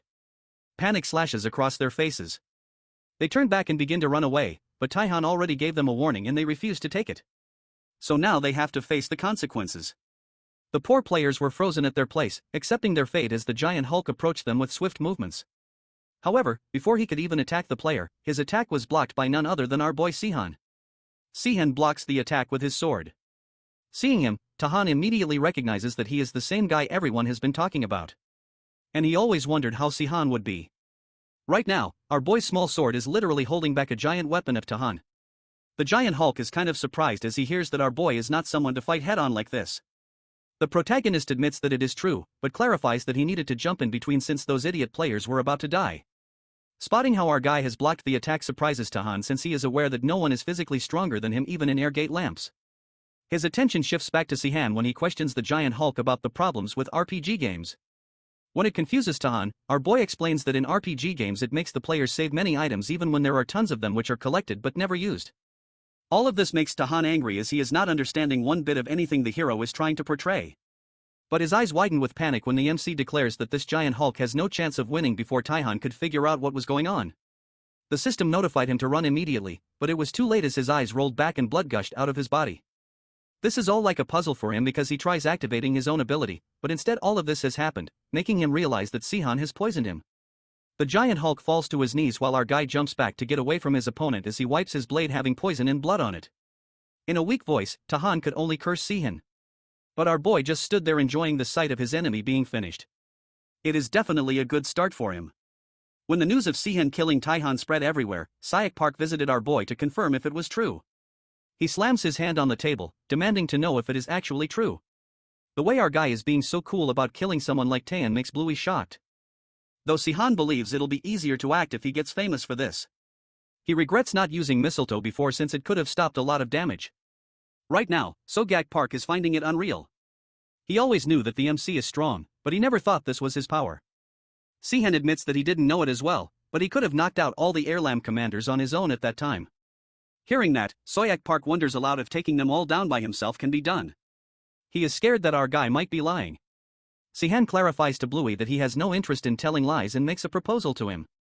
The protagonist demands 3 days from Sayagyak Park to put an end to this quest. Later on, Saint Yuan meets Sehan. She is more than impressed because not only did our boy kill that giant Hulk, but he also brought his corpse here, too. She tries to think about what is going on in his little head. Our boy acknowledges that Yua is the best healer he knows. So, he just wanted to see if she could revive him. This sounds like a joke to Yua because how could she possibly revive someone dead? Smiling, he states how he thought it would be possible for Saint Yua. Him calling her a saint annoys the hell out of her, but she makes it clear that he is dead and her healing spells won't even work on him. Though she notices the way some wounds were already healed, so the MC explains that he smeared some elixir on the giant Hulk before he died. At first, Yua doesn't carefully hear him. But the moment realization hits her, she looks up to Sehan, questioning him about how this guy died if the protagonist used elixir, realizing he might be testing something with her. Because if Taihan was probably still alive when Sehan used the elixir, he must have died afterward. But if the elixir was smeared, it should have healed him. All of this just frustrated Yua because the main lead always tries to act dumb in front of her. She now understands that our boy definitely has some other plan, and this is why he wanted her to preserve this corpse for him. She leans closer to him, tapping a finger on his lips when he admits that she is the only one he trusts. With that, she lets out a sigh and confirms if there will be more bodies like this coming to her. Without lying, Sean confesses that there will definitely be more bodies, but he will take care of them himself. Zipping up the body and taking it with her. Yua suggests our guy give him notice the next time. Our guy assures her to bring a gift with her too the next time. As she leaves, he looks at her quietly, deep down, knowing that Yua will die in the next quest once this one is done. This moment is just a fantasy created for him by the Dungeon of Dreams. And once he finishes this quest and leaves the dungeon, all of this will just disappear. He recalls how he never was able to thank her and how Yua was always there for him and took care of his injuries after his fight against Suomin. And after he was healed, he never saw her face again. Therefore, now he thinks of something to give her as a gift. At the Air Get Guild, Jin-suk is finding it unbelievable that Sehan was always this strong. Simultaneously, Sangwon thinks that our guy was aware of Tahan's weakness and took that as an opportunity. He likely used a mistletoe against him. Jin-suk doesn't think that is the case, but Sangwon has heard that Sehan prepares him for the opponent accordingly. Ignoring that, Jin-suk turns to Lin asking her if it surprises her at all. But it doesn't, because Sehan is the one who murdered her father. And this was how our boy got famous, because of the collapsing soul incident. Aldebaran of Taurus was defeated by Luke Taylor, and Sehan was the one who killed him since he couldn't be controlled. The protagonist was in the spotlight for this for some time, but then people lost interest in him the moment he disappeared. At this moment, Lin reveals that the goddess Astria has a contract with her after her father died, but she never spoke, probably because of Luke's death. Still, she has a feeling that Astria looks over her. Now, Lin has the urge to kill Sehan due to the pain and agony he has caused her. Jin-suk is sure that she could gradually be given her prize in magic, but he cannot wait for that since he claims to be the one to kill Sehan first. Not caring about all of this, Sangwon slams his hand on the table, reminding them all that they underestimated everything until now. But right now they are in crisis and have lost their most valuable person. Thus, they have no time to take things lightly and work in groups to be safe. They decide to pay their opponents back as soon as they finish their preparation. After 2 days, on the flip side, our boy has arrived at the Arid Guild very quietly, taking down one of the security guards in order to get moving. Sehan is now out of the civilian-occupied zone. From the Witch's Observer, Ydra asks the MC about his next move. However, this question is foolish because the protagonist has no choice but to fight them. Yura is not sure if he will be able to defeat them on his own. She is kind of surprised to see him being this risky. Being honest, Sehan admits that he would have never done it this way before, but now he has figured out that he has many options and he should utilize them. He also admits that he never took Yedra into consideration because he was very hesitant to ask for the power of a god. He thought that it was the same as strangling himself. Though he agrees that he still thinks like this. Now his point of view has changed little. Now he doesn't mind a little strangling, especially at a place where everything is mere fabrication. Just then, playfully, our boys question Yedra if she really knows how to edit video games. At the rooftop of the building, Sanangwin inquires of Suho-min about the number of people being located. Suho and his team are not certain, but they suspect that there are not many of them because they are moving very slowly. It is kind of surprising for Sangwon for not being able to detect any of them, which makes him wonder if they have gotten away or maybe they have a hiding ability of such a high level. Just then, Serin Lee approaches them all. She finds all of this very annoying, suggesting they should attack at this point. Yet, Suho-min reminds her that there must be some infiltrators for them for distraction. Though Surin is certain about one thing, there are not many people who have entered their territory since they are hard to find. She doesn't think that 2 to 3 people might cause such great damage as they have their own army. So, it is better to make the first move. Still, Suho-min does not agree with this as they are not aware of anything yet. This behavior frustrates Surin due to the fact that they all look like a bunch of scared kids. But Suho definitely has no good feelings about this. Moreover, Surin tries to make them all understand that this way they are just being controlled by the enemy. When no one responds to her, she decides to take care of things her way. While moving outside, Surin is cursing his guild leader, not believing that they are scared of 2 to 3 people. Abruptly, she turns around when she senses a presence, but there is no one, which makes her think that maybe it is just her imagination. But then she actually senses a trail of energy, making it evident that something is here right now. Her gaze shifts to the ground, finding a bomb. A smirk appears on her face because she is a magician. So she has a firm belief that she can turn into a piece of scrap in seconds. The moment she casts her magic, nothing happens. Even after she dispels the mana of the mana stone. The moment she realized that it was a trap, it got too late. A loud explosion occurred in the area, leaving everyone panicked. Everyone in the air get panics too. Some people even collapse after inhaling the smoke, making the rest of the people realize that something is wrong with the smoke of the explosion. Surin, who was being oversmart moments ago, managed to escape the explosion. But right now, she is gasping for air badly since she inhaled some of the gas. Sitting on the ground, the girl wonders what kind of gas this is. The thick smoke makes it harder for Surin to see anyone. But the moment our boy comes up to her, mocking her that he knows that she will find it first. Surin calls his plan a failure because she is alive. However, when the smoke settles, Sehan's smirk is evident because she escaped, but the civilians couldn't escape it. Because of her, the smoke spread throughout the city, which made his plan 10 times more effective. Panic and guilt slash across Surin's face. Furthermore, the MC informs Surin that this is the end for her as he doesn't want to tackle Morgan anymore. Her jaw drops since Sehan is aware of her god too. Realization hits her that this guy is very strong. So, she decides to finish him off in a single blow. But the moment she is about to chant her strongest spell, blood splatters out of her mouth. The state she is in makes it impossible for her to cast any spell. And our boy just grins by seeing this. He can't believe that Surin didn't spot the illusion. The bomb did an amazing job because this girl is already affected by the bomb. But in her illusion world, she thinks she escaped it. While Surin lies on the ground lifeless, the hero decides to take care of this quickly before the rest arrive. When Janek and Suo realize that it might be Surin who was hurt, they both quickly get out of the building. Both the guys grit their teeth upon seeing their biggest threat. At this point, Suho just regrets letting Sehan go and thinks that he would fight for humanity. Suho can't believe that this smoke is spreading so fast and countless civilians are dead. Even Surin is dead because of him and the players are in danger too after this explosion. Thus, Suho aims to kill the protagonist now. Both Junik and Suho glance at each other, aiming to not let this guy get away with this. Suho, who is associated with the god Matcha, and Junik, who is associated with the god Agni, decide to kill Sehan then and there. Both the guys have the blessings of their gods. One has storm and the other has fire, which implies on both of the guys. Upon noticing it, Sehan finds it terrifying. Not wasting any moment, Suho lunges forward with his weapon, charging swiftly at our boy. The MC can't help but notice how fast Suho is. The moment he sees the cool shade being very close, Sehan summons his clones everywhere to confuse him. This move pulled by Sehan just makes Suho frustrated. However, Jin Suk stands atop the building, summoning an immense amount of fire and striking it at the hero. But without even hesitating or struggling, Sehan creates a shield to protect himself and dodges the immense amount of fire, leaping higher into the air behind Jin Suk. Spotting the MC behind him, sweat trickled down Jin Suk's face. He notices Sehan having a crystal made by a spell, which is actually fire. And he can easily fire everything by cutting off the oxygen in mana, summoning waves of fire around himself. Jin Suk slams his hand on the ground, causing a huge fire typhoon to appear on the building to engulf Sehan in fire. But in the blink of an eye, Sehan escapes the attack. Both Jin Suk and Suho are panting heavily, looking frustrated as hell. Smirking, the main lead assures them of being done with running away. His gaze turns to the side, wondering where Sangwon is, and if he trusts these two guys to deal with Sehan. No matter what the case, this is a win-win situation for him. Right then, Sean mocks the guys about looking way too exhausted, but they don't admit it, blaming it on the MC's habit of running away. However, when Sehan assures them that he won't run away anymore, Suho can sense that something fishy is going on.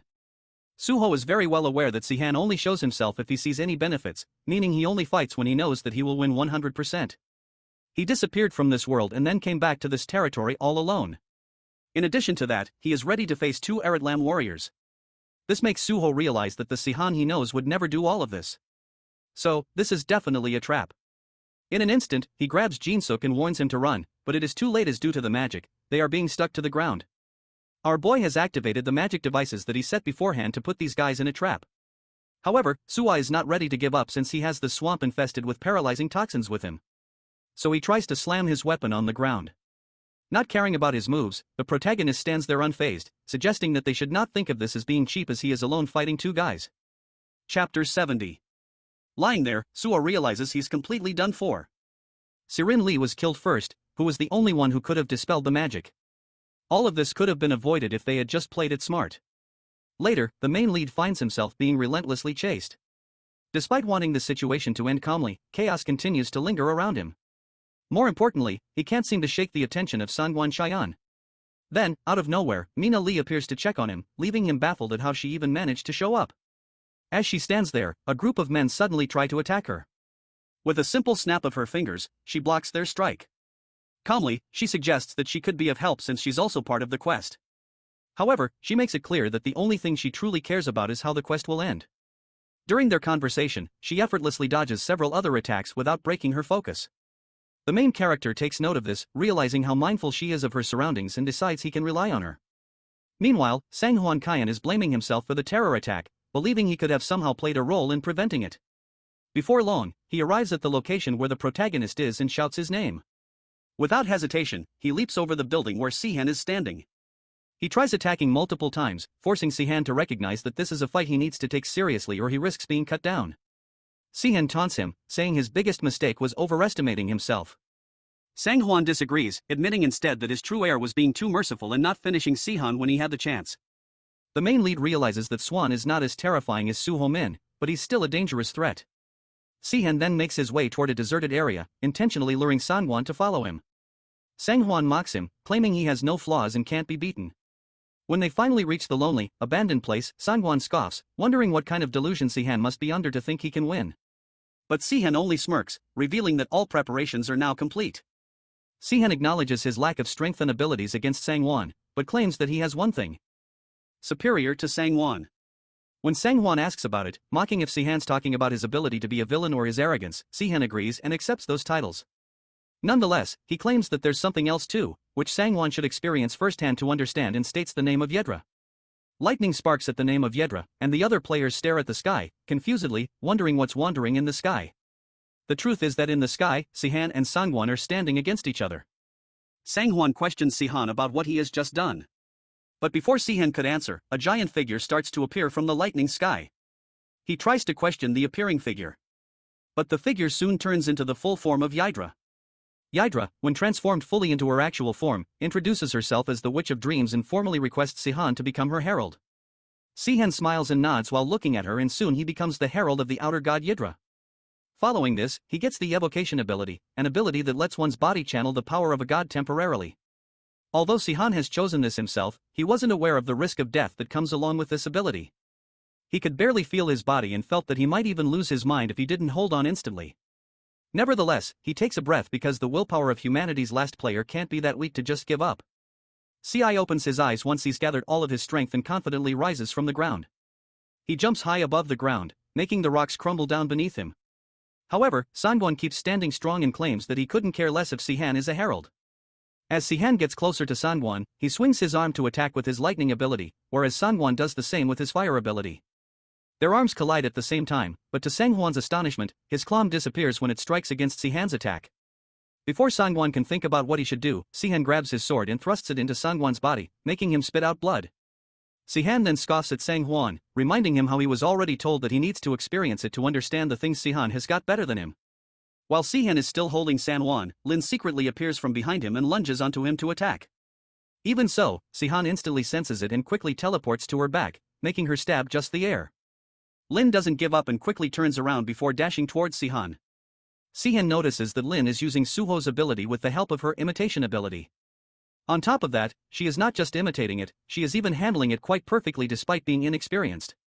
Lin gets close to Sehan, but he manages to dodge her attack anyway.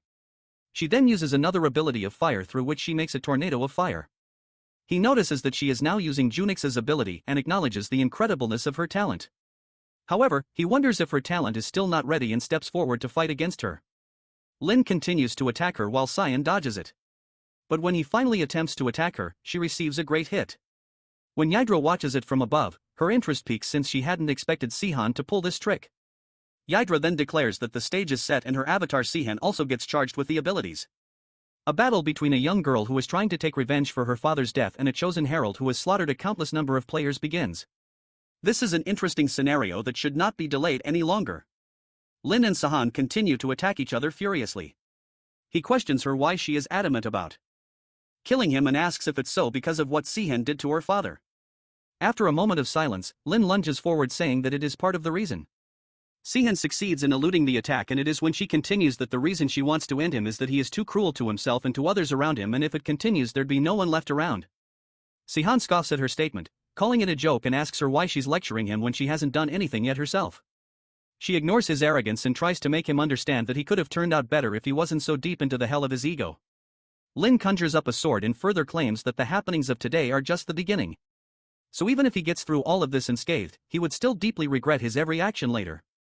Therefore, she pledges to stop him as a daughter of Luke Taylor since he'd have done the same. Once Lin's sword has appeared fully, she calls the goddess of justice, Astra, and requests Astria to accept her as a herald. When Astria looks at Lin, she gets reminded of Luke and instantly accepts Lin's request. Jester, who is resting peacefully, feels quite bored when she wonders if she should join the game and transform herself as a male god. It is then when she looks at the game and sees the two chosen heralds fighting each other. When she notices that one of them is Estra, whereas the other one is Yydra. She scoffs and calls it a fight between an ant and an elephant. Jester recognizes Lin's effort in putting up a decent fight against an outrageously powerful opponent and acknowledges Sehan as a man with exceptional talent. She notices how he's holding himself up despite being under the evocation spell and states that he has the potential of becoming a god if he had more divinity. After realizing that this intense fight isn't something to miss, Jester shakes herself out of her thoughts and decides to try logging back into the game. Once Mina is done dealing with the players, she comes to see the fight between Lin and Sehan. She had expected Lin to handle the powers of a herald. And after seeing her, she thinks how it would have been so much different had she become the herald instead of her father, Luke. Nevertheless, Mina tells herself that she's got no time to be impressed with Lin since she can get killed any instant if she lets down her guard while this monstrous prodigy grows stronger every minute. Sehan uses his extreme abilities and starts attacking Lin from various directions. Lin manages to dodge those swords coming in her direction and jumps up. She lands behind Sehan and with no time wasted, she pierces her sword into Sehan's body. Unluckily for Lin, it turns out that the Sehan she just stabbed was just an illusion of him, which evaporates in air after getting stabbed. When she looks up, she sees various illusions of Sehan at different places, and her anger peaks. She grips her sword firmly and makes a huge explosion of fire and lava from within the ground. Sehan then conjures a giant artificial meteorite made from the combined Eternium ore found in the dungeons. He makes it fall and crash into the ground. After crashing, it cracks instantly and great energy starts to emit from it, making the meteorite break into pieces and scatter around. Lin gets hit by those pieces and using his powers, cages her inside between a giant ball of the rocks. However, it wasn't enough to stop her since she uses all of her power and sets herself free from that ball of rocks. This results in the ball of rocks breaking and she jumps away from it. Sehan starts to feel it impossible to keep her down and thinks of her as the pinnacle of humanity. The two of them once again prepare themselves for the attack and she jumps towards Sehan to land a hit. Lin conjures up a shining blade to slash Sehan with, but he immediately jumps up before the blade can hit him. The sight of the escalating battle leaves the players in shock and questions the existence of the shining blade. Mina's eyes widen and her jaw drops with shock and she wonders if she is dreaming. Just like Lin's outrageous shining blade ability, Sehan's swords coming through multiple portals leaves everyone devastated. Mina remarks that the battle has gone far beyond the scope of a human conflict already and is shocked to see what a battle between two heralds look like. Soon enough, Lin and Sin's powers clash against each other and an explosion occurs. Meanwhile, Mina suddenly flinches when she senses something behind her. And upon turning around, she sees a large number of the gods' personal observers in the sky. She can't believe the number of those present there and recalls how she only saw this many in the early phases of the game. All of a sudden, she realizes something about Sehan and admits that he is an incredible person without any doubt. Sean pulls out his sword while thinking that should have been enough for the visual presentation. Using that sword, he defends himself against the attacks of Lin's shining blade and opens a portal to absorb it. This shocks Lin, and she has a hard time believing that Sehan just wrapped her attack into a pocket dimension. Lin has now believed that her simple and straightforward attacks are not going to affect Sehan. Therefore, she dashes towards him in order to divert his focus with the attack. So when he tries to block it, she decides that she would attack his neck from the side. Lin swings her shining blade and thrusts it into Sehan's chest. She was expecting him to block it, but he didn't. Instead, he swings his own sword and thrusts it into Lin. She cannot believe why he decided to exchange blows in a situation like this. Sehan pushes Lin back after the attack and places his hand over his chest. Whereas, she plops down onto the ground. The two of them glare into each other's eyes before Lin completely falls down onto the floor. The gods' observers feel disappointed over this and wonder if the battle is going to end by the death of both of them. On the other hand, Sehan clenches his chest and greatly feels the absence of his celestial slayer and regenerative abilities. He tries to compose by reminding himself that he's still got unfinished work. While he wonders if he has any time to have elixir, he gets notified about his quest completing successfully. This news makes him relieved and he looks forward to the spectacular ending. He takes out a magical stone and cracks it, which results in a very bright flash. The players get confused and Mina wonders about what is going on. Lin wakes up and sees that the once dark place has brightened up with natural daylight. She manages to sit up and asks about what has happened, to which Mina explains to her about the magical item which emits a kind of gas that puts people into a coma if they smell it. While pouring elixir on Sehan's wound, Mina further tells Lin that a few people used this item in ancient days of the game since it also had effect on the monsters. However, since it only works on weaker mobs, quite a lot of players forgot about it over time. This time, Sehan used it to fake everyone's death so that the quest can be cleared. Mina reveals that Sehan came to her a few days ago to have her make an improvised bomb that could spread the coma-inducing gas and an elixir from the concentrated ingredients of the same item. Then, using the bomb, he spread the gas among the civilians and stabbed the high-level players with an elixir-infused dagger. Keeping everyone safe was also necessary. Thus, the gas enabled them to fall into a coma at the same time. Mina tells Lin about how Sehan made sure to be thorough by even lacing the sewers with the elixir. Therefore, she also came to help him out in taking care of some of the players, and this is how everyone involved in the quest got to fake their deaths. After knowing the truth, Lin gets annoyed at the fact that they weren't asked for cooperation. Mina answers that it is so because then nothing would have been changed once the quest was done. After saying this, Mina points at the gods' observers in the sky, and Lin finally accepts that she was wrong about Sehan since he had already found a better way for them. When Lin thanks Sehan, Nina chuckles, finding it too emotional. She looks over at young Jester's observing eye and asks about her opinion by calling her real name Loki. Yedra looks over at the result of Sehan's strategy and compares it to a scene from some movie. She analyzes how not a single person has died and even the gods have returned to this world, making this lifeless game flourish once again with a better ending for humanity. Yedra finds it quite ironic because this world is just a dream. Yet Sehan showed great sense of determination to see this through. Moreover, he managed to accomplish what no one could, which doesn't make him humanity's last player for nothing, but rather an astounding avatar of whom Yedra feels proud. When Sehan used the evocation ability, it's when Yedra learned the truth. She didn't think he'd ever sign a contract with her counterpart in his world because it would stop him from opening the gate. Thus, Lin is the most crucial key, though Sehan would need 2 keys to open the gate.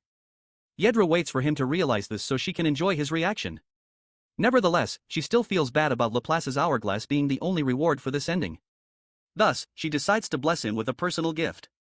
Sehan wakes up in a dark place and wonders if he's returned to the real world.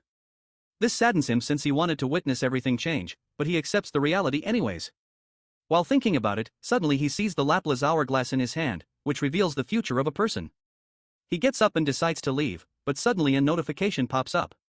Sehan has unlocked an achievement, a herald that I used to know, and he becomes the first one to have it. Moreover, he obtains a new ability as a premium reward due to an unknown intervention. He looks at all of this confusedly, wondering if it wasn't just a dream made by the dungeon. Beexel and Jisoo look at him sitting inside and call him out. So, he asks them about how long they have been waiting. When Baxel claims it to be exactly 7 hours and 22 minutes, he is shocked, but tells them to come alone. As they step out of the place, Sehan realizes that he has a chance to change everything in this world. On the other hand, Jisoo hides behind Lappa's hourglass while Yedra hopes that Sehan likes her gift.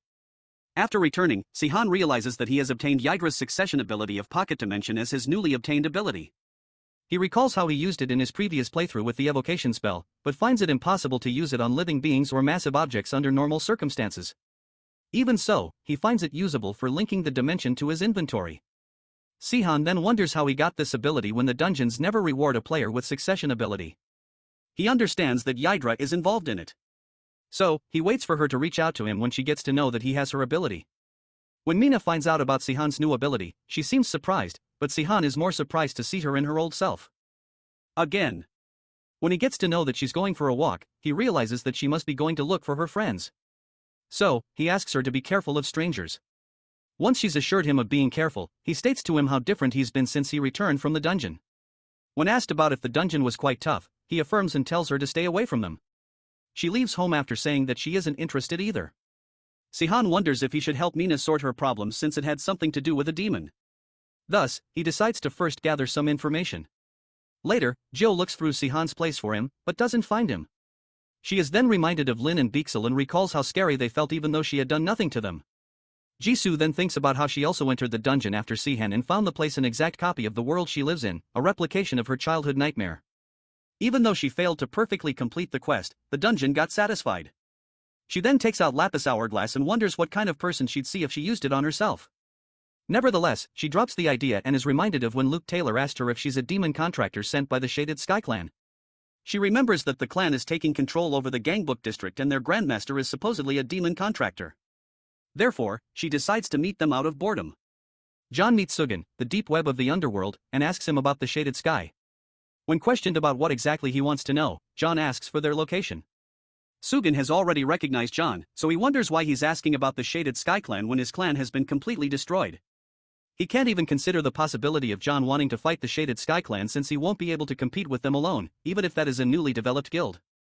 Therefore, Sugan considers it harmless to share the location of the Shaded Sky clan with John and asks for 1,000 points in return.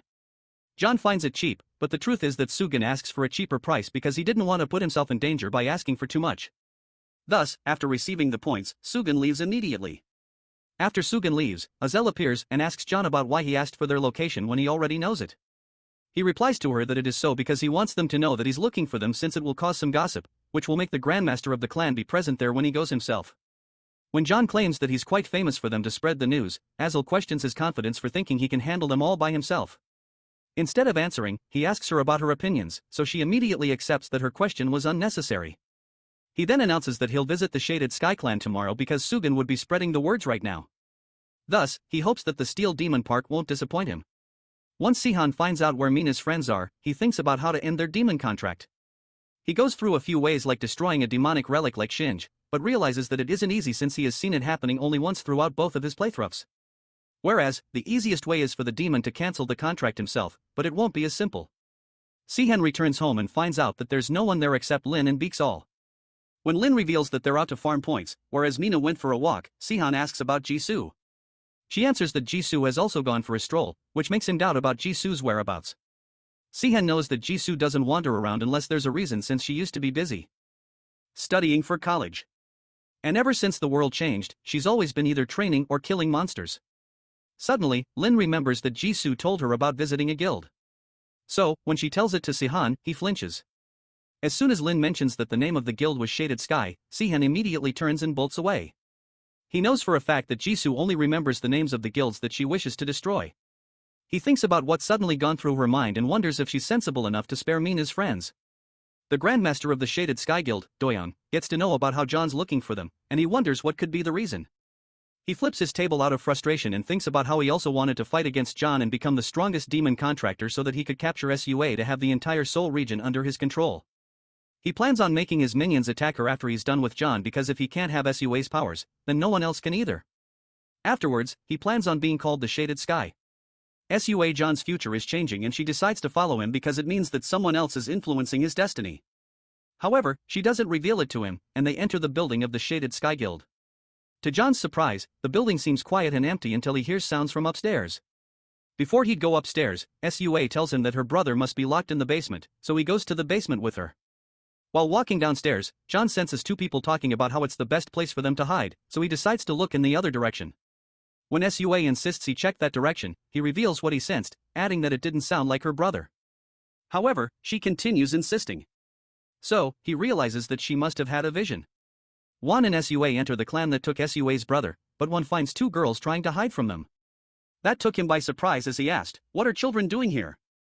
He mumbles to himself, saying that he knew the members of this clan were low, but they are even using kids as employees. The kids in the corner look at each other as one of them mumbles to the other, asking where everyone is because they told them to come up here earlier because of this guy, referring to Juan. The other girl worries asking what if they were all killed and they are just hiding because they didn't want to fight. The girl wearing the ponytail clicks her tongue and starts to stand up saying that there is no other choice but to do that as they both kneel in front of Juan begging him to spare their lives. Juan just stares at them and then asks SUA without turning if she knew this would happen and this is why she took him here. SUA nods. Then Juan asks if SUA is asking to take the girls with them as well. SUA quickly says no as Juan thinks, asking himself if there is something special about the two girls. When they are nothing more than devil's servants.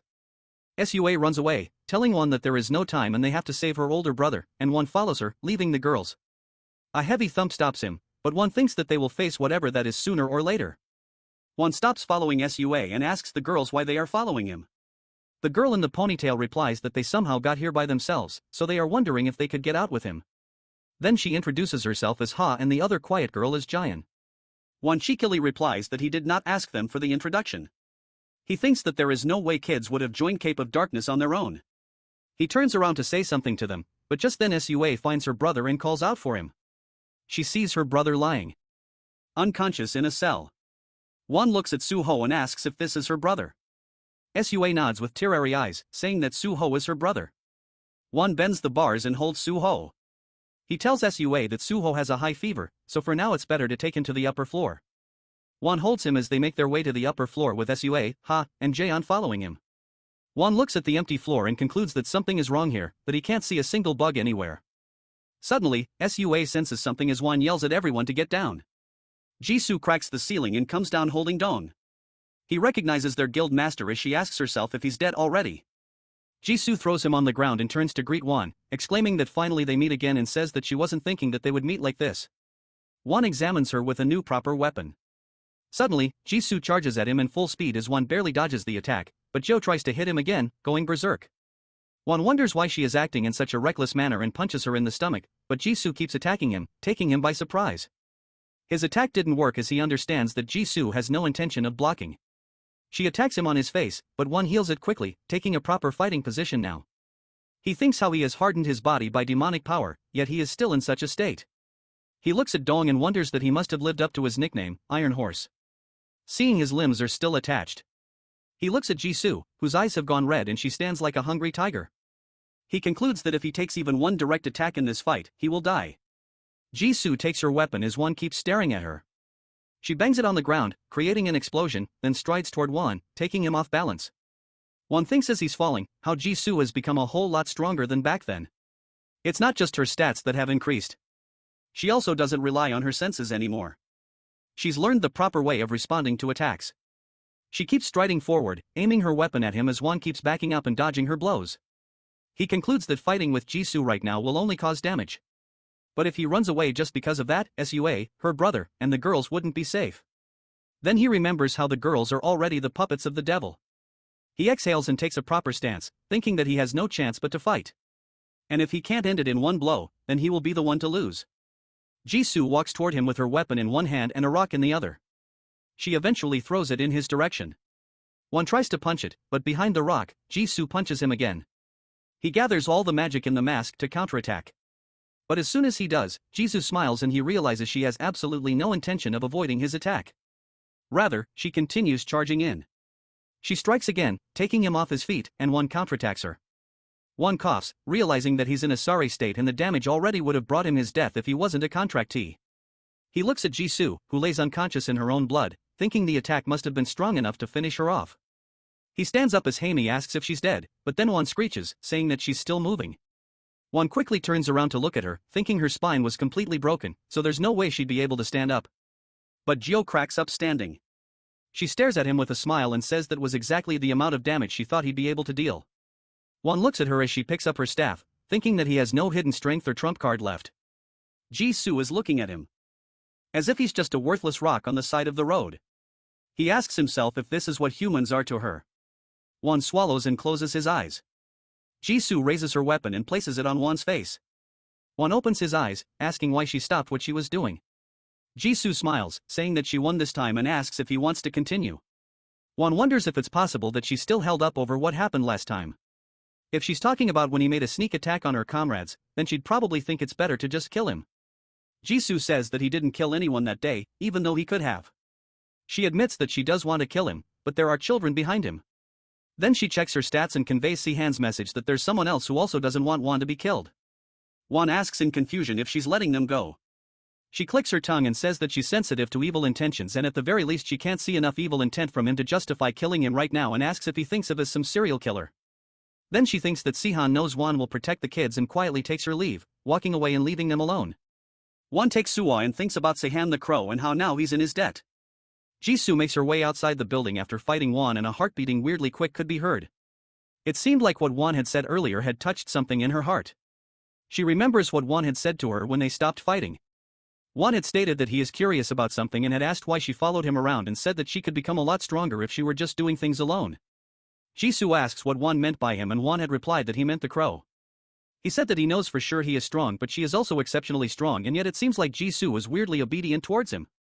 Jisoo looked down asking herself if that is the case and Won reminded her that she checked her stats window while they were fighting and asked if that was a message from the crow. He said that he can tell just from how she didn't kill him because of it. Jisoo turns around and says that it's a secret and now she thinks that it's true that she is weirdly obedient and Won is not wrong. And after all, humans don't throw away those who are obedient, but not yet, and it's still not time. She reminds herself that she needs to be quiet and wait until she is strong enough to hold him fast, even if he tries to run away. Sehan looks at Won holding Suhoa with Jamie, and Sua following him from behind and thinks that he is sure they are Mina's friends, who he remembers seeing in the Dungeon of the Dreams. He senses a presence from behind and without turning back, he recognizes Azel. He says with determination that she is the devil who formed a contract with Won. Azel laughs and says that it's surprising and shows interest that he knows who she is even though she hasn't introduced herself.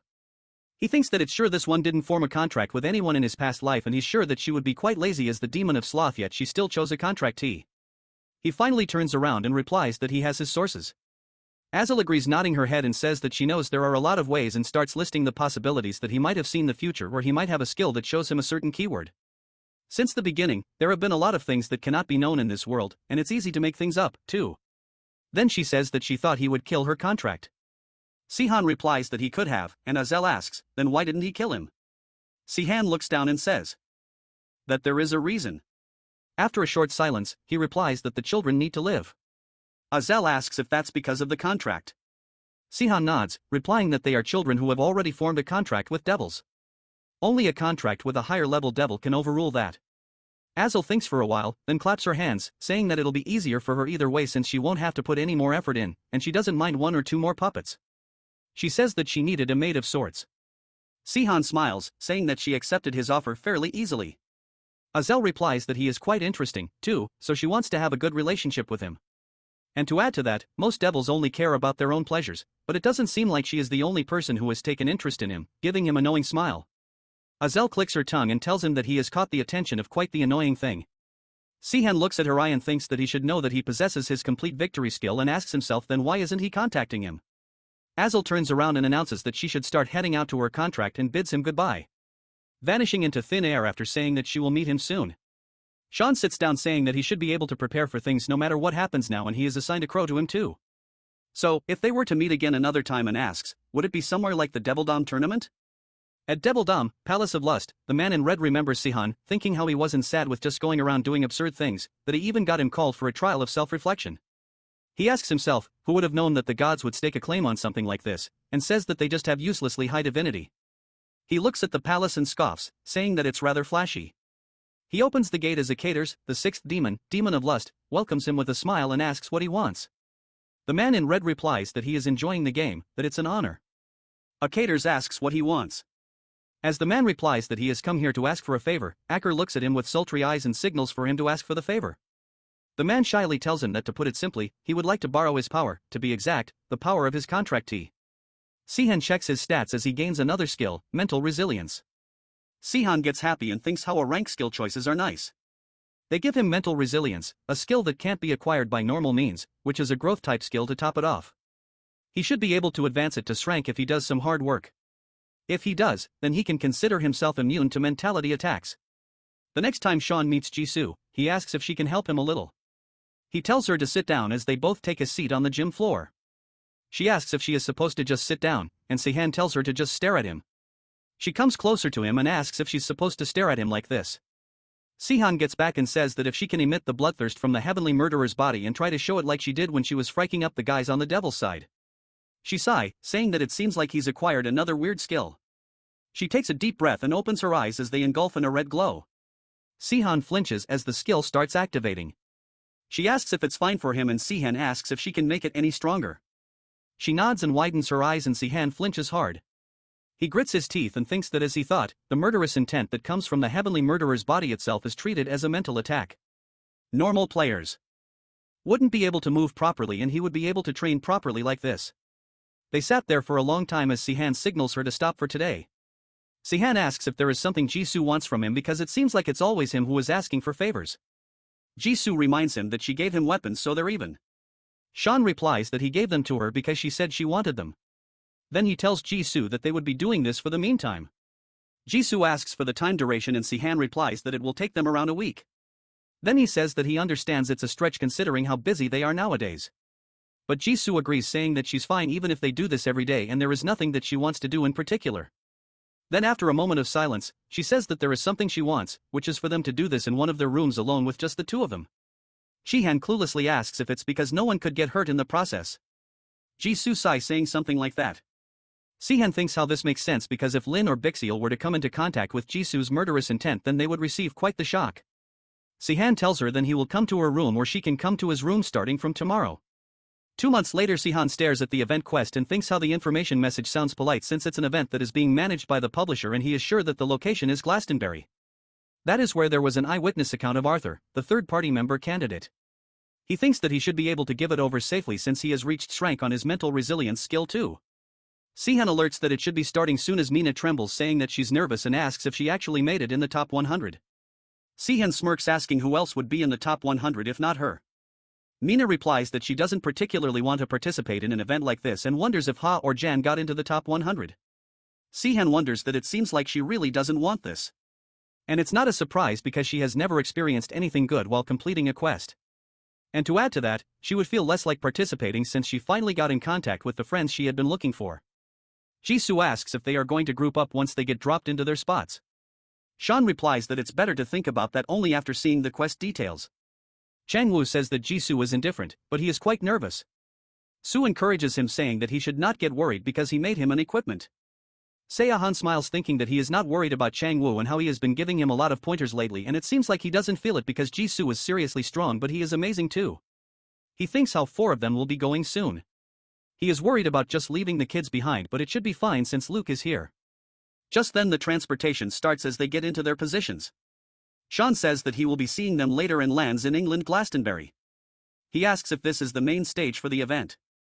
Then suddenly Beexel asks what she's doing here. Sehan stares at her asking the same thing. She tells him that she was playing with Lin and somehow ended up here. Sehan thinks that she is considered his pet in the game and maybe that's why she followed him here and for now he should protect her as much as he can. A loud clash startles him as someone attacks Sehan from behind, but Bex ends him on the spot. She looks at Sehan and apologizes, saying that the monsters appeared out of nowhere and asks if he wants to say something to her. Sehan meekly replies that even if he wanted to, he better not say anything to her now. Sehan looks at the monsters in the land and Bexiel tells him that there seem to be quite a lot. Sehan replies that even if they only selected a small number of people, they've gathered players from all the servers. He thinks that this situation is something sudden. He summons his crow and looks out to his members and assumes that all of them are doing a good job dealing with their monsters.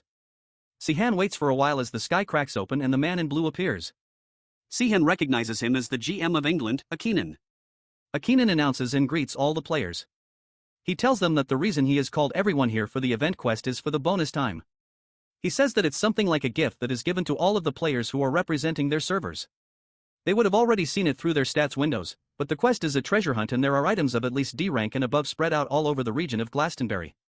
It can be a place as basic as inside a treasure chest, in the ground, or on a tree.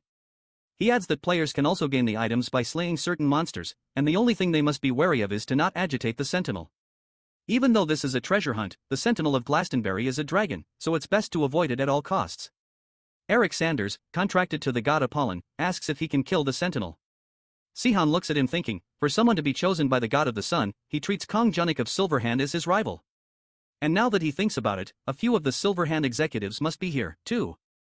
Latecomers like Soho wouldn't be here, but Kong Junik, Chyan Sangwon, and Lee Surin definitely should be. Akainen replies to Eric that he knows him because he has heard of his fame and that he has hunted a sentinel. And now that he takes a proper look, there is another player who has killed a sentinel. And for his information, the sentinel that he killed was the 4th one. The 1st to 3rd sentinels were killed by just one player. Eric clicks his tongue, telling him to stop spouting nonsense. He asks if the player killed a sentinel all alone and 3 of them, even if he believes that he is 4th, should he believe this? Akanen smiles saying that it is the truth and he will not be revealing who it is since they themselves are not, but there is definitely a player who has killed 3 sentinels present here. Beexel asks why Sehan is hiding it, to which he replies that it will get annoying if he gets found out. He thinks about a cat eater that it seems like he has been going around gossiping a lot. Akainen claps to get the attention back on him and says that he will continue explaining the event, and as he said before, items have been distributed all over Glastonbury. The players must gather them and become the owner of them and ask them to take a look at the screen. The players ask if there are no items rank and above. Akainen replies that there is just one S-rank item and that it will be the most valuable treasure of this treasure hunt and it is worth 50 points. Eric asks if that is the highest grade an item can be, as SS rank. Ein sighs and delivers that unfortunately that does not exist here and it would be troublesome if an SS rank item was given out already. If an SS rank was here by any chance, it would be worth 100 points.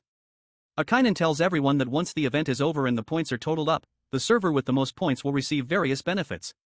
That includes an event to gain double points for a certain time period. And with that, he concludes that the treasure hunt is as so. However, it wouldn't be any fun if they were to just hunt for treasures. He reveals that there are various other gimmicks and subquests ready. Sehan remembers the details from his past life. Then it will be the fact that the monsters between night and day are different and that there is a survivor village nearby and the subquest will be given there. The monsters that appear at night are particularly strong and there isn't just one but two sentinels here. He calculates that he should make his move using the details he heard from his past life as a base, and there is also a place that he needs to find as well.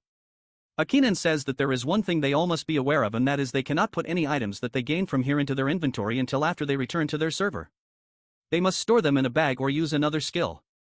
And the reason for all that is plundering. And with that, he starts the treasure hunt, telling everyone that the quest's time frame is 2 weeks and prays for everyone's success in the battle. Beexel asks what Sehan's plan is from now on. And he suggests that they should leave together, leaving the others behind because he's sure they will be okay on their own. Sehan concludes that even though the GM said the SS rank item doesn't exist, he's sure that it does. Sehan tells Beexel that there will be a village. She asks locating a place if that is the said village, but Sehan tells her that place is already under monsters because he can't see any traces of humans there. Beexel asks where the village is and Sehan replies that he will find out about it using his probe skill. Sehan thinks how he couldn't see any village through Crow's eye, so the village must be at a place that can't be seen with the naked eye. He starts locating lakes because Arthur told him that the village is close to a large lake and finds it quickly. He also finds out how Ju is joined up with Chang Wu, so she won't do anything rash either. Beexel asks how long it will take and says how it seems like it's been long since they entered the forest. Sehan assures her that they will reach there soon. Just then he hears some players fighting over some item. Sehan sends his crow to inspect and finds Leong of Loris and Saints Xinyua fighting there. He questions why they are here since they already have a lot of followers. Beexel asks if he's going to help them because they might end up fighting seriously. He asks if she can tell using her magic and admits that her abilities are improving daily. He tells her that they'll resolve it on their own and says he doesn't understand why they're fighting when they're from the same server. He adds that it could get troublesome if they spot him. When they reach the place, Beexel tells him that she can sense strong magic and it seems to be magic to ward off monsters. Sehan confirms that this is the lake Arthur told him about. He assumes Arthur must have been mentally exhausted after finding out that there would be monsters even around the lake. So, he chose to die by drowning and he ended up there. He gets into the lake and Beexel asks if this is necessary. She tells him that she can't swim. Sehan takes her in his arms and tells her to hold her breath, asking if she has some magic she can use underwater. She shakes her head saying that she still has not reached this level of magic. Sehan tells her to hold her breath again. And with that, Sehan jumps into the water and sinks in deep. He examines the not-so-ordinary lake and thinks how it's possible to find it using power. He goes in deep until he finds some rocks that appear to be under a spell. He moves one rock with precision and a giant gate opens underwater. He tells Beexel that they're entering it as a notification tells them they've entered the safe zone. Some guards take them in. Sean examines the village, thinking how it resembles Glastonbury, and wonders if this is the first time the guards have seen a player from outside looking at their confused faces. The guards lead him into a room where he meets a girl with blue hair who greets him, saying he should be careful since he's from outside. And besides, he comes with something interesting at his side, referring to Beexel. Sehan asks her to introduce herself. She tells him her name, Morgan Lefei, owner of Avalon and the Final Witch. Jisoo locates Sehan going elsewhere, thinking how he must be planning something. She thinks how he would have asked for her help if he wanted them to join, but she does not have special skills like Mina now. She can't make equipment like Seo. She can only fight, which Chango and Arthur can easily do as well. In the end, she's not special. She remembers that she was with him before the world turned into a game and feels regret. She would have done things differently if she had known. For now, she only has her power to show and she is far weaker than Sehan to stop him. So, it's better to just be obedient to him just like she did with her parents since she is always a good child, which is why she has a passive immunity that targets mental status effects. And because of this, the urge to kill wasn't much for her and she was able to remain a good child. However, the feeling of Sehan getting away is eating her. She controls her urges and stops herself from going berserk so as not to make Sehan hate her. She tells herself that this is not the time and she should remain a good child. And so she rejects the offer. At Avalon, a utopia where fairies and magicians roam and where the real witch, who has been alive since the end of Legends, Morgan stays. Cyan tells her how he did not know where he was coming. He wonders if the other two witches are gone since she is the final witch. Morgan asks if she can hear their introductions as well and tells him that she knows he is the newly appointed Crow Sign. She stares at Beexel and says that she thought she was a unicorn, but instead she's a Killen. She examines Beexel and remembers how the Celts said that they would become elementals or something in the game. She says that it's been so long since she's seen a human here without the guidance of a fairy, so she will grant them a wish. Sehan asks if she can grant him the sword of a myth. Morgan nods, saying that it shouldn't be a problem, and snaps her fingers as the Excalibur appears. Sehan notices that he can't read its details, and he thinks it's not surprising since it's only meant to be seen by the owner. Sehan holds it, thinking that he would be able to use it. Morgan smiles, telling him to ask for something else since the sword is useless for him. He says that he will take this and starts pulling it. Eventually, he pulls it out, staring Morgan. She offers to give him more stuff. She tries to make excuses, but he assures her that he will return the sword to its owner. She scoffs, asking if he knows the owner since he's not Merlin. Sehan wonders if she meant it as an insult. He makes a deal with her, telling her that he will find the owner within 2 weeks, and in exchange, she will reward him with something better. He asks if he can stay here for 2 weeks, and she asks for Beexel in return. She promises to not do anything weird, saying that she is just interested in an Asian beast. Sehan agrees only if she teaches Beexel magic, to which Morgan agrees. Beexel looks at him with teary eyes as he informs her that it's safer than staying with him and tells her to call him if anything happens. He tells her to be nice to Morgan since she is not a bad person. Arthur crumbles as some players from the Asian server find him and start making fun of him. One of them says how the England server is a show when a guy like him is part of the top ranker game. One of them taunts him and hits him in his foot. Arthur just takes the hit. The players throw him on the ground as he starts taking out a bottle from his bag. The players worriedly ask what he's doing, but then laugh out loud when Arthur takes out a water bottle. Just as another player tries to hit him, Arthur grabs him by his collar, asking what he did to them. The three of them start hitting him everywhere after throwing him. Suddenly, a lot of crows appear on their heads and start beating them. Sean appears as one player asks who he is. Sehan tells them that he has some business with the guy, telling everyone else to scram. Arthur asks why he saved him. Sean replies that he can tell Arthur is stronger than those players and asks why he was just taking those hits. Then Arthur looks down, admitting that he is weak and can't just show his strength in a place like this. And after all, he is a bastard who left his family to die. Sehan offers that he can fix his leg and his mentality and offers him to join his party. Arthur declines politely. So Sehan asks if it is because of his visions. Sehan says that he wants him to see the reality, but Arthur declines him again, thanking Sehan for trying to help him. Sehan smiles, asking if he can change the topic and asks if by any chance he likes King Arthur. Sean tells him that Glastonbury is a place where King Arthur's legend lives and breathes, so it's better for it to become their topic. Arthur laughs, saying that his son liked him, not himself in particular, and he promised to take his son there, but he couldn't, and work kept him busy. Sehan asks if that was Draggok, the guardian dragon of Wales. Arthur says that he is well informed. Sehan tells him that they will go and meet him. Then Sehan takes him up the mountain as Arthur takes in the views, admiring everything around the cave. He says that his son would have loved it. Sehan says how this remark is simple for seeing a hero with his own eyes. As he stares at the red dragon, Arthur says how his son told him how different he is from King Arthur. Sehan instantly gets serious and says that he can still be a hero. Just as Arthur starts to decline, Sehan makes the Excalibur appear and says that they can make a reason and it would be more than enough if he is able to take the sword out. Arthur finally asks why Sehan is doing this much for him. Sehan replies that he wants him to join his party.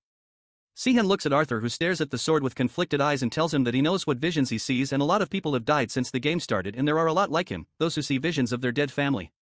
Arthur tells him that he wants to keep seeing the visions because he can't stop seeing his son.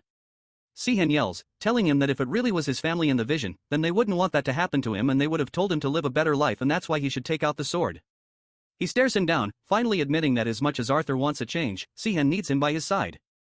Just as Arthur was about to pull out the Excalibur, Sehan's crow alerts him through the visions and leaves Arthur there and goes to where his crow was telling him to go. On the other side, Chris yawns, waiting for Sehan to appear as one of the players yells at her to return his comrade in their original stats. She shakes her head, replying that it's the fastest way to call the crow according to the devil. She assures the guy that she won't be killing his comrades, but the guy only screams to get Eric's attention, who seems to be under Chris's mentality magic skill. The man grits his teeth, calling Krissa for using cheating tactics over his comrades. Suddenly, Sehan comes around asking what she is doing and why is she getting his name involved. Chris smiles looking at him and tells him that she has some business with him, that she took a job to have him killed. Sehan stares at her and thinks that he knew she was cocky, but he didn't realize she would be this cocky. She keeps going on saying how she can't compete with him Hedon. Then she moves her finger to get the angry guy in her trance as well. She tells him that she wouldn't bother looking around for him because she has heard Sehan tries to save most people whom he comes across with. She tells him to stay still or she will kill everyone. She asks to not use his mental resilience skill either, then she will not kill him. Sehan gives her some points for gathering up only those who can come under her skills. He thinks about opening a shadow space behind her, but then Ayoung and Yua come along screaming, still fighting over the item. Yua looks at the crowd asking what's going on, and Ayoung does the same, asking what's the situation. Chris gets their attention, asking if they are also Crow's comrades. Sehan denies completely, while Ayoung recognizes him, asking if he's the Crow of Deicide. She asks if he's the one who got in their way during the dungeon race. Sehan denies that as well, but Ayoung tells him that Sun Eung-hyuk told her it was him who was dominating the dungeons. Chris excuses them, saying that Crow is talking to her right now. As Ayoung taunts her, saying that she talks a lot for someone who plays with dolls. Chris grits her teeth. Ayoung uses her skill Bree, which allows her absolute command over males. She orders the males to leave Chris's side and come to hers. The male players all get out of her spell, moving their bodies again. Chris says that it's fine because she has female players on her side. Yua scoffs and says that the players are under a status effect all along. She snaps her fingers and all the female players fall on the ground. Chris screams, saying that her skill has been lifted completely. She tries again but gets stopped by both Yua and Aang as Aang tells her that she's wasting her energy. Amidst all the chaos, Sehan takes his sword out and brings it around Chris's neck, saying that it's better to get rid of the devil contractor at once. She begs him to wait and call this a tie, but he does not listen to her, slashing her throat. Siri stares at Chris's wobbly head as blood drips from her mouth. She sighs and cleans it, reviving her. Chris takes a deep breath and wakes up, saying how she nearly died. Siri scoffs, saying that she has already died once before. She thanks her sister for saving her as Cirrus says how easily she dies and that they would be done for if it weren't for the concurrent contract of Mara Papayas. Chris tells her that it seemed possible, but the Crow stabbed her with no hesitation. Siri argues that it's a valid response from someone who has a contractor of the devil before them, but now they know they can't just hold him down with temptation. Chris says how she doesn't want to get involved with him, but they can't just give up the GM's request.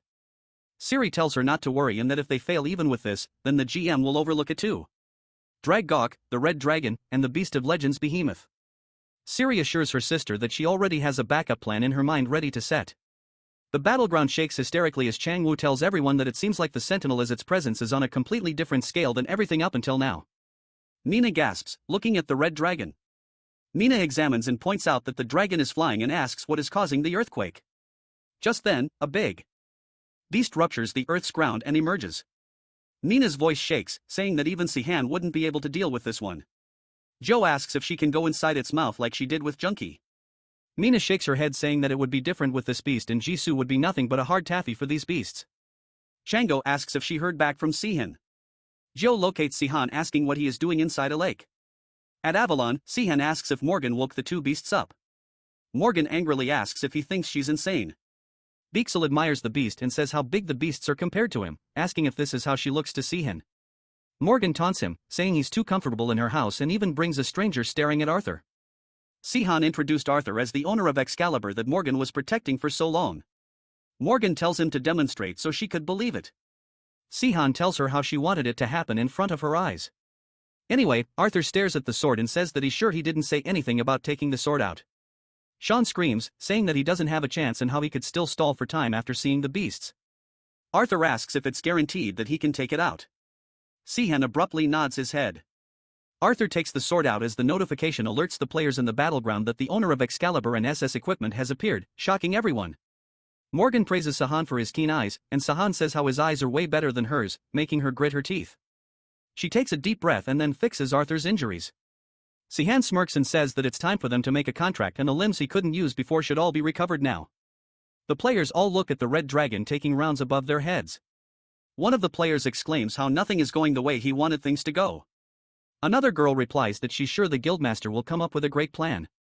The previous player shakes his head, saying there's only so much the Guildmaster can do, and it's good that he can't compete since he lacks military power.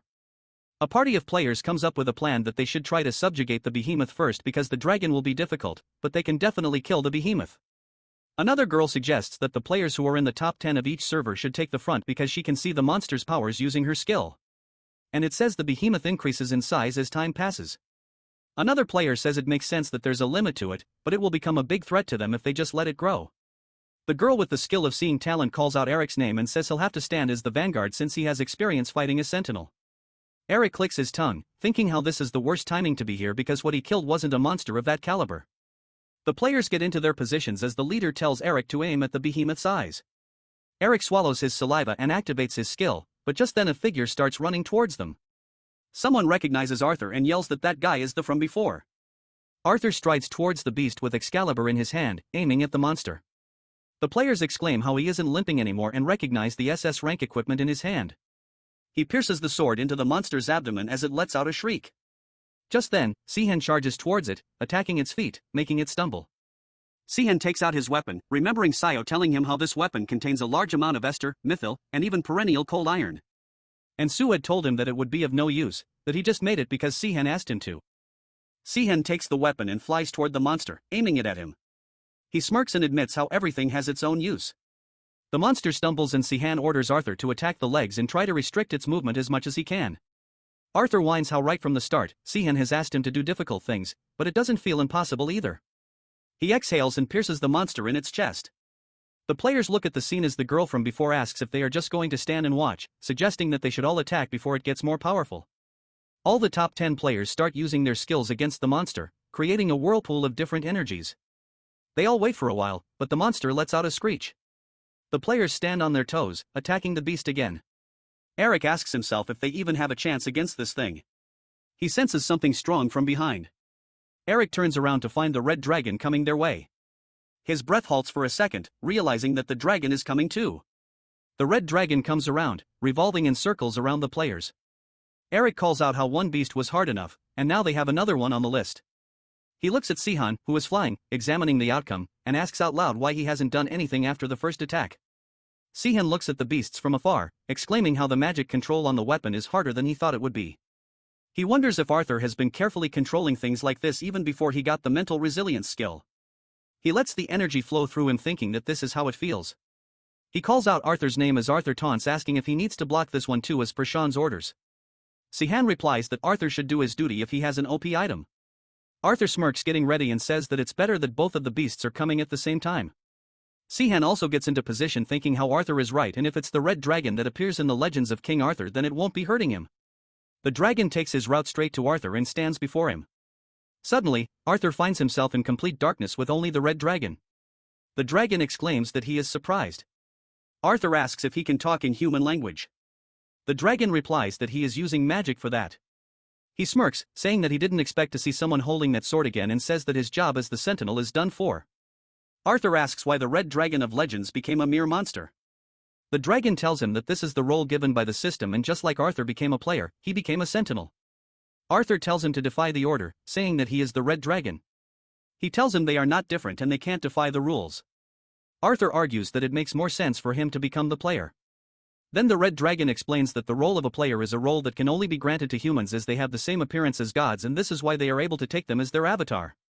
The dragon shares how he has thousands of things he wants to tell him. But for now, he can only help him as the legend says. They both come back to the real world as Arthur begs him to tell him the details, but the dragon turns toward the beast and drags it down holding its thorns. The players stare in shock, asking what kind of a fight this is. The dragon then stares at Sehan, and Sehan wonders if this is the dragon's way of saying that he won't get involved directly. He takes out his sword and pierces it through the beast, shredding it into pieces. The blood spatters everywhere, covering Arthur fully in the blood. The system announces that Sehan has acquired a new title. And a special reward will be given to him. Sehan gets back on the ground as the red dragon goes back. Sehan thinks how as a sentinel, the dragon wouldn't have any other choice but to fight if he stayed here. Some players start surrounding him, praising and introducing themselves. One player says how he didn't know they had such a player among them, saying his name is Julian. Sehan smiles, recognizing many. They were German players who formed a contract with a god from another constellation. Just then, the girl from before asks if they can have a small talk, but Sehan politely declines. The girl understands him, saying that they will have another time to have a chat. With that, he takes off with his crow wings, flying across the skies. He thinks how now one thing is certain, and that is from now on all servers will be connected as one and the scale will become bigger, and it's important to know talented players even if just one in preparation of that time at the Palace of Lust in Devildom. Aretas sternly asks what meant by the plan failed. He asks again if he's saying that Sehan withstood her mental attacker, smiles nodding, saying that's exactly what happened. Arcadis thinks about how he told him the location of the red dragon and even the behemoth, but it was still a failure. Akadar casually adds that the behemoth and the red dragon weren't even a little threat to Sehan. And if anything, Sehan was just a bit surprised, ending his speech and says that the player is weirdly strong. Arcadis grits his teeth, noting how AAR seem to be enjoying this, and the other demon responds that players like that are good motivation for people like them. He's already anticipating the show Sehan will give them, especially because there's a tournament coming soon in Devildom. Arcadis thinks how Sehan already knew how to handle each sentinel, how the monsters weren't even a challenge to him, and concludes that monsters alone won't be enough to stop him. Meanwhile, Sehan looks at the server, staring at the current ratings of the competition, thinking how the GM should be saying something by now. Morgan asks if everything is okay because his expression looks dark. He tells her that Einan still hasn't said anything, and that's weird. He looks at Arthur, who's staring at his own screen, and asks if he also hasn't gotten a reply. Arthur nods, saying he won't suddenly become brave just because he has the sword now. Sean tells him to think it through once the event is over. Arthur says it's weird how Ken has been supporting him since the start. Sean just smiles and says he has good intuition. Beexel asks if the event is still not over. Sehan shakes his head, saying the results have been decided. Arthur stands up and says he doesn't know how to convey his thanks. Not just from him but from all the players of England. Sean replies that he didn't do it to get thanks, but he hopes all the players of England and Europe can become stronger. Arthur says he's weirdly selfless. He gets up, stating that he'll be back after finishing some things for the quest. Beexel asks if she can come with him, but Sehan tells her to stay here and learn magic from the Great Witch. However, he adds with a grin that he'll listen to whatever favor she asks for later. A week later, Jisoo stares at her screen, annoyed at how mean Seiya is for not even checking on her after the event. She mutters how she knows he's busy, but he could have at least left her a message. She hears footsteps behind her and warns whoever it is to back off if they don't want to get messed up. But the person doesn't stop. She turns around and finds a guy who greets her. Says that it's been a while and calls her Nunajio, recognizes her brother, Hansu. He says he's glad she's alive and that he heard from their mother, but he was still worried. She asks if he's been with mom. Her emotions flare, but she forces herself to calm down. She asks if he came here because he has something to say. He jokes she's being mean and says he only came because he saw her along the way. She smirks, saying she knows what's going on in his head. Hyuna laughs, saying she's still as cautious as ever and that he knows she's lived her whole life in silence. She warns him not to say anything stupid. He tells her he just wants them to meet in Seoul, him, her, and their mom. Meanwhile, Sua screams while waking up, startling Ha, who asks what's wrong. Sua breathes heavily, saying she just had a nightmare or maybe a vision of the future. Ha asks what she saw. Sua says that everyone from Seoul will die. Ha nervously asks if she means that girl, the one who killed Du Yong. Sua nods. Ha asks if that girl is the one who will kill everyone. Sua explains she can't be certain because the future keeps changing. But yes, she's there, the slaughterer who bears the karma of thousands. Sehan checks the status and thinks how the fame of the Doside Guild has increased and it will become troublesome if it goes up too much. He looks at Mina, who is smiling at him with all her teeth. Sehan thinks that it's valid because the fame is also partially due to Mina. She was just farming while the others were focused on the dragon and has scraped up so much. But the only thing now leaving his mind is how the atmosphere around just seems off lately, that it doesn't look like she's sulking. He thinks that he would have met up with her once and said hello. He looks at her staring at her inbox. Just as he comes closer to her, she quickly turns her server off. Sehan asks why she is so surprised. Ju quickly waves it off, saying that it's nothing. He tells her that he caught her staring at her inbox and asks who it came from. Jisoo finally tells him that her younger brother showed up asking her to meet up, and unlike her, he was always great at everything he did. That surprises Sehan, thinking that there is another person who is more powerful than her and he has never heard about him in his previous life. He asks if she is hesitating because she does not have a good relationship with him. Jisoo shakes her head, saying that it's because he is with their mother. Sean says that it's good because she has been looking for her mother since before. Jisoo admits that her mother doesn't like her and, to put it simply, she fears her. Sehan concludes that this is why she is avoiding them. He asks if she wants to go with him. Jisoo points out how he is considerate today and says that there is a problem which he will know once he gets there. They make their way toward the back alley. Sehan asks if they are going the right way since this is where the devil's puppet resides. They enter an old food cafe where the owner screams and calls her the devil slaughterer once he sees her. She angrily asks for 2 Americanos and the waiter nods. Sean thinks how popular Jisoo is in this world more than he thought. Soon enough, her brother comes inside. She asks where their mother is, but her brother looks at Sehan.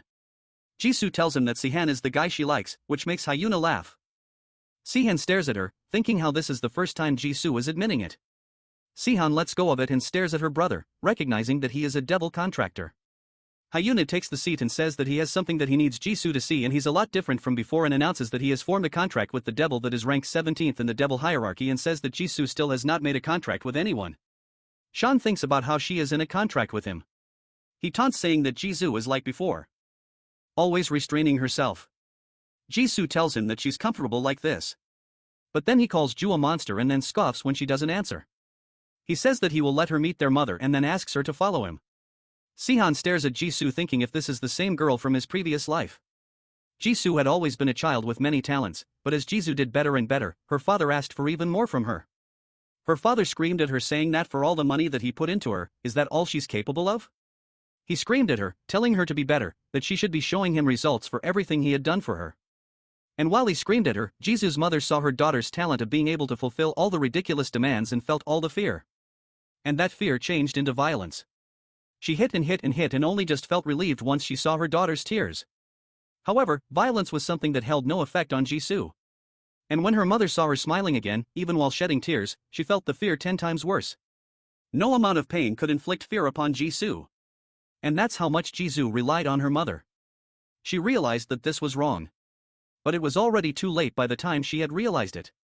She needed to be obedient. She needed to hold back. And after that, Jio started hiding her talents. She lowered herself by even turning a blind eye to her father's demands. And even so, Jisoo's mother held no love for her. Just like that, her younger brother was met with her father's expectations and even her mother's love. Hansu, who had been the center of attention under the shadow of Jisoo Unk's talent, desperately tried to meet their expectations, though it was always a worthless comparison. His father would ask him if this is all he could do. Seeing all that was only up until her admission to university. After that, it was just a long wait for her mother to forget the past. She would think to return once her mother had forgotten everything, and she would live with her without being weird. Then the world changed. Their father died and her mother still avoided her. She thinks of everything walking behind Hansu. She wonders how after all this time she is saying that she will meet her now. She notices that something is not okay. Sehan calls her out asking what's wrong and if she's bothered by other guys here. She tells him that it's fine but she can still feel their evil intent. She tells herself to hold back because her brother is also here. She needs to appear as a good person that even Sehan is here. So she can't let her inner self show. She needs to stay calm. Hyuno says that everyone calls her the Devil Slaughterer and how strange it is since she is not an avatar nor a contractor. So he guesses the guys who got killed by her were just weak. They entered a room as many people greeted Hyunu, calling him the branch manager. She looks at him questioning him. Hyuna tells her how he became the branch manager of the guild Waning Crescent Moon and he's managing the Fongnam branch. Sounding a little too proud. He says how he is different from her as she is still nothing. Jisoo nods. Hyuno asks if she's not jealous and asks if she's finally accepting that he is above her. She simply asks for their mother. He calls her boring and tells his secretary to bring it here. Something weird happens in Jisoo's stomach as the person brings a box. Her eyes widen as Hyuna gives the box to her, saying that it's a present for her. She shakes her head, saying that there's no way because her brother liked their mother. As she opens the box, life goes away from her eyes. Hyuna laughs loudly, asking if she liked the present, saying that the present is their dear mother who she liked so much. He says how their mother was always too scared, so he killed her. He tells her that he took revenge for her because she used to hit her so much. He tells her how he became successful, but she still looked for her, saying that she would feel safe with her. Sehan thinks how insane Hanu really is. He tells her that Jisoo will be their mother soon, saying that mother will always be by her side. Sehan thinks that it can be hard for Jisoo to lay a hand on her brother. Sehan stops and feels the aura changing inside the room as the head from the box falls on the ground. He wonders if this feeling is coming from Jisoo.